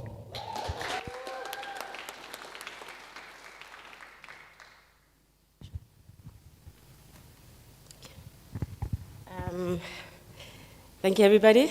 I'm Toby Demjali, originally from KZN, but this class calls me Tobbs, and I love it. So I'm going to talk to you about conversations. A conversation it's like a book. You can turn to any page you want. You can read as long as you want. Let people read on your book and flip through theirs as well. But one simple conversation can really change your life. So a conversation is the most natural, effective, and yet most complex mode of human connection. A main goal is an understanding between two parties, the ones that are involved. And for a productive conversation, people involved must be open-minded. No one wants to have a conversation with someone who's already formed an opinion and doesn't want to listen. We all want to be heard. It makes us feel important and valued.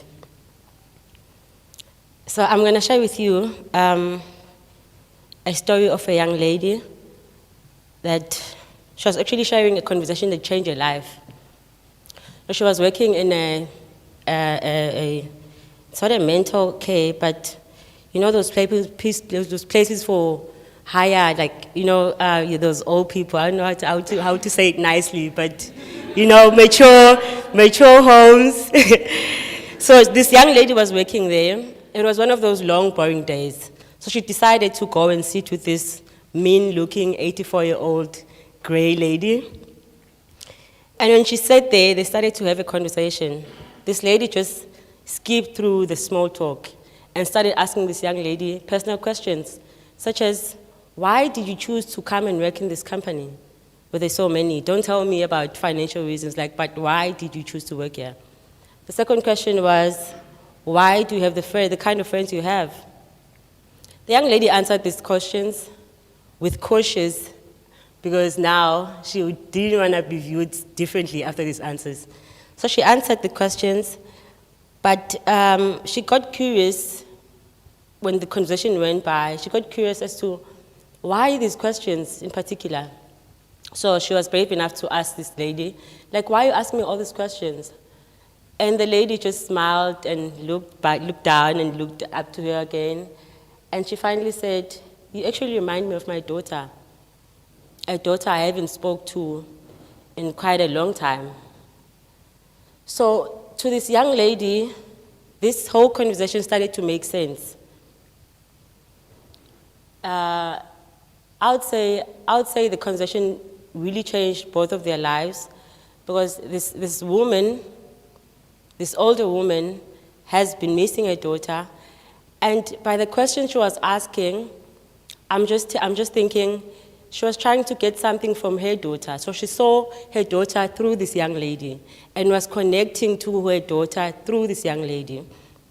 And who knows, if they haven't had that conversation, I don't know, I just feel like at the time, this older woman really needed to talk to someone, and this young girl was just a perfect fit.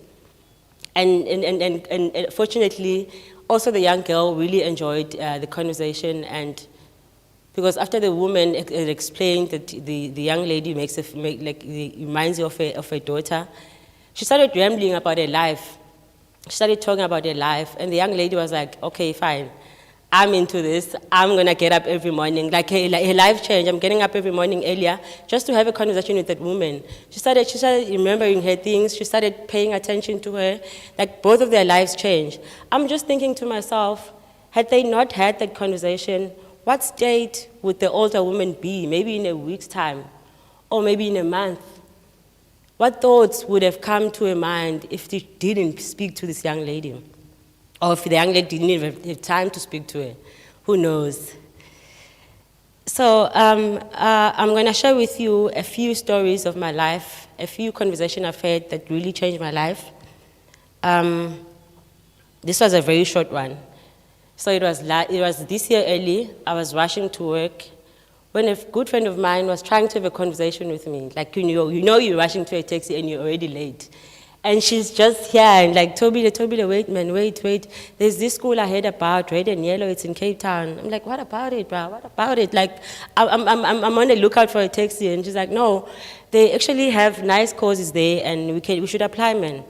I'm like, what do we even apply to study there? It's in Cape Town, that's really far. And she's like, oh, because we're late, we can only apply for either copyright or marketing and advertising advanced diploma. I'm like, advanced diploma. Okay, cool. And then we have to do marketing then, because it's something we're both familiar with. I hopped into a taxi, I got to work. But at work, I couldn't take away the conversation we had. I kept thinking about it the whole time. During break, I'll go to a random person and be like, do you know anything about copyright, ba? Have you heard anything about copyright? Because I already knew about marketing, I knew I wanted to go there, but I didn't want to miss out the things I don't know. So the conversation kept me, it was on my mind the whole time.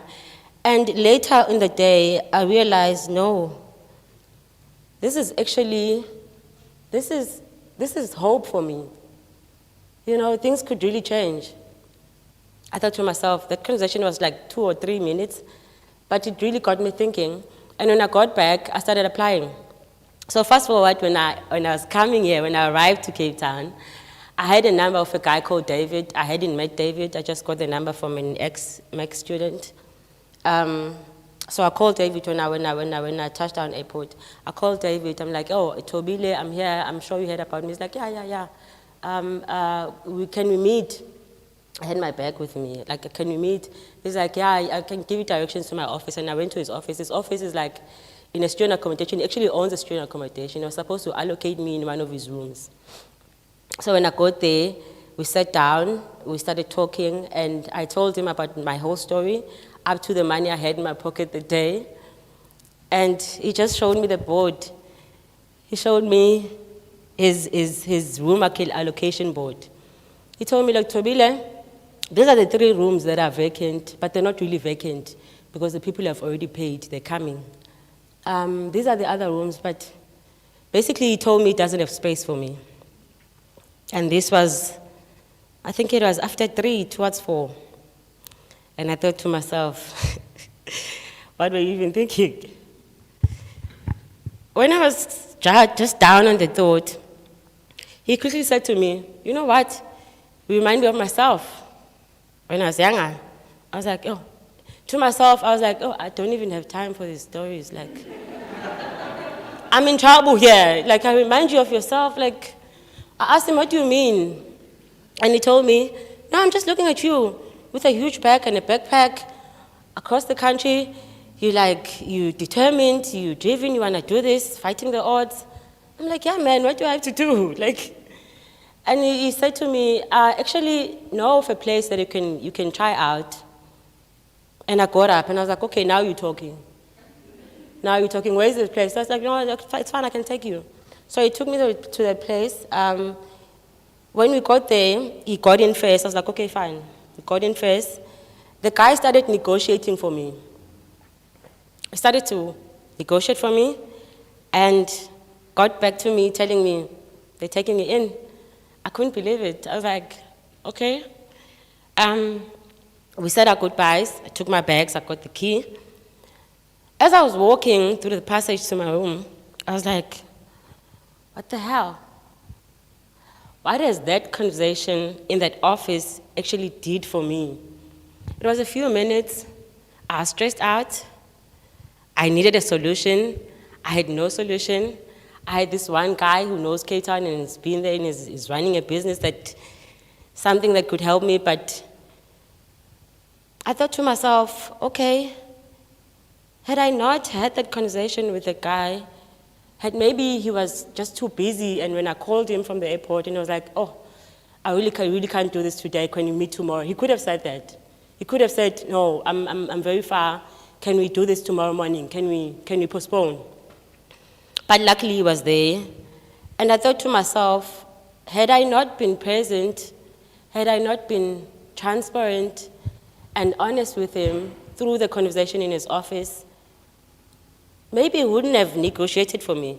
Like he didn't have to negotiate for me, but he did that.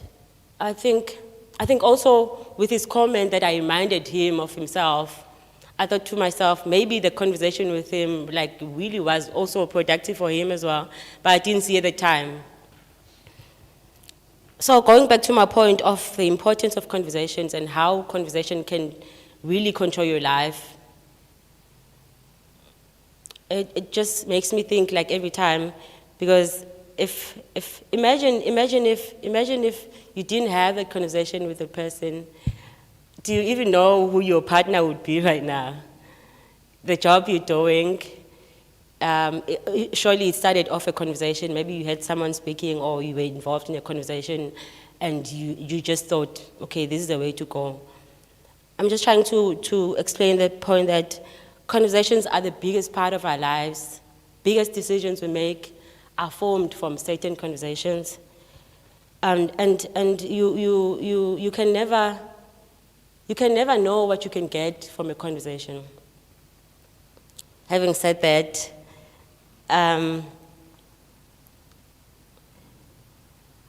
got to another point that a person can never forget how a conversation made them feel. Like they live with that for the rest of their lives. And that one note got me thinking and got me curious. I wanted to know. So I asked a friend of mine, who's an ex-colleague, to tell me about a conversation we once had that really had an impact in her life. So she picked a recent one we had about her mother's condition. I didn't want to ask her about the details, but her mother's condition it's a new condition. Her mother can't recognize her anymore.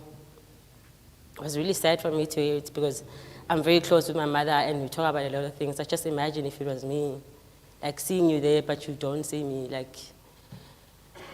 It was a shock to me and it was really something hard to take in.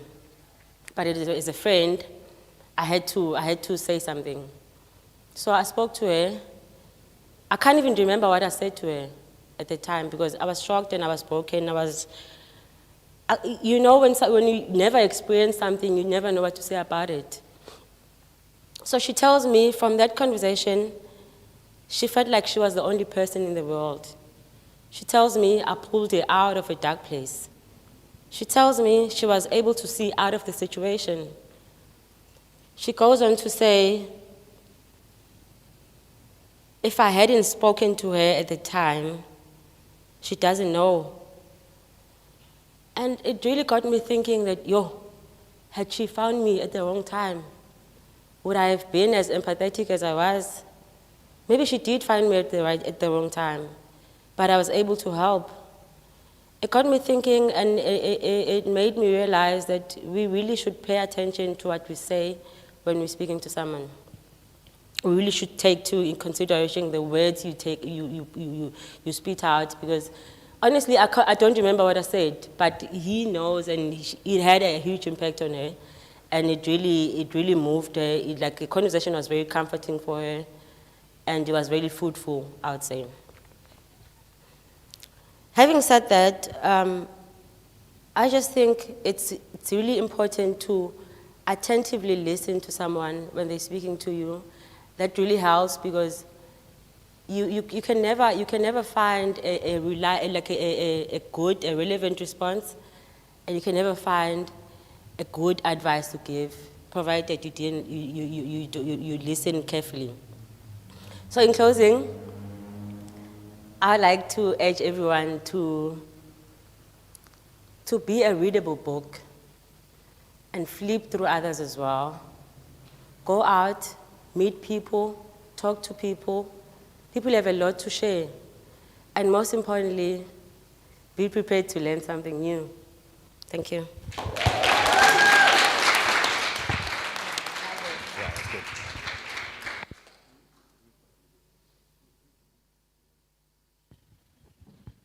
Now, you might find it hard to believe, but I mean, the fact that I even saw her as a quiet, shy girl at some stage, I mean, that woman can speak forever, and it's quite beautiful. So thank you for sharing that with us, Tubbs. Anyway, the next speaker we have, I'm excited for this one. His name is Yves, and he's one of the more unique individuals in class. No one really knows his story, and there's something quite mysterious about it. Now, often when I'm stressed, fatigued, and I just feel like the world's pulling me in all directions, I like to put my issues into perspective and think about the hardship, the pain, and the trauma that's experienced by one of Yves' shirt buttons on a constant day-to-day basis. Those poor things. Anyway, without further ado, Yves is going to be talking to us about interceptions. Interceptions, that's correct. So please provide a warm round of applause for the one, the only Yves.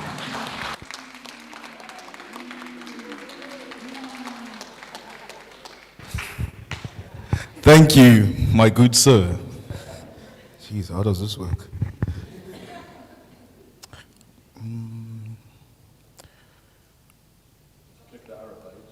You're the right arrow, eh? Oh, okay. Oh, it's on. Okay. Fellow South Africans, today I'll be talking about interceptions. What's wrong? Now, in my line of sport, which is rugby, an interception takes place when you catch a pass that was meant for the opposition. But come to think of it, most of my life has been of interceptions.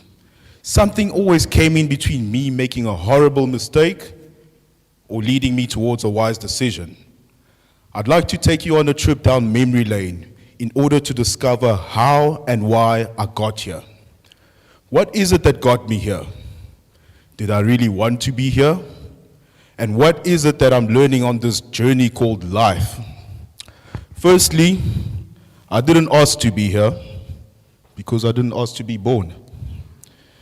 I guess the first interception that happened was one beyond my control. When I decided to be the the lucky sperm to make it to the fallopian tube. But in the infamous words of Mark Twain, the two most important days in your life are the day you are born and the day you found out why. So, let's begin with the day I was born. Strike me down with lightning, because I was born on Friday the 13th. February the 13th, shout out to Gemma, we share the same birthday. A very superstitious day. And I cannot even begin to imagine what that day felt like for my mom, seeing that she was about to give birth. So, I did a macro analysis. Upon doing a macro analysis, the challenge facing my mom on this day must have been, how do I push that big head out of my uterus? Is it even a head? It looks more like a watermelon. If it was any bigger, it would be a pumpkin. But credit to my mom for doing the seemingly impossible, giving birth to a 5.25 kilogram pumpkin. There you have it, ladies and gentlemen, a true definition of an organic male species. Now, one would think that this alpha male would be given a name like Zeus or one of the Greek gods. But the second interception came in the form of my parents giving me a feminine name, Eve. Which brings me to my next quote. WTF. Now, we've all seen those gender reveal gatherings. Blue usually means you'll be getting a boy, pink indicating a girl, black meaning it'll come out black. So in true WTF fashion, what is it that made my parents wrap me up in a pink blanket? And in addition to that, giving me a feminine name. Big head, big lips, wrapped in the pink blanket. Perfect ingredients for my self-esteem. Needless to say, coming to South Africa had challenges of its own. One of them was me teaching every second person the correct pronunciation of my name. Y, V, E, S, silent S. But that on its own wasn't enough to stop the kids teasing me at school, because they still thought that I was Adam's wife in the Garden of Eden. Hey Eve, where's Adam? Or good evening. Yeah, anyway. Forgive your enemies, but never forget their names. A quote by John F. Kennedy. In more ways than one, this signifies the importance of coming to a stage of acceptance and progression, which is a vital interception. So who were my enemies? They weren't the kids at school, but more the inner demons of my self-inflicted insecurities, which was something I was willing to forget. I just embarked on a quest to find the true meaning of my name, and there's no better place to do that than in the Urban Dictionary. Now, never mind being wrapped up in a pink blanket. My parents knew exactly what they were onto when deciding to give me my name. Eve, a bit of a sexy beast. He's proper fit, as you can see. Can cause uncontrollable obsession. I myself have suffered from Eve-tosis, the disease that rots your brains with Eveness. Ooh, Eve, he's quite hot. Now, never mind the red flag, I have no idea what it's doing there. But you can't believe everything else. And as if things couldn't get any better, Kylie Jenner decided to bring out her lip kit, and just like that, having thick lips became a fashion. So now I could proudly pout amongst influencers, knowing that I was on point. A sexy beast with lips that taste like marshmallows. So you can just imagine how my confidence shot up. It took me to extraordinary heights. Head boy at school, captain of the rugby team, a somewhat beautiful girlfriend. Whoa, I say somewhat because she's not my ex. But most of all, it gave birth to my alter ego, Dr. Eve. A beautiful black man, beautiful chocolate man, that is all about peace, love, and a little bit of food sack, which is actually my biggest takeout. Peace to finally come to a stage of acceptance, love towards yourself and your fellow man, and for anything or anyone which adds no value to your life, well, food sack. Okay. Zenshin, a Japanese term, said it best when mentioning that a flower does not think of competing with the flower next to it. It just blooms, which was a word of my teammates at first failed to understand, but later came to accept.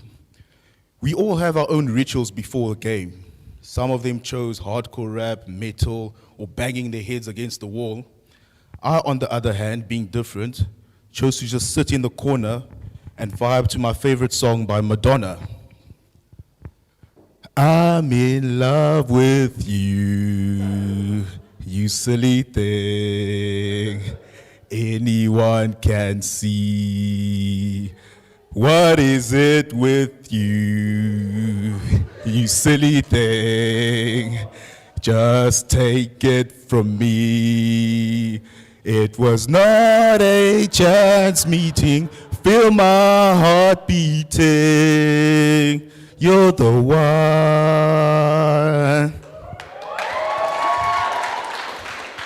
Thank you, thank you, thank you.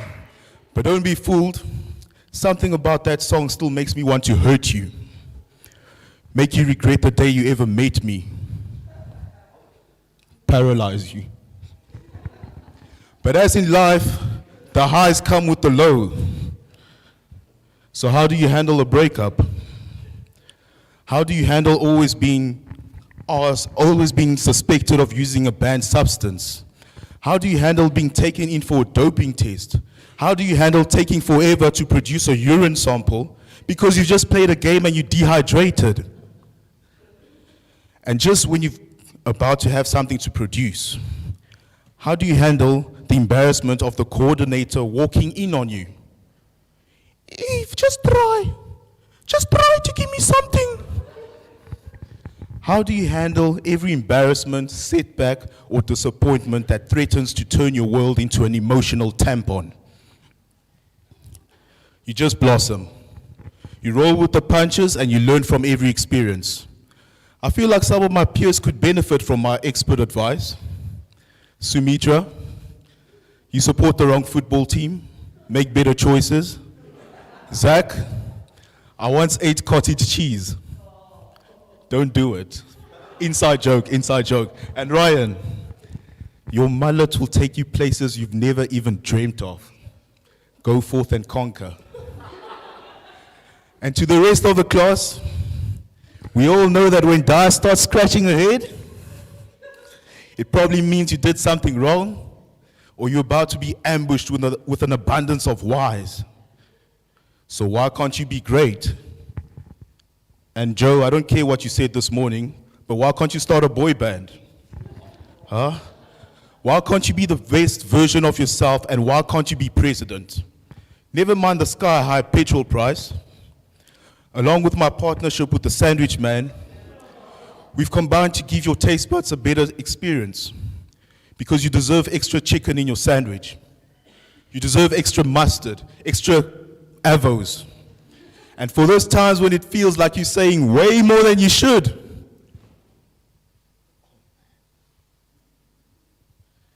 you also deserve a waffle for your waffle.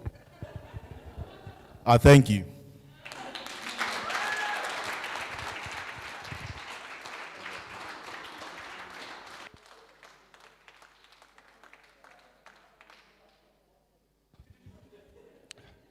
That was bloody incredible.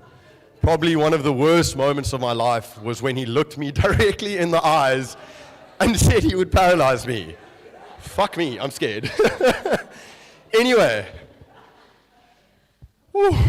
moving on.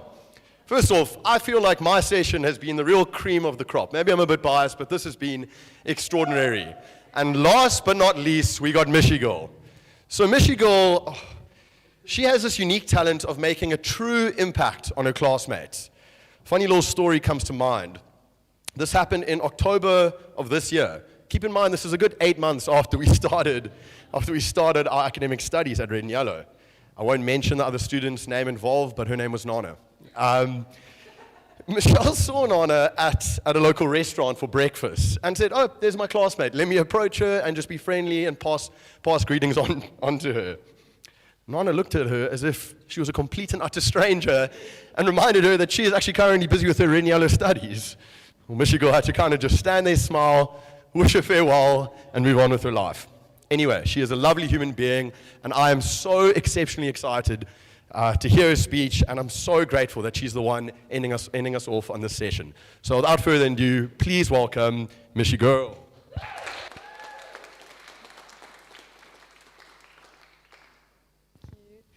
Hello to everyone except Nana. So do we as humans of the 21st century feel as if we cannot truly explore the reset button? So what is balance? I've read a few articles surrounding this question, but the most prominent thought that came out throughout was this: 7 secrets for living a balanced lifestyle. They were made up of physical health, mental health, emotional wellness, social connectivity, financial stability, civic responsibility, and spiritual awareness. Although these 7 secrets seem like a pretty fair guideline to follow for balance, they contained a few red flags in the explanation of how to achieve them. Use social media and the internet to connect. No offense to Annie, but read more books. Pay attention to your diet. Don't eat too much junk food. Challenge your brain with puzzles. Watch lectures and speeches online. I don't know about you guys, but these don't exactly fall into my perfect picture of balance. See, in a nutshell, balance is seen as balancing different aspects of your life and striving for perfection in these aspects. But these aspects of balance, they put pressure on us to have a specific mindset towards balance and what is needed to achieve it. It takes away from personal choice and being able to choose what balance means to us without society telling us otherwise. See, for me, balance is the 3 words I describe myself in my speaker description. The first being pasta, the second, my staffy Nalu. This picture was taken after she had eaten 3 man-sized bar ones, so you can see by the look on her face why I love her so much. And lastly, a swim in the sea. This type of balance brings me true happiness. But why do we really need balance? Something which we all deal with and something that never changes is stress. Stress kills us and it impairs the creative juices of innovation. The effects of the day in and the day out hustle can change your health in irreversible ways. Stress is normal and not all stress is bad. But the way in which we interact and deal with it is extremely important for our overall health and mental well-being. Balance is a part of a solution for the stress that we put ourselves through daily. It helps us manage it. An emerging trend is that of giving employees 1 week off to combat stress and burnout. There is a slow emerging, much needed change which is more downtime to help employees with emotional and physical health. There have been a few big companies which have jumped onto this trend, such as LinkedIn. They said we wanted to make sure we could give them something that was really valuable. And what we thought was valuable was time for all of us to collectively walk away. It's so inspiring to see our employees return to work rejuvenated and recharged. It reminded us just how critical company culture and wellness and mental health of employees are to any company. Although this 1 week does not solve all of our problems, it is a step in the right direction. This emerging trend made me reflect on the desired outcome and why it is so important for us to be able to rest and to rejuvenate and to achieve our own personal type of balance. But why is it so hard for us, of humans of the 21st century, to give ourselves time to rest and to rejuvenate? It's because humans of the 21st century associate success with continuous hustle. Even when we are given time off, we are encouraged to partake in other events, thus not truly using this time off to have an absence from activity and truly just rest and rejuvenate. It is important for us to remember that we need time with this absence from activity. But what is absence from activity? What it is not is taking time off for granted and feeling pressured to do what society is telling us to do. It is not cramming everything we haven't been able to do into our supposed opportunity to explore the reset button.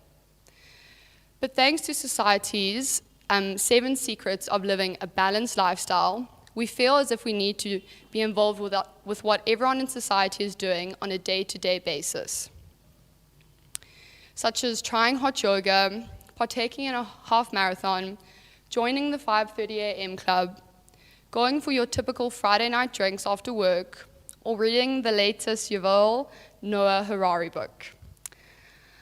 I'm sure some of you thought when I brought this book up to the podium, oh no, please not another one of these talks.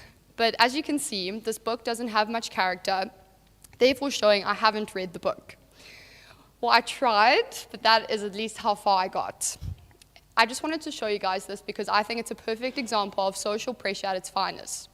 I can't remember who recommended it to me, but they were lying when they said that they enjoyed it and that they read the whole thing and that they read it while they were lying on the beach in December. Something which has a major impact on us having these thoughts on missing out on an opportunity to improve ourselves, is social media. Human beings are social creatures, and we need companionship of others to thrive in life. But it is important for us to remember that when we spend our free time on social media, which creates a place of fake and virtual companionship, we get FOMO. It makes us think that we need to do more than we are actually doing. Social media lets you see the carefully selected best parts of everyone's lives, which compare to the negatives in your own life, thus adding to this feeling of needing to go out and to do everything that society is telling you to do in order to achieve this perfect picture of balance. Social media lacks authenticity, and that is the biggest problem. It makes you doubt yourself and question your self-concept. Your self-concept is how you perceive your behaviors, your abilities, and your unique characteristics. At its most basic, your self-concept is a collection of beliefs one holds about oneself and the response of others. It is so important because it affects how we think about ourselves, how we feel, and how we interact with others and the world around us. Ultimately, it helps us, or rather society, decide what our perfect picture of balance entails. So take time to be kind to yourself and to listen to your inner voice, to ignore what social media and extrinsic pressures are telling you, and to listen to what you actually want to do. Because at the end of the day, all this comes down to is you.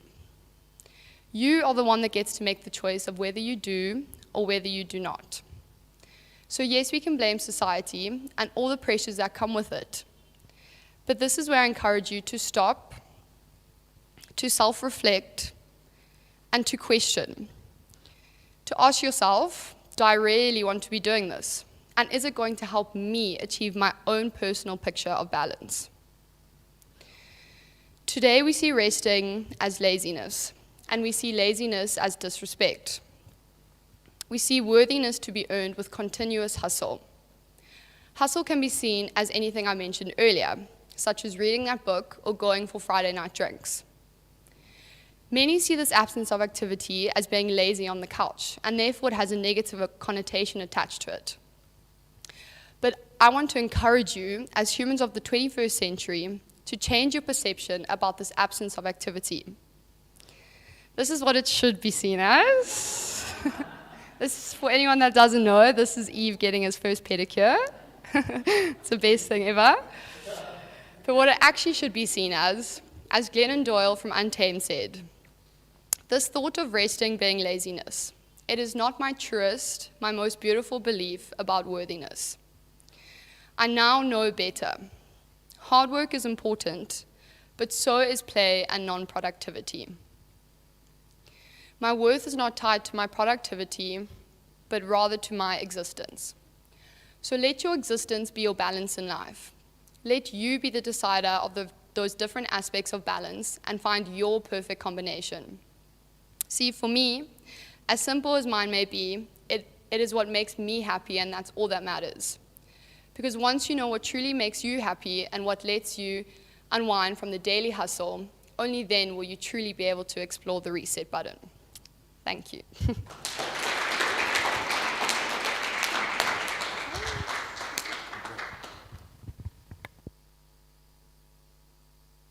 Yo, thank you, Michi Girl, for that. I know I, for one, do not take rest for granted. Gosh, I don't know who does. But, ladies and gentlemen, that brings us to the end of the third session today. And can I just get a huge round of applause, a few woohoos, to make some goddamn noise for those incredible biscuits that just spoke. So yeah, I'm sure most of you are now familiar. If you are going to come back for the next session, please leave something on the seat, because we do have a sanitizing team coming in to just do a quick cleanup. Yeah, you can go to the roof, help yourself to some coffee upstairs, and we'll be back at 3. Thank you again, all. I'll miss you all. That was fun. See you soon. Bye-bye.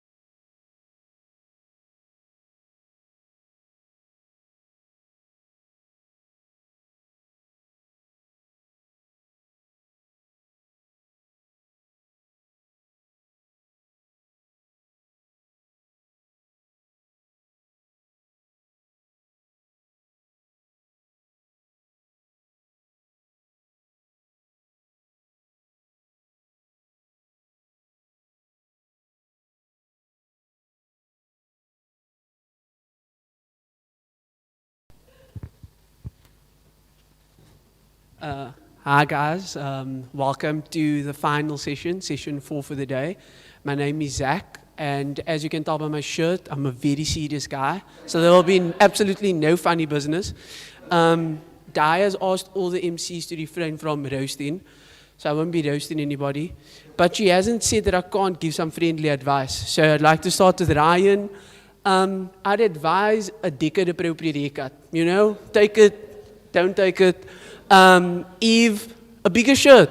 You know what I mean? I know you said you were head boy in matric. That shirt hasn't fitted you since matric. To TK, you're getting older now. You're gonna have to start remembering people's names. Baby girl, it's not gonna do it. It's not gonna do it anymore. You're gonna have to start. And then lastly, NJ, you're entering the working world next year. Please refrain from sending your workout videos in the group chat of the company. I mean, you know, some friendly advice. So, with all the advice aside, I'd like to introduce the next speaker. So, before meeting her, I referred to her as the girl with the eyes. As you guys all know, Sumitra has amazing eyes. But yeah, I eventually met her, was privileged enough to be in a group with her, and ever since she couldn't get rid of me. She's helped me successfully create a Canvas CV since then. Yeah, but what can I say about Sumitra? She is self-described as the sports pundit of the class, as well as a Drake fangirl, and there's no one that I'd rather trust more with the Orcs and my fantasy football team. So a warm welcome for Sumitra. Yeah.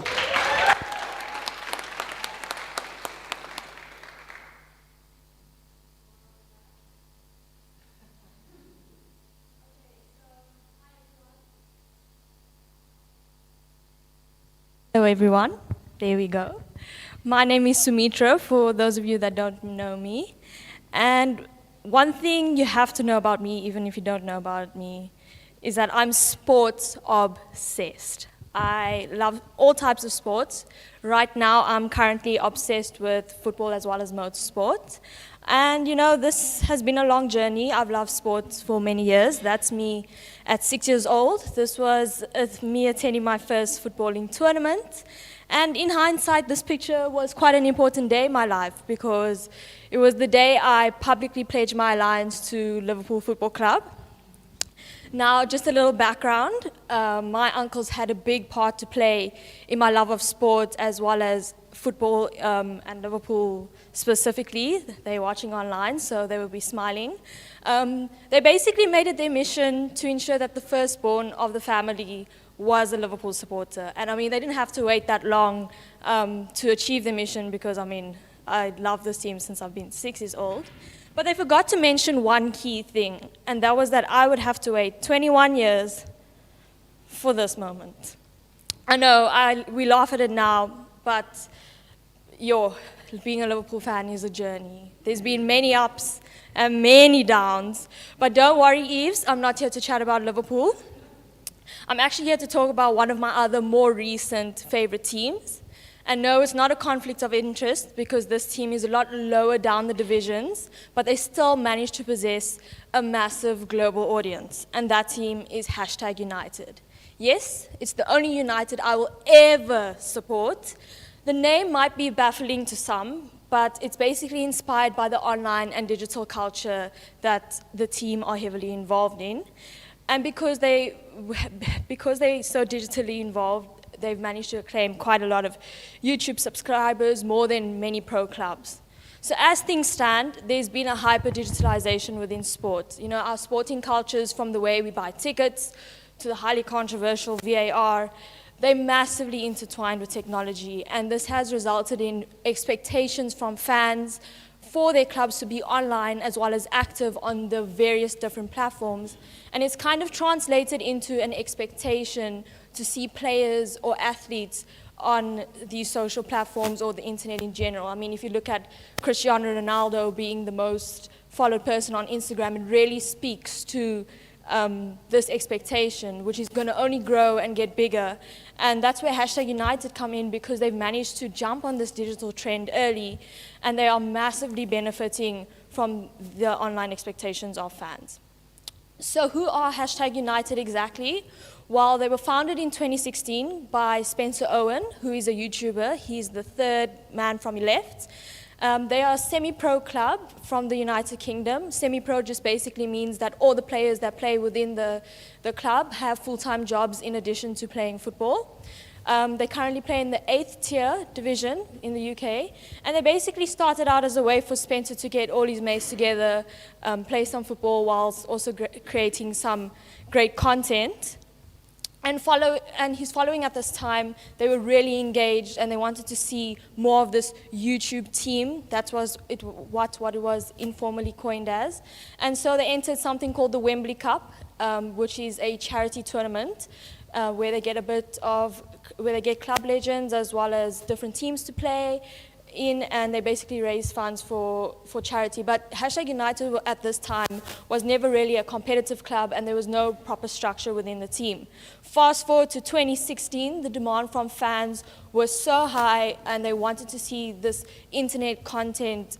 So Spencer decided, you know what, I'm going to make this a formal thing. He entered his club into non-league, where they were promoted in their first season. And some more recent major successes of the club, they made it all the way to the preliminary round of the FA Cup in their debut season, which is also very impressive. And as a fan, although they didn't make it very far, I do believe that in the future they will see a lot of success.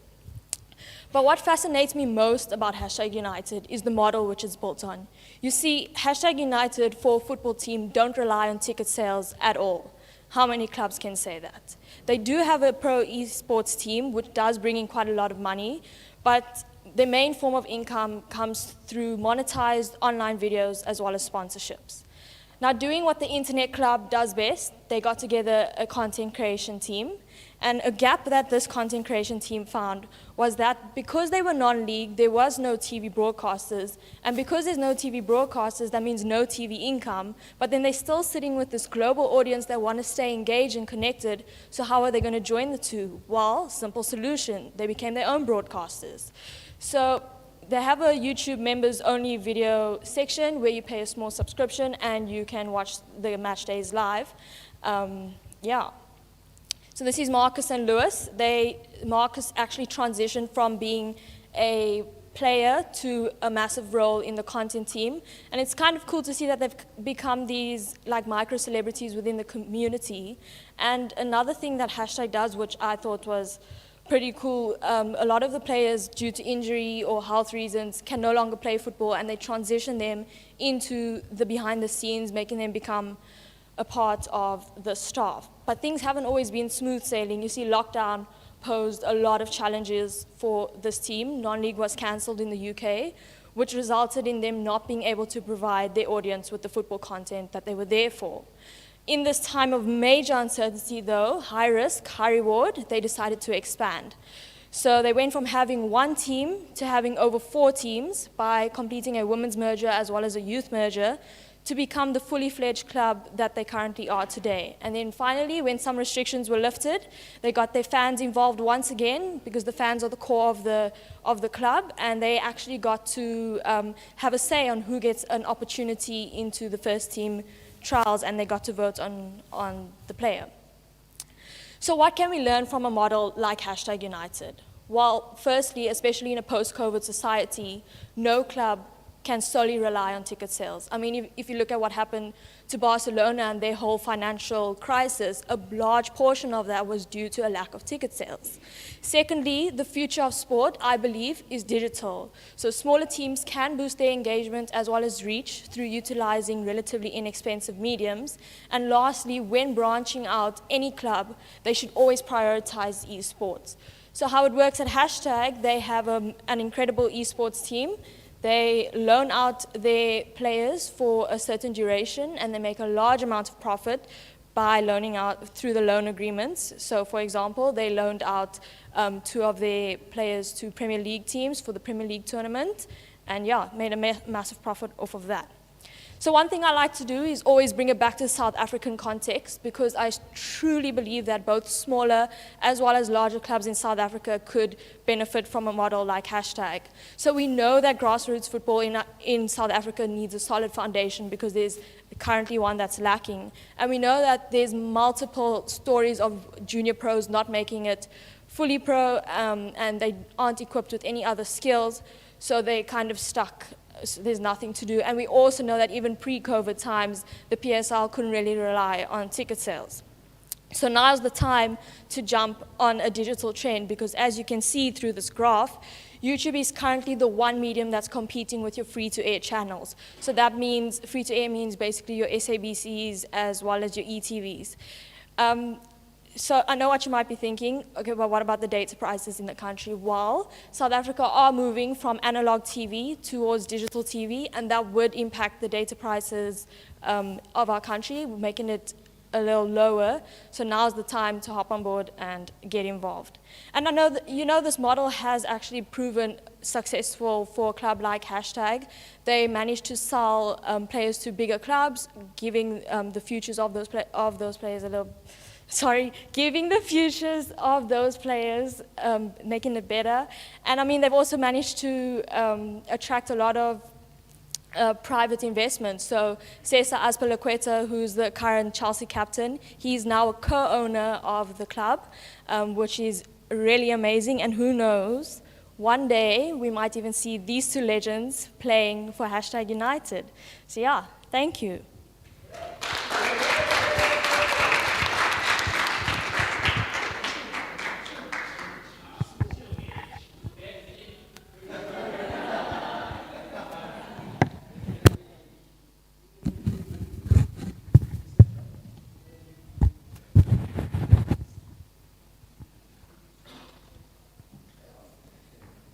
Thanks, Sumitra, for that. That was an amazing talk. All this football has just reminded me about my team, who are currently the champions of Europe. I just had to throw that in there. I couldn't resist. I could not resist. Yeah, no, call me petty, call me childish. Current champions, friendly reminder to everybody. So this next speaker that I'm going to introduce, he's a special guy. His smile lights up a room. He also suffers from that same disease that Eve suffers from with a tight shirt, but we're going to ignore it. He has asked, just to do his personality justice, I'm going to need some class participation. So if everybody can just give me a slide, just a finger snap, you know what I mean? Just a finger snap. Now introducing Bekele Sponke TK.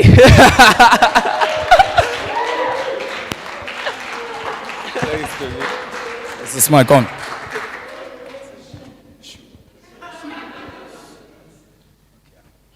Hi everyone, it's been a long day. Everyone, what a nice chat.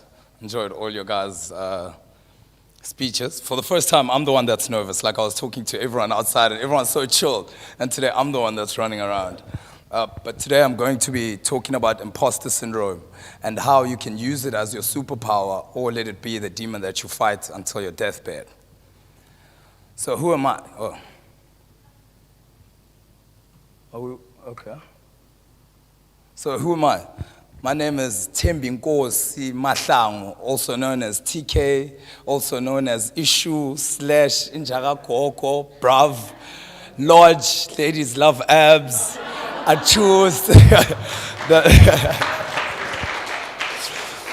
The list goes on. So I'm quickly going to take you through my journey. My journey started in 2012 when I moved to the Eastern Cape to study a national diploma in accounting.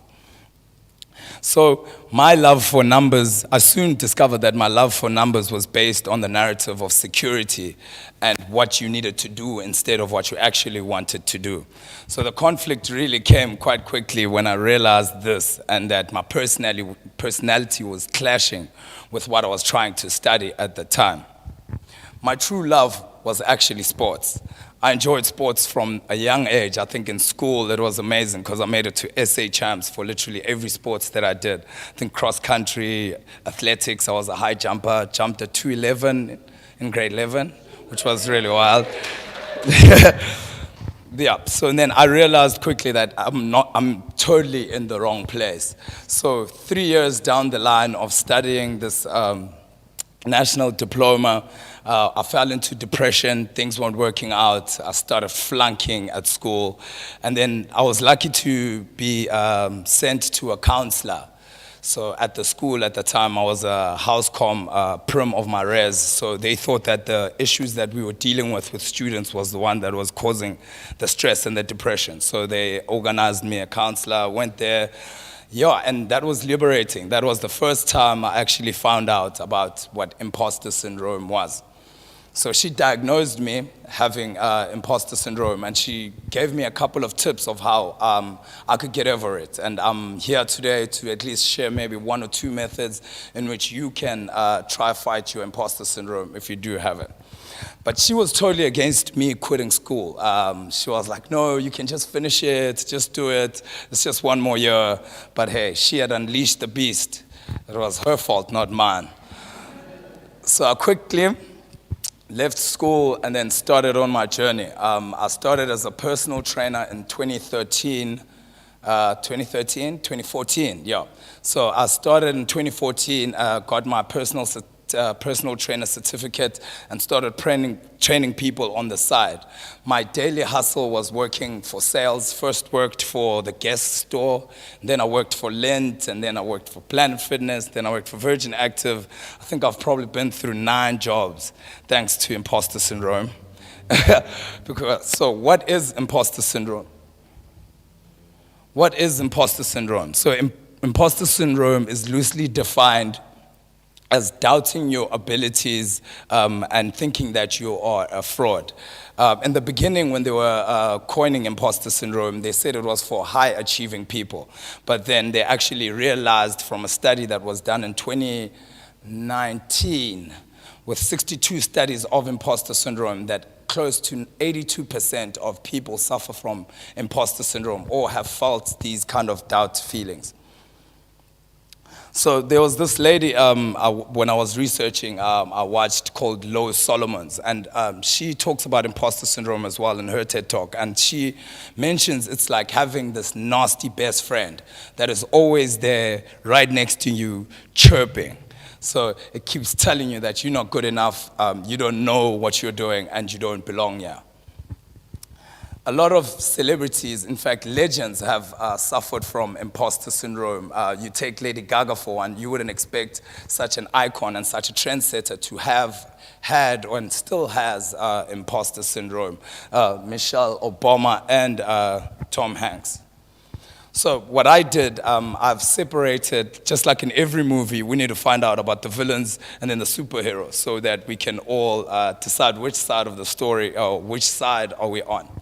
So the villains, surprisingly not, are the Looney Tunes. Why, you may ask, the Looney Tunes? Because the Looney Tunes are friendly, they're cute, and it's a feedback loop of hell because they do the same thing over and over and over again. And just like the Looney Tunes, you find it really hard to actually hate them. You can't hate the Looney Tunes. And it's just like yourself. You find yourself asking yourself questions like, why would I do this to myself? Why would I be against every little aspect of my life? So then I decided to have some pillars for imposter syndrome. So I decided to choose a character, and then I've tied in the pillar that I want to talk about in imposter syndrome with that character. So first we got the Tasmanian devil. So this is the anxiety that you feel during when you have imposter syndrome. So this is like what you feel like 90% of the time, whether you have a small task to do, a big task to do, a long deadline or a short deadline. And as you know, Tasmanian devil makes a racket. Everywhere he goes, it spins around and just gives you anxiety just looking at him and looking at what he does. And then I've also, I've decided to pair perfectionism with Bugs Bunny. So Bugs Bunny is the slick Rick of the crew. So he waits around until everything is settled down and you think you are through the storm. And then he comes through and says, "What's up, doc?" And reminds you of that one sentence that you said you were going to fix on your assignment that you're supposed to hand in the morning. Now you're up at 3 a.m. rewriting the whole thing. And then the last one we have is Tweety. And Tweety represents the fear of failure. Just like in the cartoons, Tweety is always trying to survive Sylvester. She's always fearful that he's going to try eat him, and she's always trying to make a way to try survive. And this fear of failure feeling happens a lot with that's making noodles, where you're sitting making noodles, and it just passed 3 minutes, and then you're asking yourself, do I even know how to make noodles? So who do we want? There's the plot twist. So we want the Joker.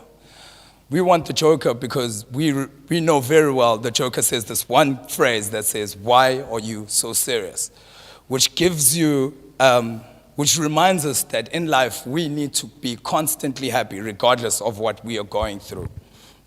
So I'm going to take you through a story where me and the Joker had a little altercation. So it happened in 2020. When I won the competition to be the face of Biogen, and I was on the Men's Health magazine. And then I kept on getting feelings of, did I really deserve it? Or did I fluke this? Was this another lucky try, or was I really sexy? And he convinced me that it was total fluke, and that the system was wrong since the other people's votes were so low. And he kept on asking me why I was so serious. And I took this and I used it as my superpower. I started, just lost my train of thought, sorry about that.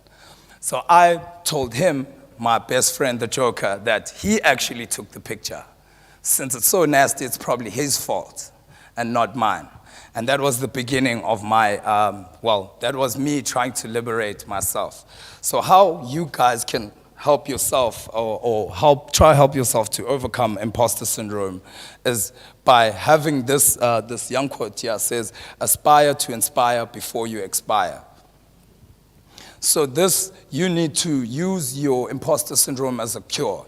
You need to speak out and compliment people. I always tell people that I'm the biggest clapper.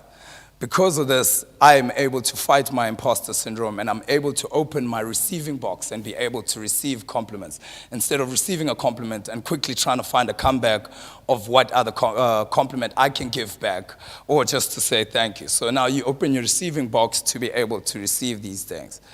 So what does it do? You being able to start talking to people and motivating them actually helps you transform your imposter syndrome to make it a cure. So you become the healing voice to people that are going through imposter syndrome through your identification of going through imposter syndrome. And you are the cure. So this fight here doesn't stop. This fight here is constant.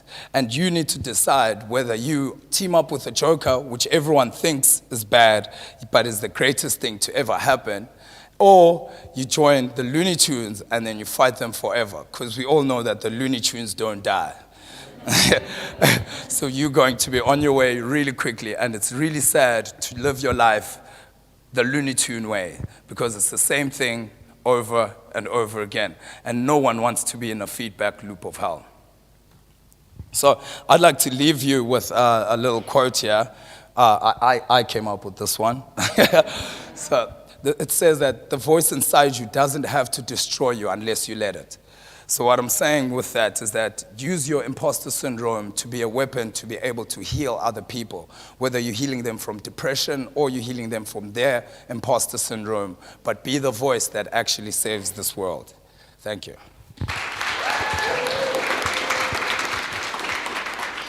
Thank you.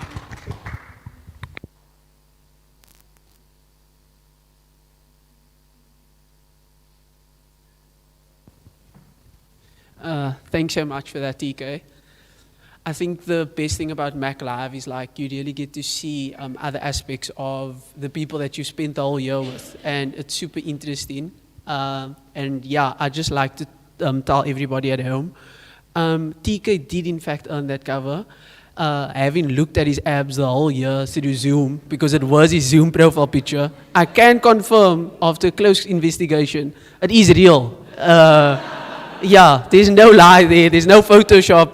It's the real deal, guys. It happened. So, yeah, nothing to feel shy about. You earned it, my man.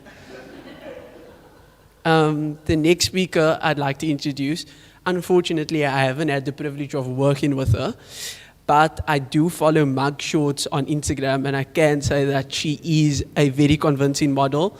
You should see Jamie in corduroys. Absolutely, absolutely amazing, brilliant. She's been described as kind, very warm, and also known to love a beza. Without further ado, I'd like to introduce our next speaker, Jamie Pierce. Hi, my name is Jamie Pierce, and this is my TED Talk for Mac Live 2021. Hello God, are you out there? It's a Sunday morning, and this is how it goes in the Pierce household. This would run from ages 6 through to around 11. So it was a Sunday morning. I wake up and get dressed into my Sunday best. My mother would do mine and my sister's hair as neat as she can, combed slick back into a bun or a ponytail. I dreaded every second of this, but at the young age, I could see how much it meant to my mother, so I only let out a few complaints.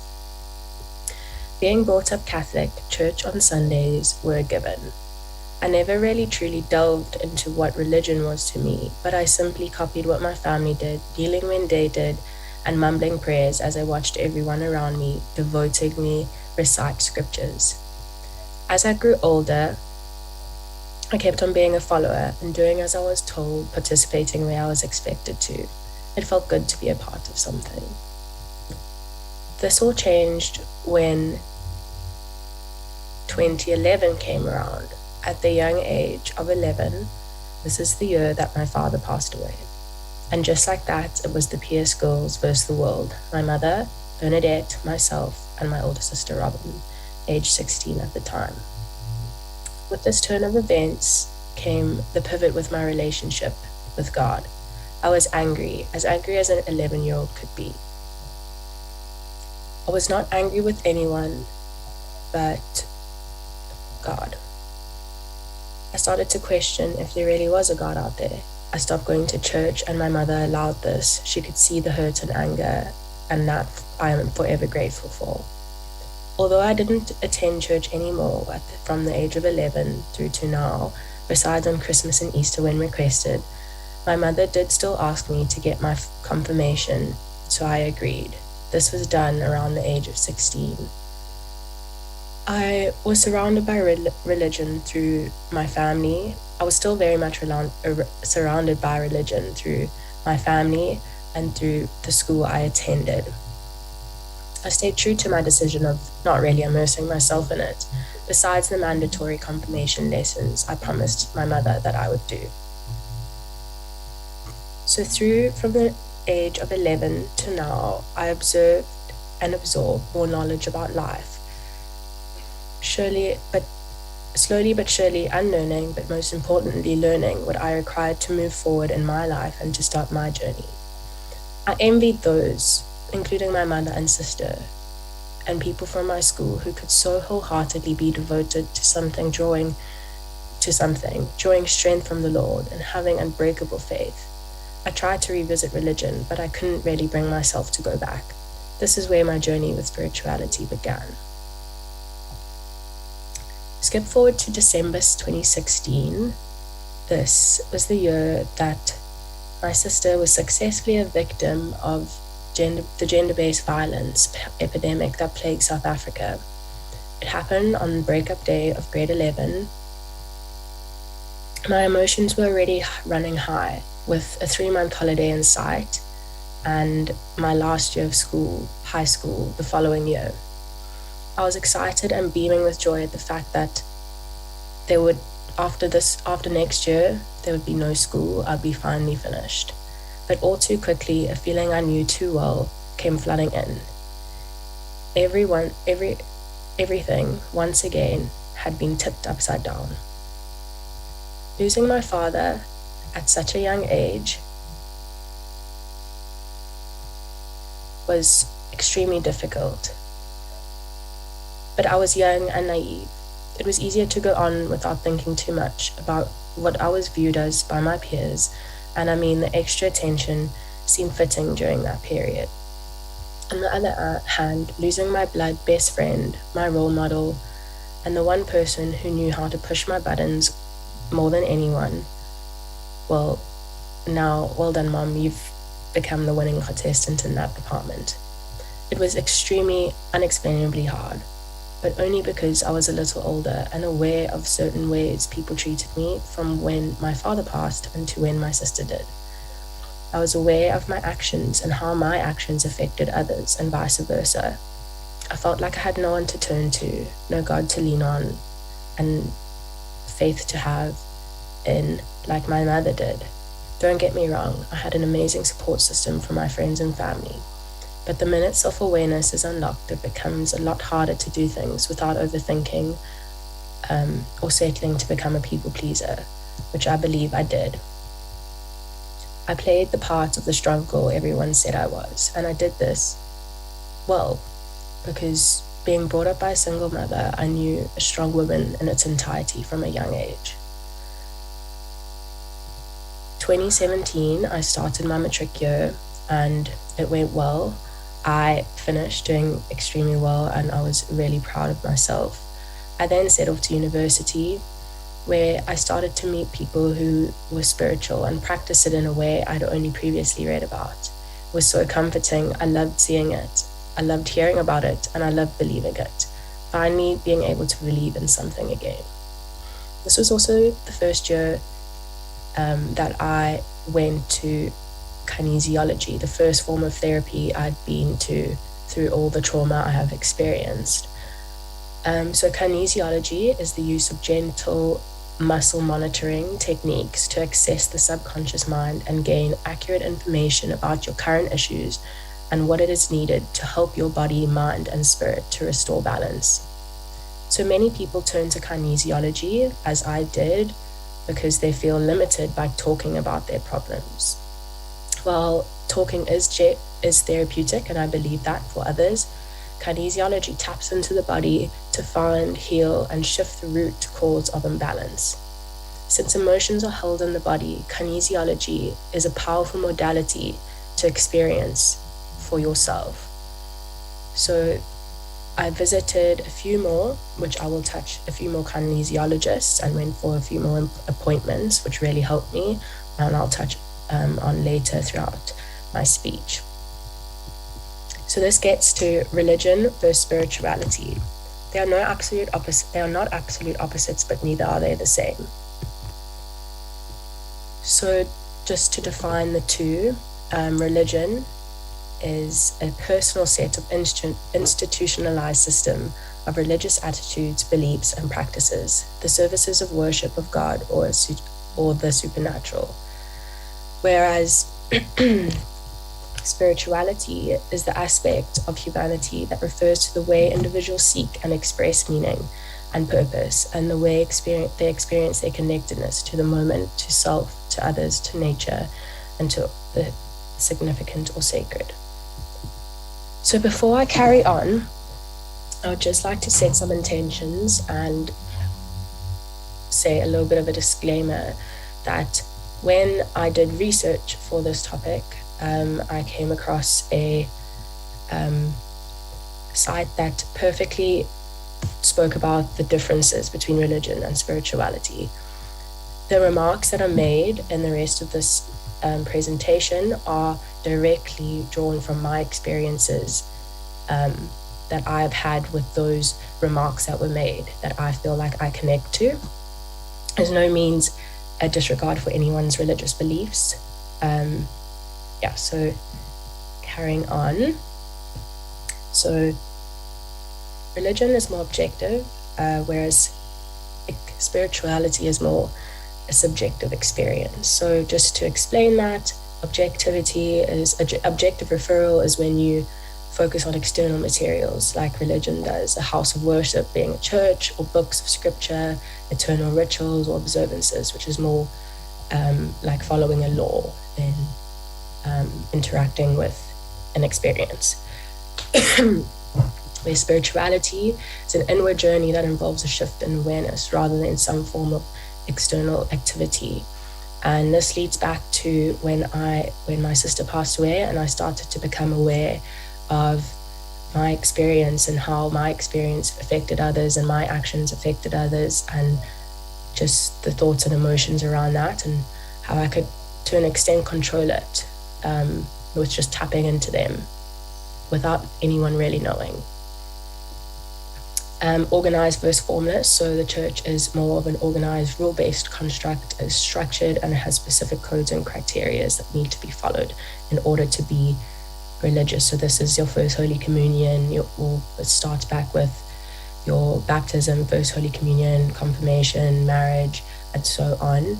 Whereas the formless spirituality is a pathless path of self-discovery. There's no specific rules, and it's more about following your own inner call to spirit.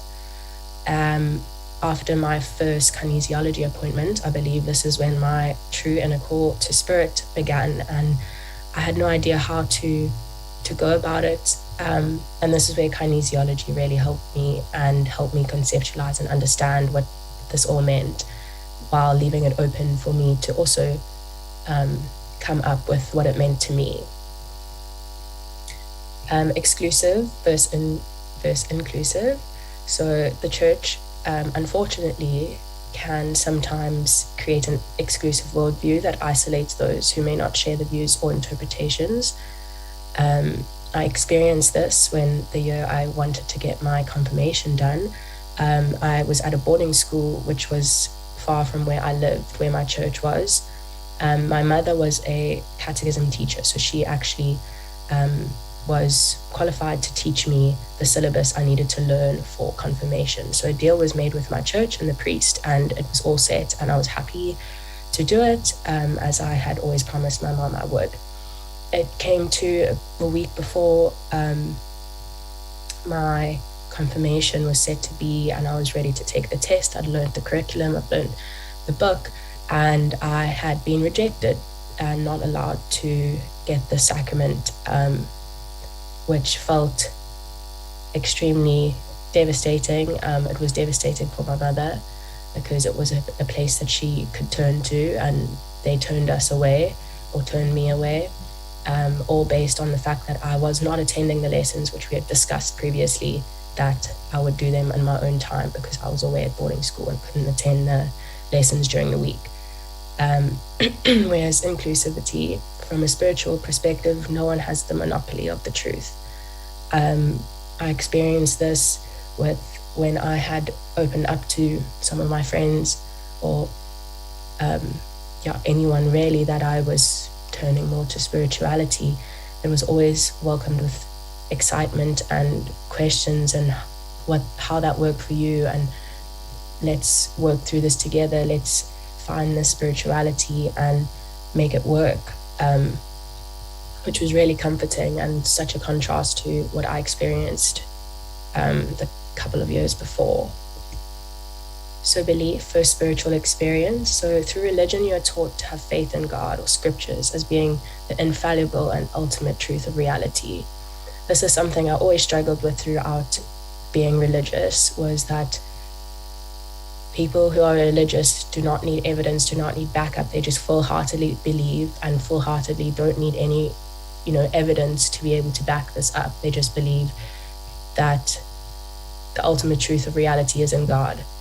And this is contrasted by spirituality, which spirituality doesn't dismiss faith. However, it often leans more heavily on the direct experience of the soul or divinity.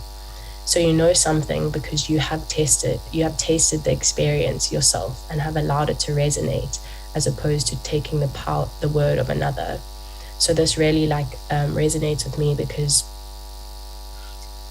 I believe that what you experience is ultimately what you will experience, and how you go forth in your life making decisions. and moving on to the last thing, which is fear versus love. So fear is often comes up in religion. So the concepts of original sin, divine judgment, God's wrath, or external punishment can create a mental environment burden and worry and anxiety over your worthiness and whether your actions will result in the divine retribution or karmic punishment, not making it into the white pearly gates, which I also never understood. If, God forgives everyone and there is this, loving nature about religion and family and the church is your family, then it just didn't make sense to me why everyone can go to heaven. Whereas spirituality looks at everything with love. So your choices and your behavior are guided by not fear of punishment, but rather the desire to end suffering and create a peaceful and loving world for all through what you do for yourself, with love being the ultimate goal, not worrying if you're going to make it into a better place or just worrying about how you treat people in the moment and treat yourself and make sure that it's with love. So that brings me to 2020, which was last year, and it was a really good year. It was the beginning of COVID, the second year of COVID, but it was really good because I started to be present. I started to practice spirituality in depth. I realized that you don't have to feel pain, you don't have to suffer if you just stay true to yourself and you make sure that what you experience is what you are living your life to change or living your life to live more towards. Which brings me to where I am now, which is on a windy path to spirituality with the hopes to find the power of being present in all that I am and in all that I do. Thank you.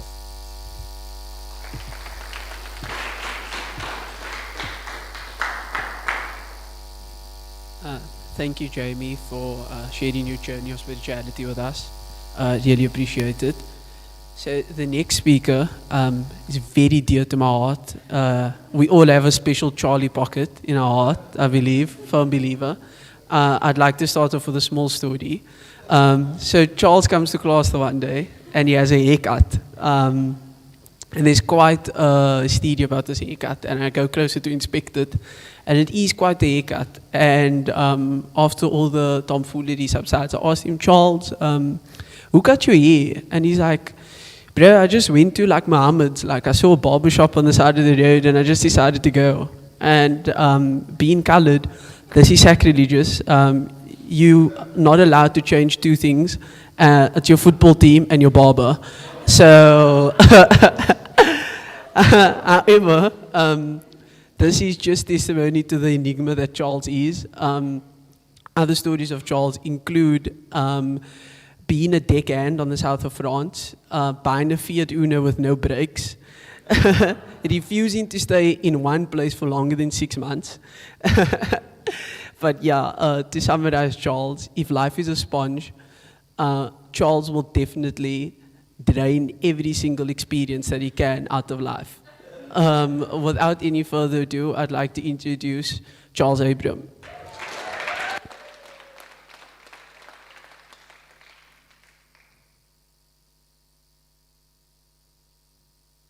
Shotsack.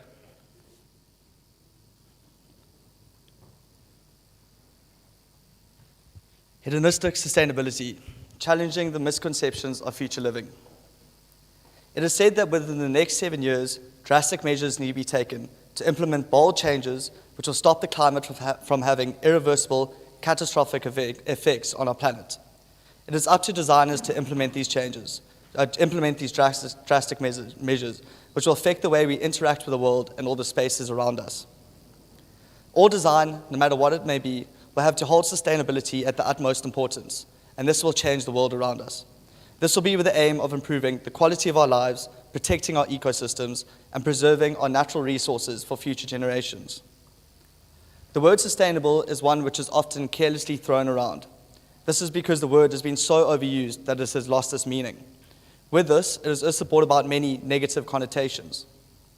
This is largely due to the negatively perceived impact that sustainable living has on our lives, where it's been thought of in terms of stopping growth or limiting the quality of our livelihoods.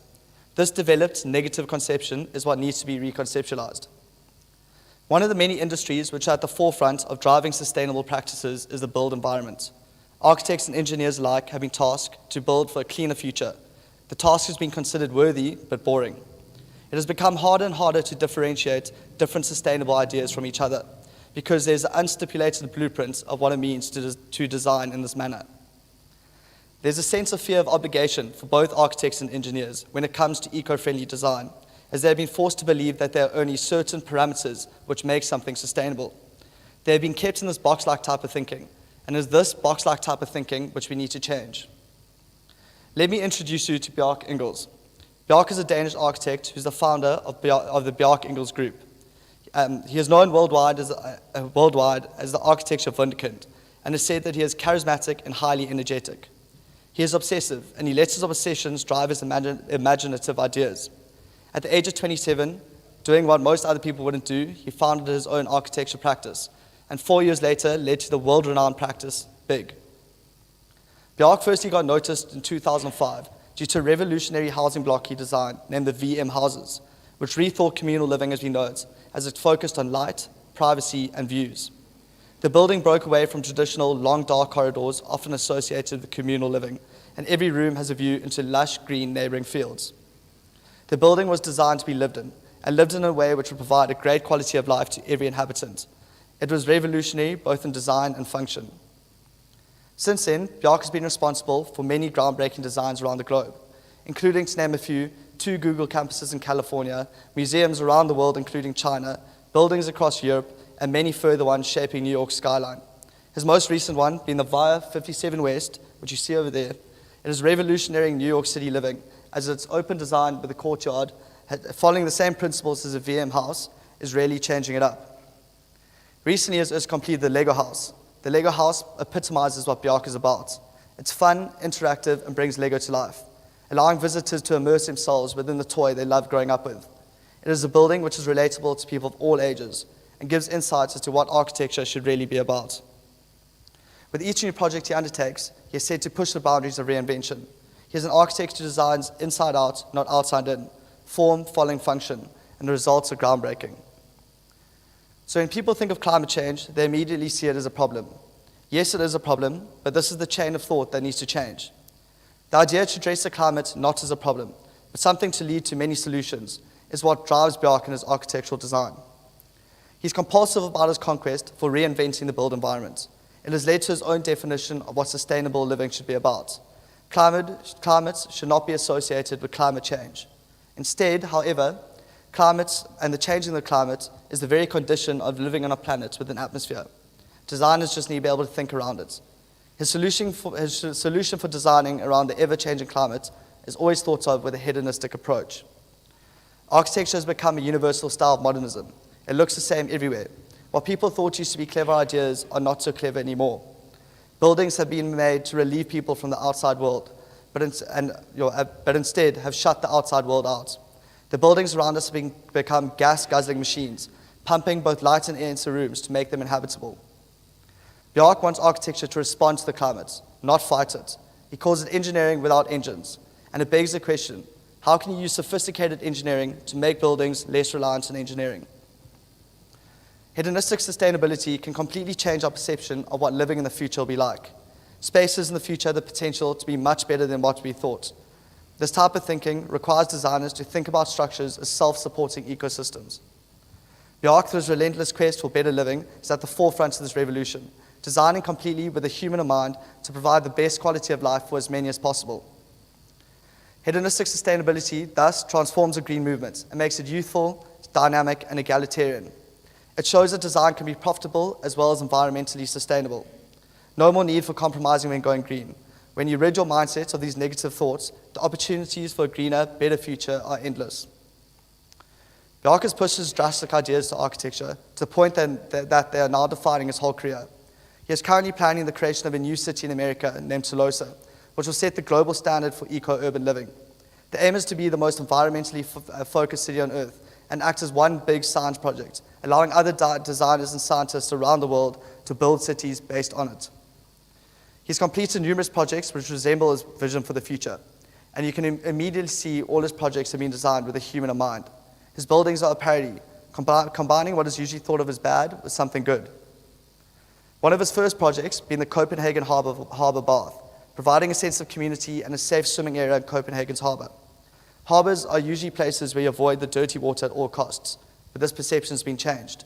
He has made it much easier for people in Copenhagen to go for a swim. Now there's a communal swimming pool right on their doorstep, using water which is already there. Such a simple idea, but not been done before, bringing people in the city together to enjoy what is around them. A second project of his, and probably his most famous example of a hedonistic, sustainable approach, is the Ammer Bakker power plants. Power plants, usually being big and ugly, are always thought of immediately in terms of pollution. He's rewritten the script by building a ski slope on top of this beautifully designed power plant, and further climbing walls going up the side, and CO2 which gets released in circle and balls. Through his fun attitude, he describes it as the only ski slope in the world suitable enough for both bikinis and snow, allowing people to ski down the slope both in summer and winter, turning the power plant into one of the main attractions of the city. And who would have thought when visiting a city, the first place you'd want to go is the power plant? Currently, he's drawing up a master plan for the whole planet to prove that with existing technologies, humans can have a sustainable presence on Earth.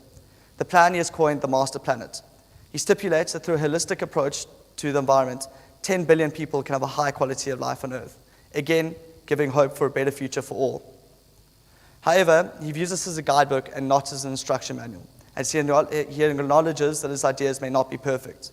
What it is, though, is a step in the right direction to prove that there's still time to save our planet. We just have to act now. Recently, we have seen the COP26, the UN's climate conference, where leaders come together to discuss our future.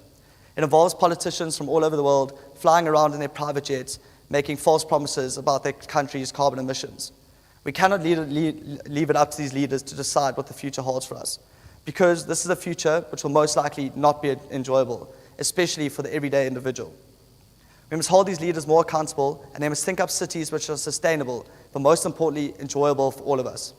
We need revolutionaries such as Bjarke to keep pushing, to show these world leaders and politicians the type of world we want to live in. His approach to designing in this hedonistic, sustainable way for urban life may not be perfect, but what it does do, it gives hope. It pulls away the dark curtains of perceived sustainable living, which resembles the 1970s Russia. It shows that designing for the future can inspire creativity, be fun, inclusive, and allow for many possibilities which one would have not thought as possible. In the next 20 years, the world's going to look very different to what it looks like today. So we cannot tolerate boring spaces which will limit our possibilities. We must question our surroundings. There's so much potential for the world we live in, and I hope today I've made you a bit more excited about what that holds. Thank you.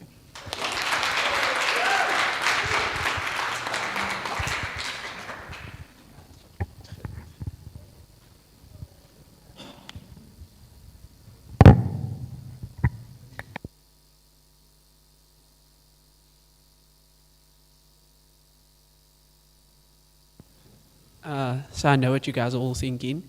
Yes, Charlie does read. I was just as shocked as the rest of you.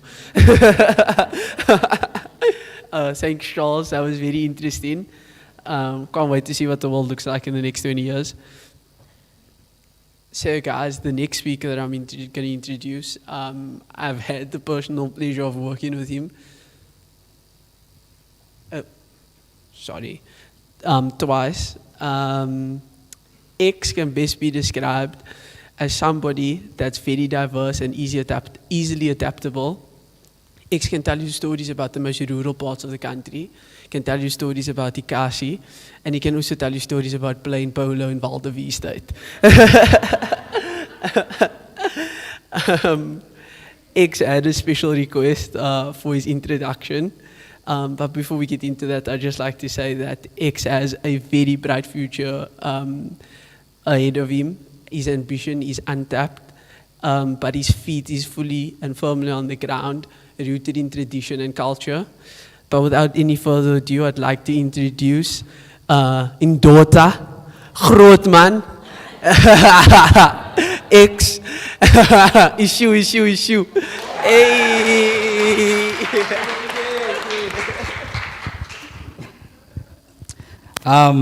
Thank you, Zach.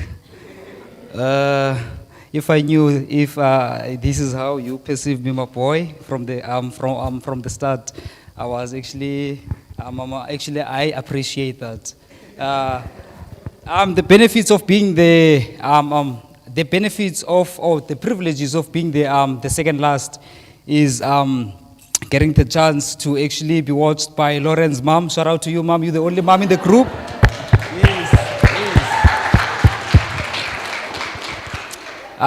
We had parents. Unfortunately, they all left because I guess all their kids actually presented earlier. But thank you. I really appreciate it. I feel so special that I had to present right in front of you, mom. The topic that I chose is the reality of the township. You see, when it comes to this topic, we all have stories to tell about Charles anyway, because that guy, he's the inspiration, the motivation behind this topic. I didn't enjoy my 2021 because of Charles anyway, because he kept on asking me about stuff that is happening in the hood, and I've been inviting him, but with no success. Just to say that actually he agreed to come to the Eastern Cape with me this December. So I'm taking him with, he says he wants to become indoor as well. So I'm taking him to the bush. That's what he said he actually wants. So, yeah. So the reality of the township, guys, the reality of the township, it is the way that you guys perceive, I believe. It is the way that you guys are seeing it.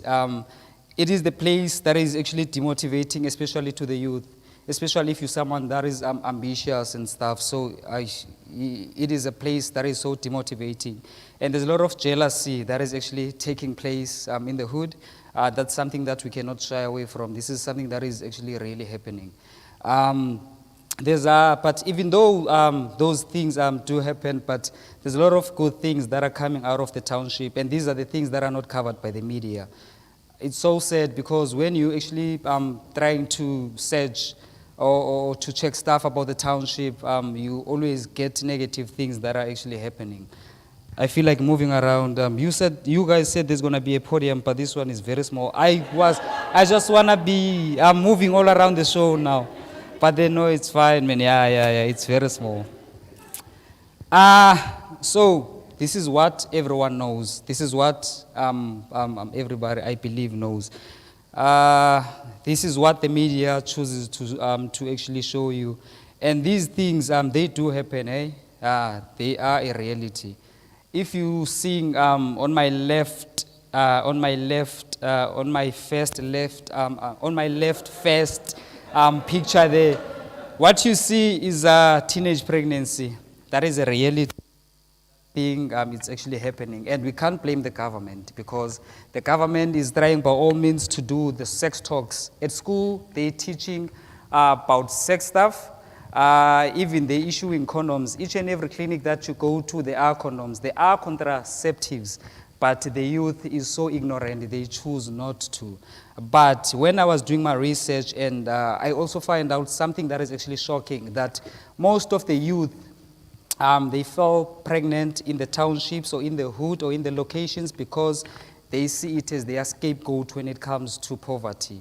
They're getting pregnant because they know that once they get pregnant, they will have that benefit of earning that money from SASSA, which is a sad thing because if you're looking at it, that amount that they're getting at SASSA it's very small, guys, to be realistic. It's very small. So the reason, so that leads to them coming up with a trick of having multiple babies so that they can earn more, of which it's a reality. It's happening in the hood. When we see, okay, no, I'm gonna actually skip the other one because it summarizes everything that we're gonna be talking about. There's a lot of drug abuse, guys. Those things do happen. We have the problem, which is a social issue of drug abuse. The unemployment, we can say, is the cause because the kids in the hood, they're depressed, if we can start there. Just a short story. I think I was also 6 years When I was 6 years, that was the first time that I was exposed to a corpse, to someone who's actually dead right in front of our house. So you must just think about it mentally. How is that thing gonna affect you maybe at a later stage as a human being or as a young boy that is actually growing up in the hood? And the other cause, we can say maybe it's family, the poverty, the poverty, the problems and struggles, they are the cause. Not having, and another thing that is a serious issue that is happening in the township is not having facilities for the kids when they coming break, when they actually coming maybe back from school. We don't have proper facilities for them. There's no youth centers like in other places. There are people that are trying to opening up stuff so that they can help the youth, but it seems like even the ones that are, here the government is trying because there are parks that are actually being built, but our older brothers, our siblings, the ones that maybe that are into drugs now, they're taking those stuff out and then they're selling them straight to scraps. So there's no development that is actually happening in the hood. So, and that might also lead to the young ones going straight to drugs. We have gangsterism. As you can see there, even that guy, he's got something written on his chest that, who will carry my body to the grave? Satanism. Who will just write stuff like that? I feel like the boys in the hood, they possessed with something, because that's one thing that I don't understand. That's one thing that I will never understand it. I so wish that the good Lord will not actually give me kids that will become gangsters.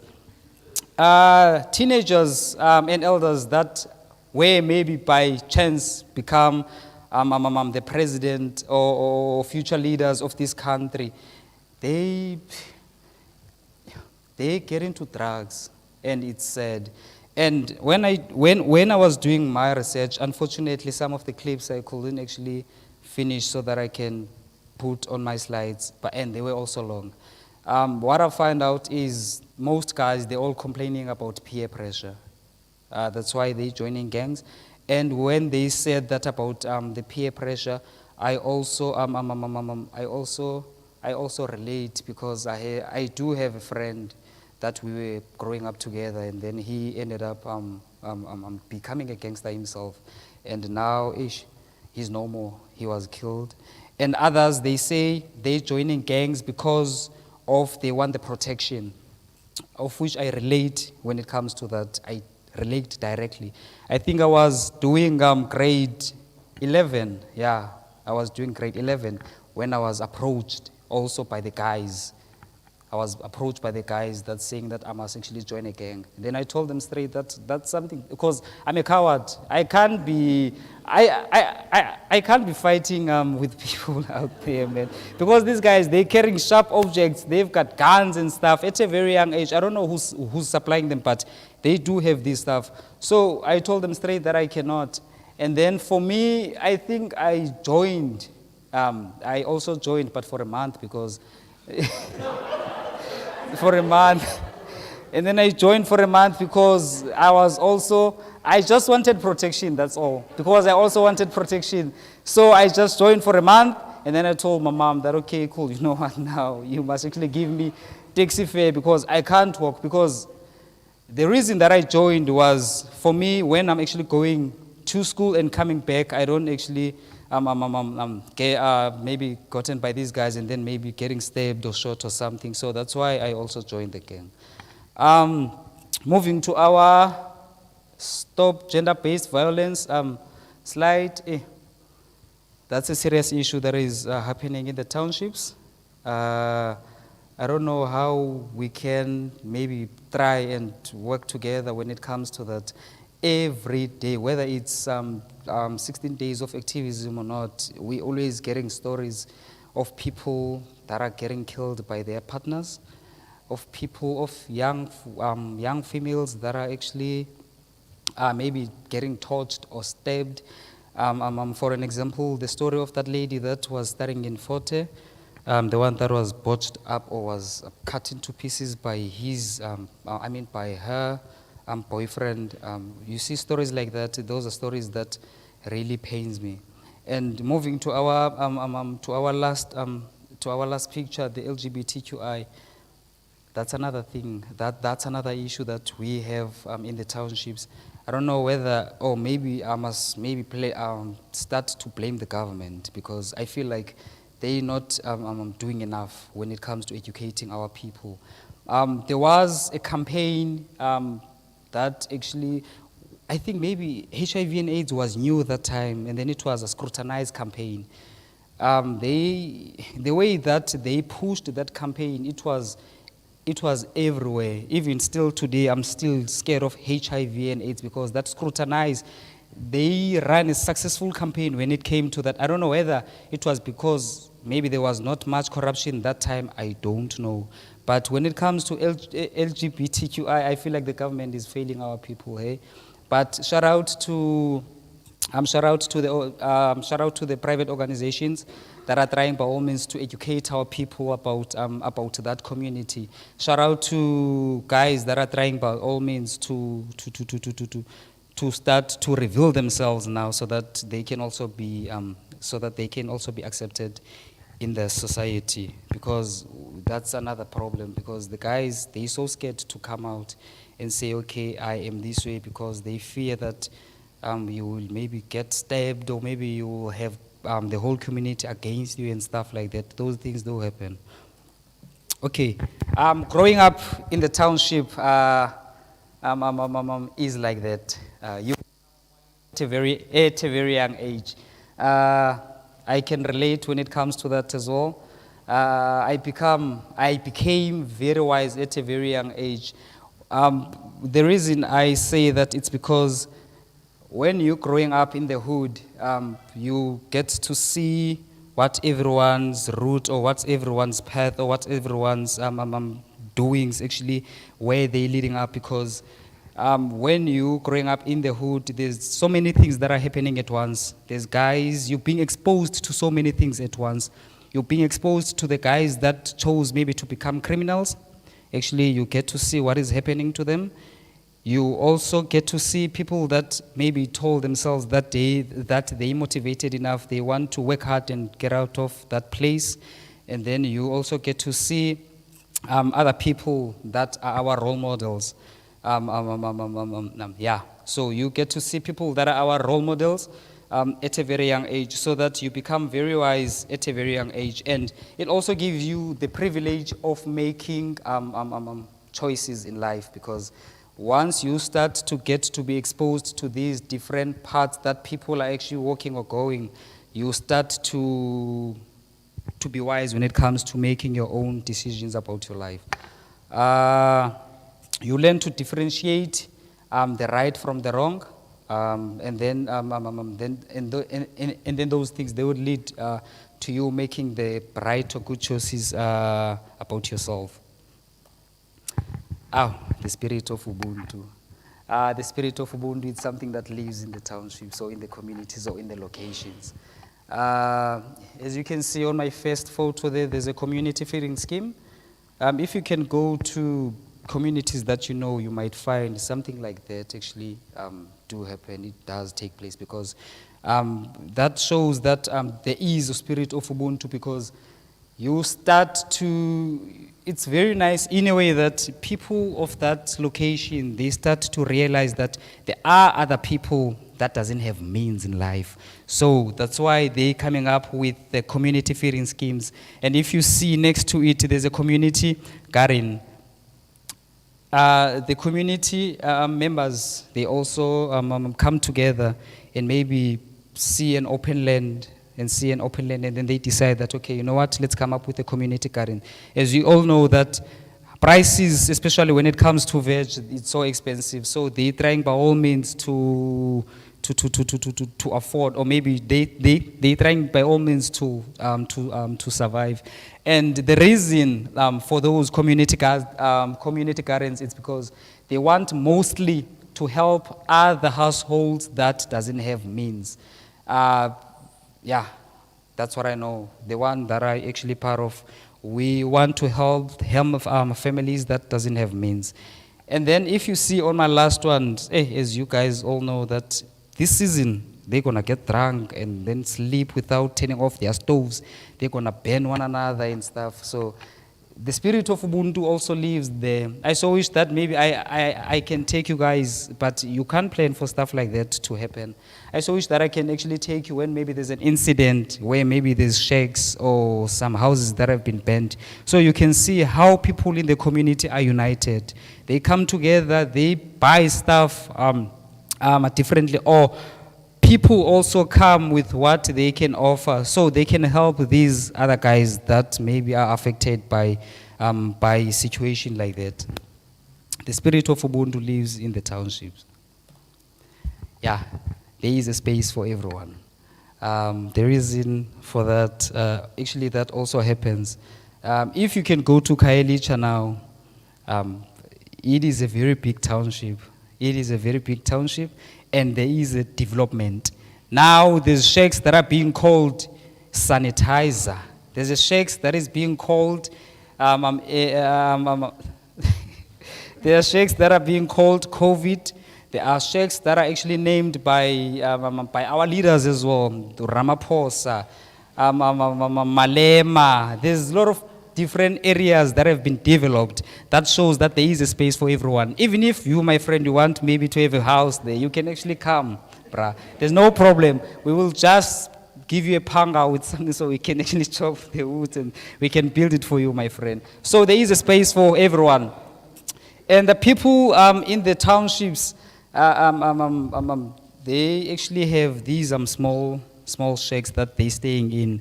But the way that they're utilizing that space is very motivating, because maybe you might find there's 6 people or 8 people living in one shack, but the way that they will utilize that space, it's so motivating. You can actually see these are people that know how to live with one another, and people can share in the townships. There are inspiring stories. Yeah, we know that stuff that is actually happening, all the bad things and stuff, of which I'm not gonna dwell on them. But there are inspiring stories that are happening in the hood. As you can see, I've got different photos of good things that are happening, and these are the things that are inspiring the youth. And in the township, there's a lot of people to look up to. There are people that have worked their way up, whether in businesses. There are people that are inspirational even when it comes to the youth, when it comes to education, people that went to school and then studied so hard. I'm studying the foundations that help students with their studies. There's also inspiring stories of people that are into businesses and stuff. Let's start with that 18 Gangster Museum. That 18 Gangster Museum was started by my friend, Wandisile Nqeketo. He saw an opportunity and then he grabbed it. I believe you heard me when I said before in the township, okay, now I'll be specific, I'll be talking about Khayelitsha. There's a lot of development that is actually happening. There's a lot of development that is happening. So he saw a gap, or he saw an opportunity. Then he opened the museum. He actually bought a container, and then they tried to make it look nice on the inside so that people that are not exposed to these things, people that maybe wishes to actually visit the hood, he can actually maybe take down, he can actually help them on educating them and telling them the history of Khayelitsha, and also maybe get a tour with them so they can actually show you around on all these beautiful places that we have there and the development that has actually happened over these years. There's Velokaya Life Cycling. Velokaya Life Cycling. You remember when I said on my first slide that the reason that most kids are going into drugs and stuff is because there's no facilities for them when maybe they coming back to school or maybe on their free time. So there's a Madala that actually came up with Velokaya. His name is Ulwando Nqeketo. Ulwando Nqeketo came up with Velokaya cycling, of which cycling in the township is not a thing, eh? So when he started that stuff, we were like, no man, who will get into cycling and stuff? Whereas there's Amapeki where we can play these all other things. I think they've been in the business for something, let's say 3 years now, but the way that they've grown, it shows that this is what people needed. This is what they were needed in the hood. He's got also sponsors from big corporates that actually sponsored them. Yeah, he's got big corporates of people that actually sponsored them. So their organization grew up to be the stable business now. Actually, they're running it as a business now because when you're entering, you must actually pay a fee and stuff. We have Maisiki. Actually, this guy, he's my neighbor. He's in my neighborhood. Also, Usikelela, he's a motivation to the youth in a way that he saw a gap as well in the township. Then he introduced coffee, of which that's something that at first everyone was like, no man, how can this guy want to open a coffee cafe in the township? Because we believe we all have our coffees and stuff at home. I'll never go to a coffee cafe and spend the 25 rand and stuff. But his place today is a tourist attraction. One is the one that have that 8 gangster museum. When he's got people maybe for tours, they always go to Usiki's Coffee Cafe. And yeah, we may not be the market for him, but the way that he's actually grew on his business, it actually, it's so motivating, especially for the youth. And his vision is to pass his knowledge and experiences to the youth of the township. And he says, and I quote, he wants to create a tourism attraction through his coffee cafe in Ekhayelitsha. We've got, oh my God, the 5, it's 5-star. Yeah, I can say it's 5-star. It's a restaurant that was opened by Umama or Abigail. Her restaurant is now grew to a point where it's one of the tourism destinations if you want to visit the hood. So she decided to open this 4-room restaurant because he believed on giving back to the place that he's coming from. From the place that she's coming from. She's also coming from she's also coming from the township. And the restaurants, her restaurant provided jobs in the community. It brings infusion of cash into the economy of Ekhayelitsha. And guys, when it comes to the townships, I'm not going to shy away from the fact that that's where the economy is. That's because if you actually see, there's a lot of big businesses now that are actually developing that place now. We've got Ekhayelitsha Mall that was revamped 2 months ago. It's very nice now. There's other shops. I'm talking about big brands that are coming into Ekhayelitsha. There's big brands that are coming in. That shows that there is money. Okay, cool, Yves. I'm just gonna finish now, bro. So this is a duo team from Ekhayelitsha as well, which is Umshai and Otela. There are kids there is a youth that is actually on the entertainment. They want to actually progress and stuff. So for them to focus on the people that are not coming from the hood, so these are the guys that they can look up to. The way that they have grown, it is an inspiration and the motivation to the youth of Ekhayelitsha. They even getting awards from different organizations for their work that they're actually doing for the hood. And what I wanna leave with you guys is that thanks Charles for motivating me to actually do the talk on this. Hopefully one day you will actually visit the hood, and he's not the only one. I think it's half of our class. I was like, I think it's half of our class. So what I can actually say is, let's actually move away from that perception that we have thinking that the townships are all these scary places and stuff. There are good things that are actually happening. And I would love to have whoever that is here today to the hood, maybe let's say this weekend, so guys, you can actually see what is actually happening there. And I thank you.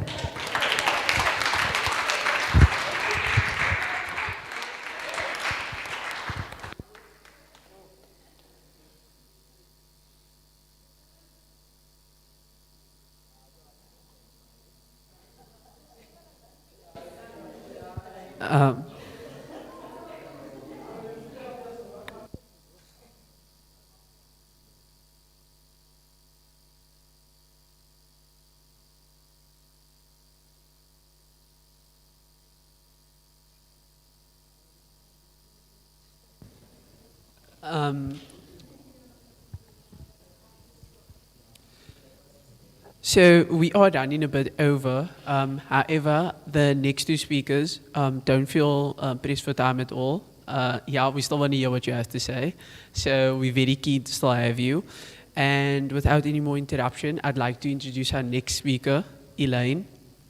I've had the pleasure of working with Elaine numerous times. And what I can say about Elaine is that she always gives. Sometimes she gives too much, which isn't a bad thing. But I remember one assignment, she had us all at our place. NJ took milk, I took coffee, Danny took a pair of socks because it was soaking outside. And Elaine fitted 7 people into student accommodation without any hassles, was happy to have us. And that's how she's been in all the projects that I've been with her and encountered her. She's given till the last, 12 o'clock, 1 o'clock, send it through. She'll edit the prezzo. Yeah, extremely grateful to have met Elaine and really excited to hear what she has to say. Without any further ado, Elaine.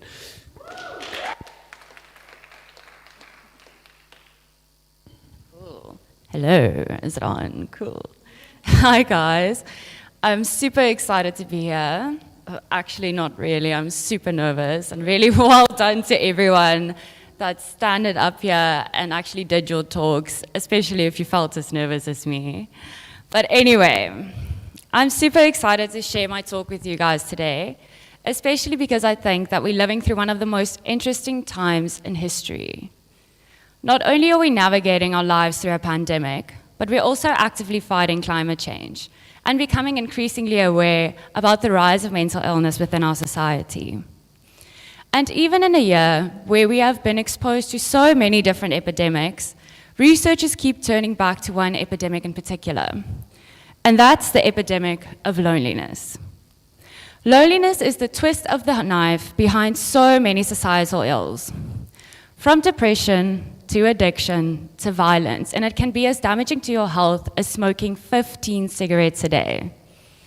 One study found that about 36% of Americans find it hard to either make friends, or really hard to make friends. And loneliness is such a severe global problem that both Britain and Japan appointed ministers of loneliness in recent years.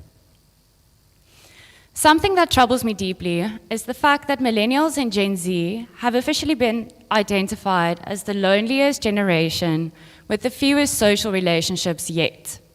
In fact, young adults between the ages of 18 and 22 are reported as being the biggest sufferers of loneliness. So why are our younger generations experiencing such a lack of human connection? Well, researchers have been pointing to social media as being one of the biggest culprits that affects the way we connect with people face to face. And even though social media has connected us to more people than ever, the deepness and authenticity of these connections are questionable. Multiple studies have found a strong link between the heavy use of social media and an increased risk for depression, anxiety, loneliness, self-harm, and even suicidal thoughts. And I'm sure that a lot of us sitting in this room have been affected negatively by social media in one way or another. Maybe not as severely as developing depression or anxiety, but we might know of someone that's had to give up social media completely because of the negative impact it's had on their mental health. And this is because social media encourages negative experiences. We might experience feelings of inadequacy about our own lives. And this is because we tend to see the most bold, beautiful, and extravagant moments shared on people's social media pages. And I think that we're well aware of this, but it still increases our feelings of envy and dissatisfaction that we feel towards our own lives. We might also experience FOMO, the fear of missing out. Especially when we see Instagram stories of our friends out jolling or having a fun day on the beach when we're sitting home alone. This feeling of missing out can make us feel anxious and disconnected from our friends who are having a seemingly better time than we are. Oops.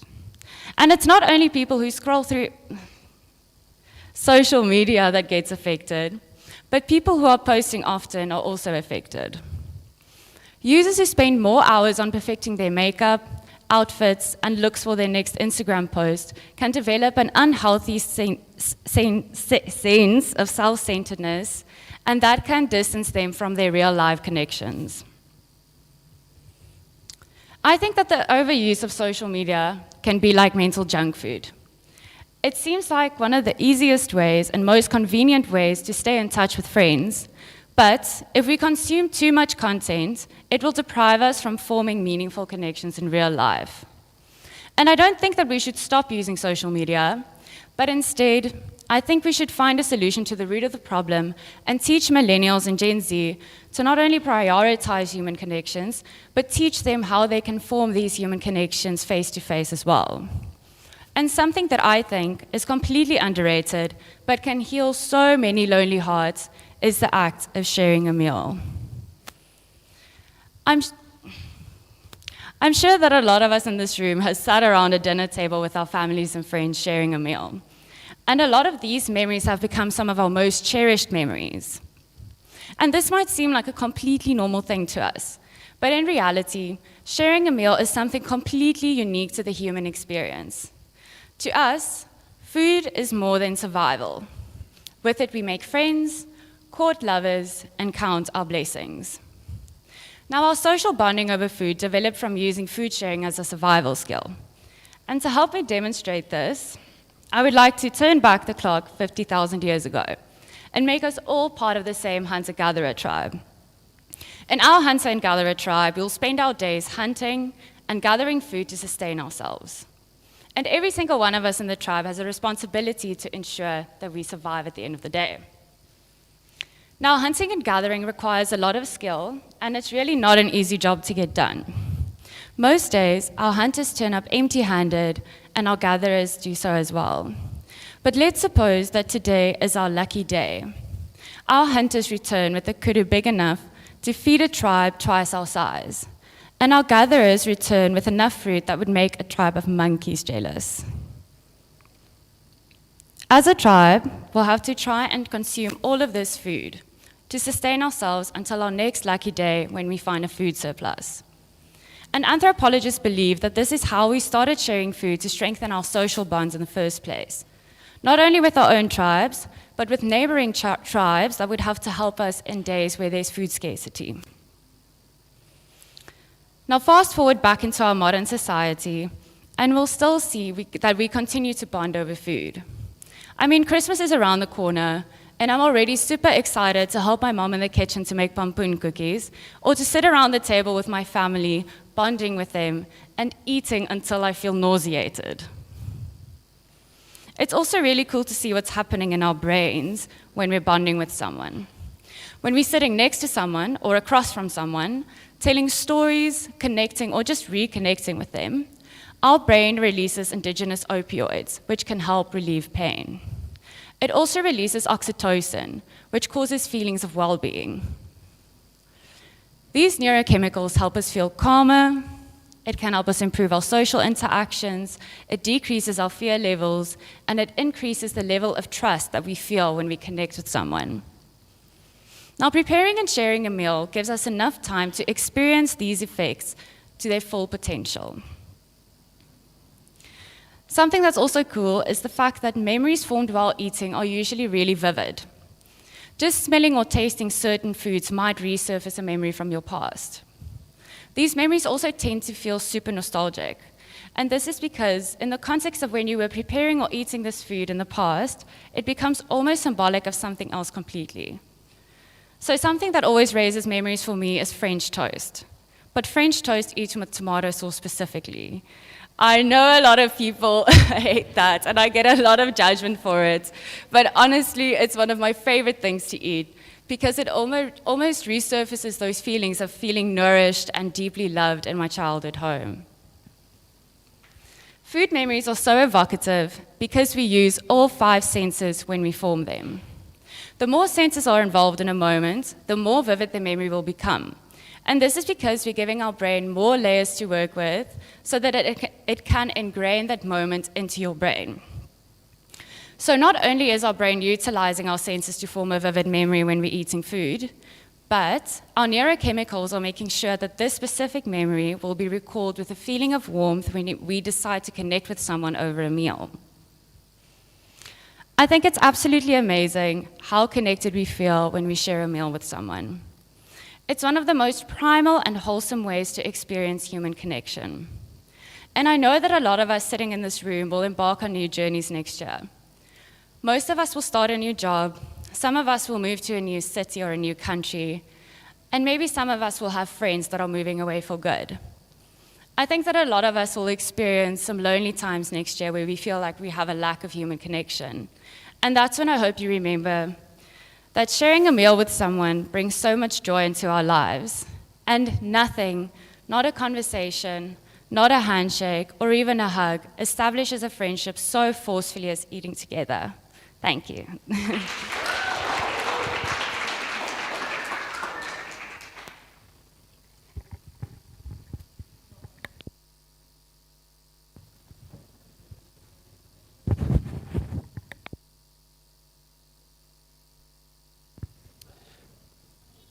Thanks so much, Elaine, for that. If there's one person you definitely want to share a meal with, it's Elaine. She has vast knowledge on artesian coffee and craft beer.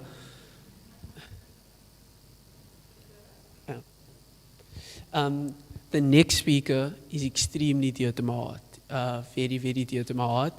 I had the privilege of working with her on Brand Challenge. She was my account manager. I still refer to her as my account manager till this day. She will always be my account manager, no matter how old we are or to where we progress. She's also my Strava crush.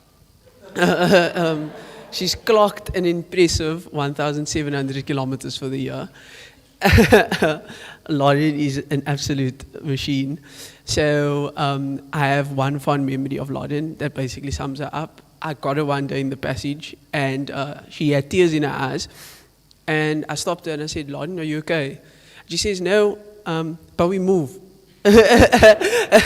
And that clearly represents Lauren, a momentum, and basically solidifies who she is. I'd like to give her a special introduction, how she would probably introduce me or how a lot of our convos go. It's a lot of one-liners, so absolute, machine, total, beast, baby, rhino. Without any further ado, Lauren Al. Thanks so much. As always, it's the best for last, and I'm Lauren, and today I'll be talking about quarter-life crisis. I would just like to start off by thanking my parents. I don't know who I'd be or what I'd be without you guys today. Thank you for putting up with me for another year. I can almost say I'm out of your hair and will be released into the big, bad working world soon. Kind of excited, kind of nervous. Nervous because I'm the definition of a big Black Friday spender. But nobody's perfect and life's too short. That's what all the addicts say. So let me set the scene. It's the 5th of February. I've touched down into the land of milk and honey from the trusty KZN. I know it's hard to believe, but back then I was a bronzed Greek goddess. A day would consist of exercising, eating, sleeping, and of course, tanning. Living my ultimate best life. Put that routine on repeat, and what more could a girl want or need? A day job? Probably. I'm not so sure. Anyways, on the 10th of March, As the 10th of March quickly approached, my dreams were shattered by red and yellow classes for the remainder of the year. This leading me to my next big question, and something that's driven me to the homeopath for immune building meds for the last few weeks, which is, why are millennials so stressed? In the wise words of Charles Ames, beyond the age of information is the age of choices. And I think it's because we are all spoilt for choice. There are so many options, we just don't know which ones to choose. Do we go 9 to 5, startup, own something, freelance? Are we going to remote work or hit the office? Value security over flexibility, money over fulfillment, lifestyle over career path. These are questions that are really important to us, and questions I've been asking myself since Di told us to start our CVs, and I haven't had a good night's sleep since. We as a generation wish to add meaning to our lives, so the pressure is on us to find something that tugs on our heartstrings, keeps us interested and motivated to go above and beyond the bare minimum. So let's get right to it. I don't know. Stop asking. Stop asking us what we're doing next year, because we just don't know. Some of us know, but do you really know? Anyways, people, let's stop going to Granddaddy on first Thursdays and making awkward conversations about our future plans. So quarter life crisis to me is a personal identity crisis of someone in their 20s to early 30s that is experiencing angst and anxiety about the direction of one's life and what steps to take next, specifically relating to finding meaningful work and a sense of purpose. We are moving from the academic world into the real one, and our paths are inevitably changing. So we now have to navigate this deeply disorienting sense of unpredictability and make life-changing decisions, which is absolutely petrifying. A recent study showed that 71% of millennials are actually disengaged in their day jobs, and I think this is a lot of reasons lead to multiple pressures that contribute to the reasons why we select these jobs and ultimately our choices. And as the end of 2021 arrives, faster than ever, I've literally blinked and this year has come to an end, we are left with the terrible question of, what next? What on earth are we going to do next?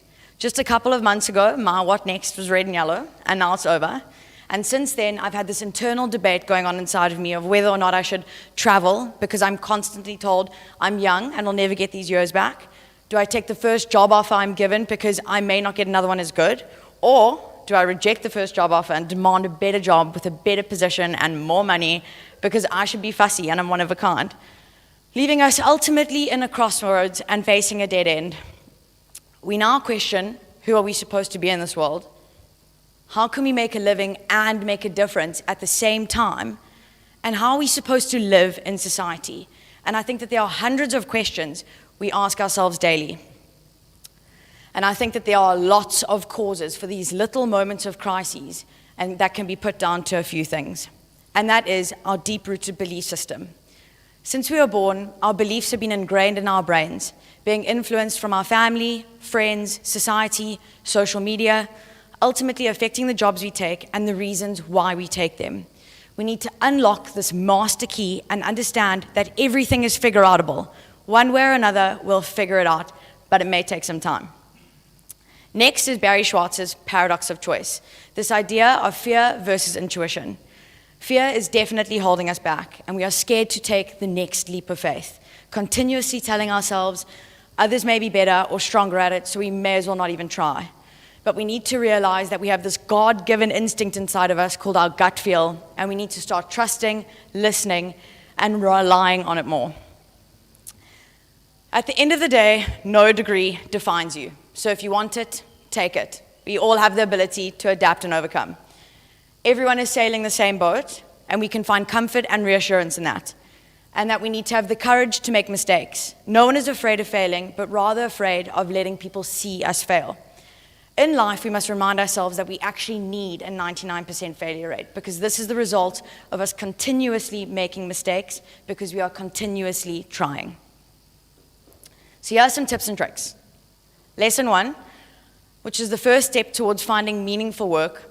It's incredibly personal and separate from others. What's good for you is not necessarily good for someone else, but it highlights the importance of knowing your values and your beliefs. Time and energy are our two most valuable resources. There are only 24 hours in a day, no matter how you slice and dice it. So I'll look at the personal priority pie. It consists of categories such as social life, friends and family, your partner, partners, work and career, personal and spiritual growth, and wellness and health. And it is the decision on how much time and energy you are willing to give each of these slices of pie in order to find and live a meaningful life for you. And it is a decision that aligns with you and only you. Next, we look at the professional priority pie. And there are only 4 key things we look for when determining a career path. And that is making a difference or leaving a legacy, money and power, happiness and fulfillment, and learning and growth. Knowing both your personal and professional priority pies is the first step to finding meaningful work for you. It's about being aware of these priorities and the extent in which they will fill up your cup. Lesson 2 is that we all need money regardless.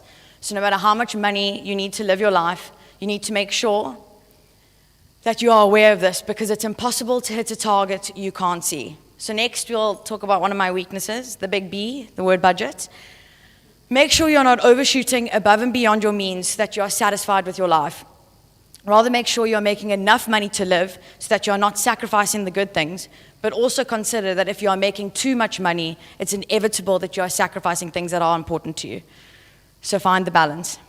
And lesson 3 is probably the hardest lesson of all, but in my opinion, the most important, and that is simple, but it's not that easy, and that is just to start. You don't need to know all the answers, but we do need to pursue them with clear intention. So take action, explore, and do something that adds value to who you are and what you have to offer. All your answers are already within you, and clarity comes from engagement, not thoughts. So let's get cracking, people, and move forward into the unknown with excitement and resilience to do better and be better people daily. Life is 10% what happens to me and 90% how I react to it. Chuck Swindoll. Thanks.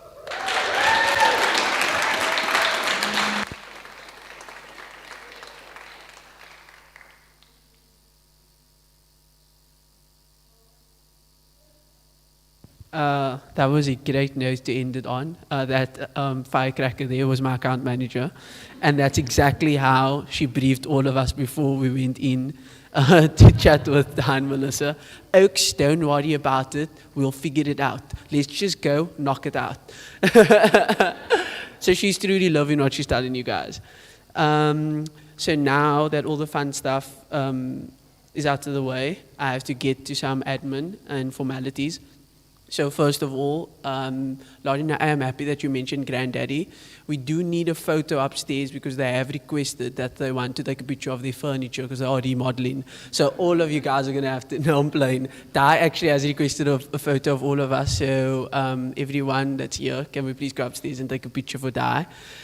She's having attachment issues. And then also, I just wanted to say that there are some food and there's some drinks upstairs. Eve, there's some food and drinks upstairs. Yeah, so come up, come enjoy yourself. Joe, it's for free. Sorry you can't be here. So, I mean, of course, I just had to. Yeah, I'd just like to thank everybody that watched from home. I'd like to thank all of the speakers. You guys are all very dear and near to my heart. You guys done absolutely great today. Amazing stuff. I didn't know you were capable of this. Now I'm playing. I knew you guys are capable of this. And this is also happening tomorrow. And you can see me on the hot seat tomorrow, because I'll be going tomorrow last for anyone at home that wants to tune in and see some proper presenting.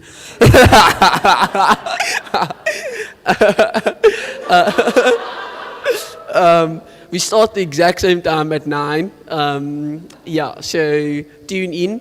And thank you so much for having us. And thank you so much for giving us your time. We really are grateful and we appreciate it. Oh, and then also, guys, please, don't forget anything here, because this whole venue is being fogged and your stuff will be fogged along with it. So once we leave this room, guys, once we leave this room, there's no coming back. So take everything you need. Don't take anything you didn't come with as well. So just... Okay. Thanks so much, guys.